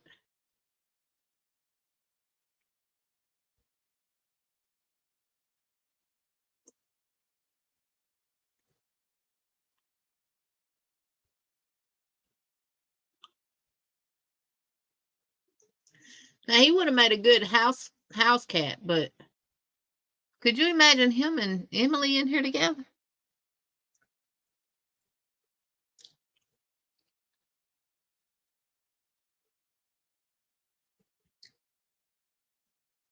And Miss Vicky said, what's your color, Sandrine? Oh, that's the problem. He missed being an indoor cat. Oh.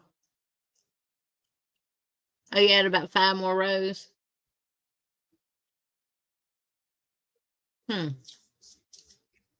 Send me a picture of it on Messenger and I'll show it.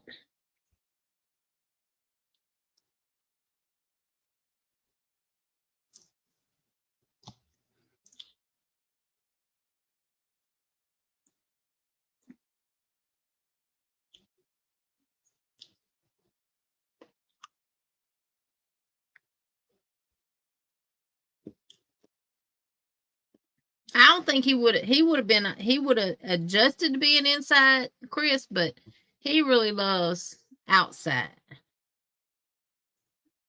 because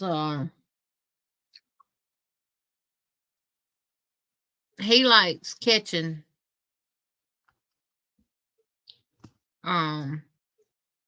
squirrels and birds and rats, and well, not rats, but field mice and all of that different kind of stuff.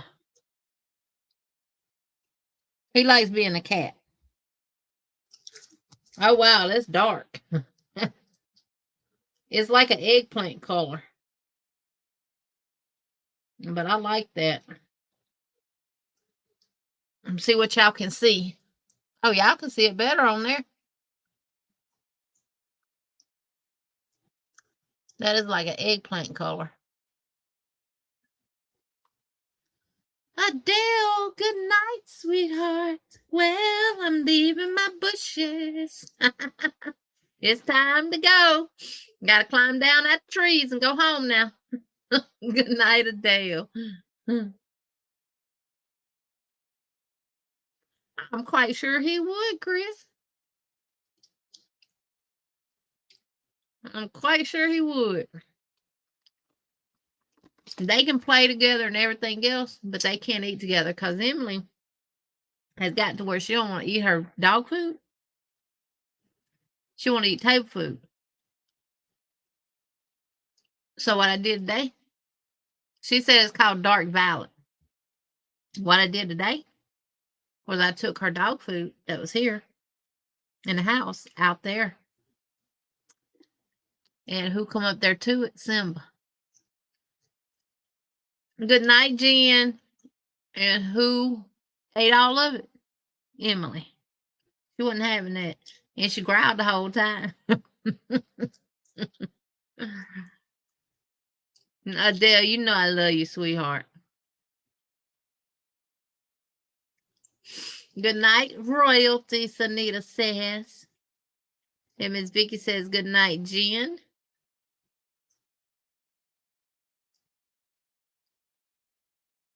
But she ate all of her food. I'm that type of person. I'm going to do whatever I got to take to get you to eat what you're supposed to eat. And she don't get a lot of table food. So she might get a piece here and a piece there. It ain't like when I had Luna. And Luna wouldn't eat dog food, period. Whatever I cook, she got a plate of it. And Connie says, good night to all, heading out.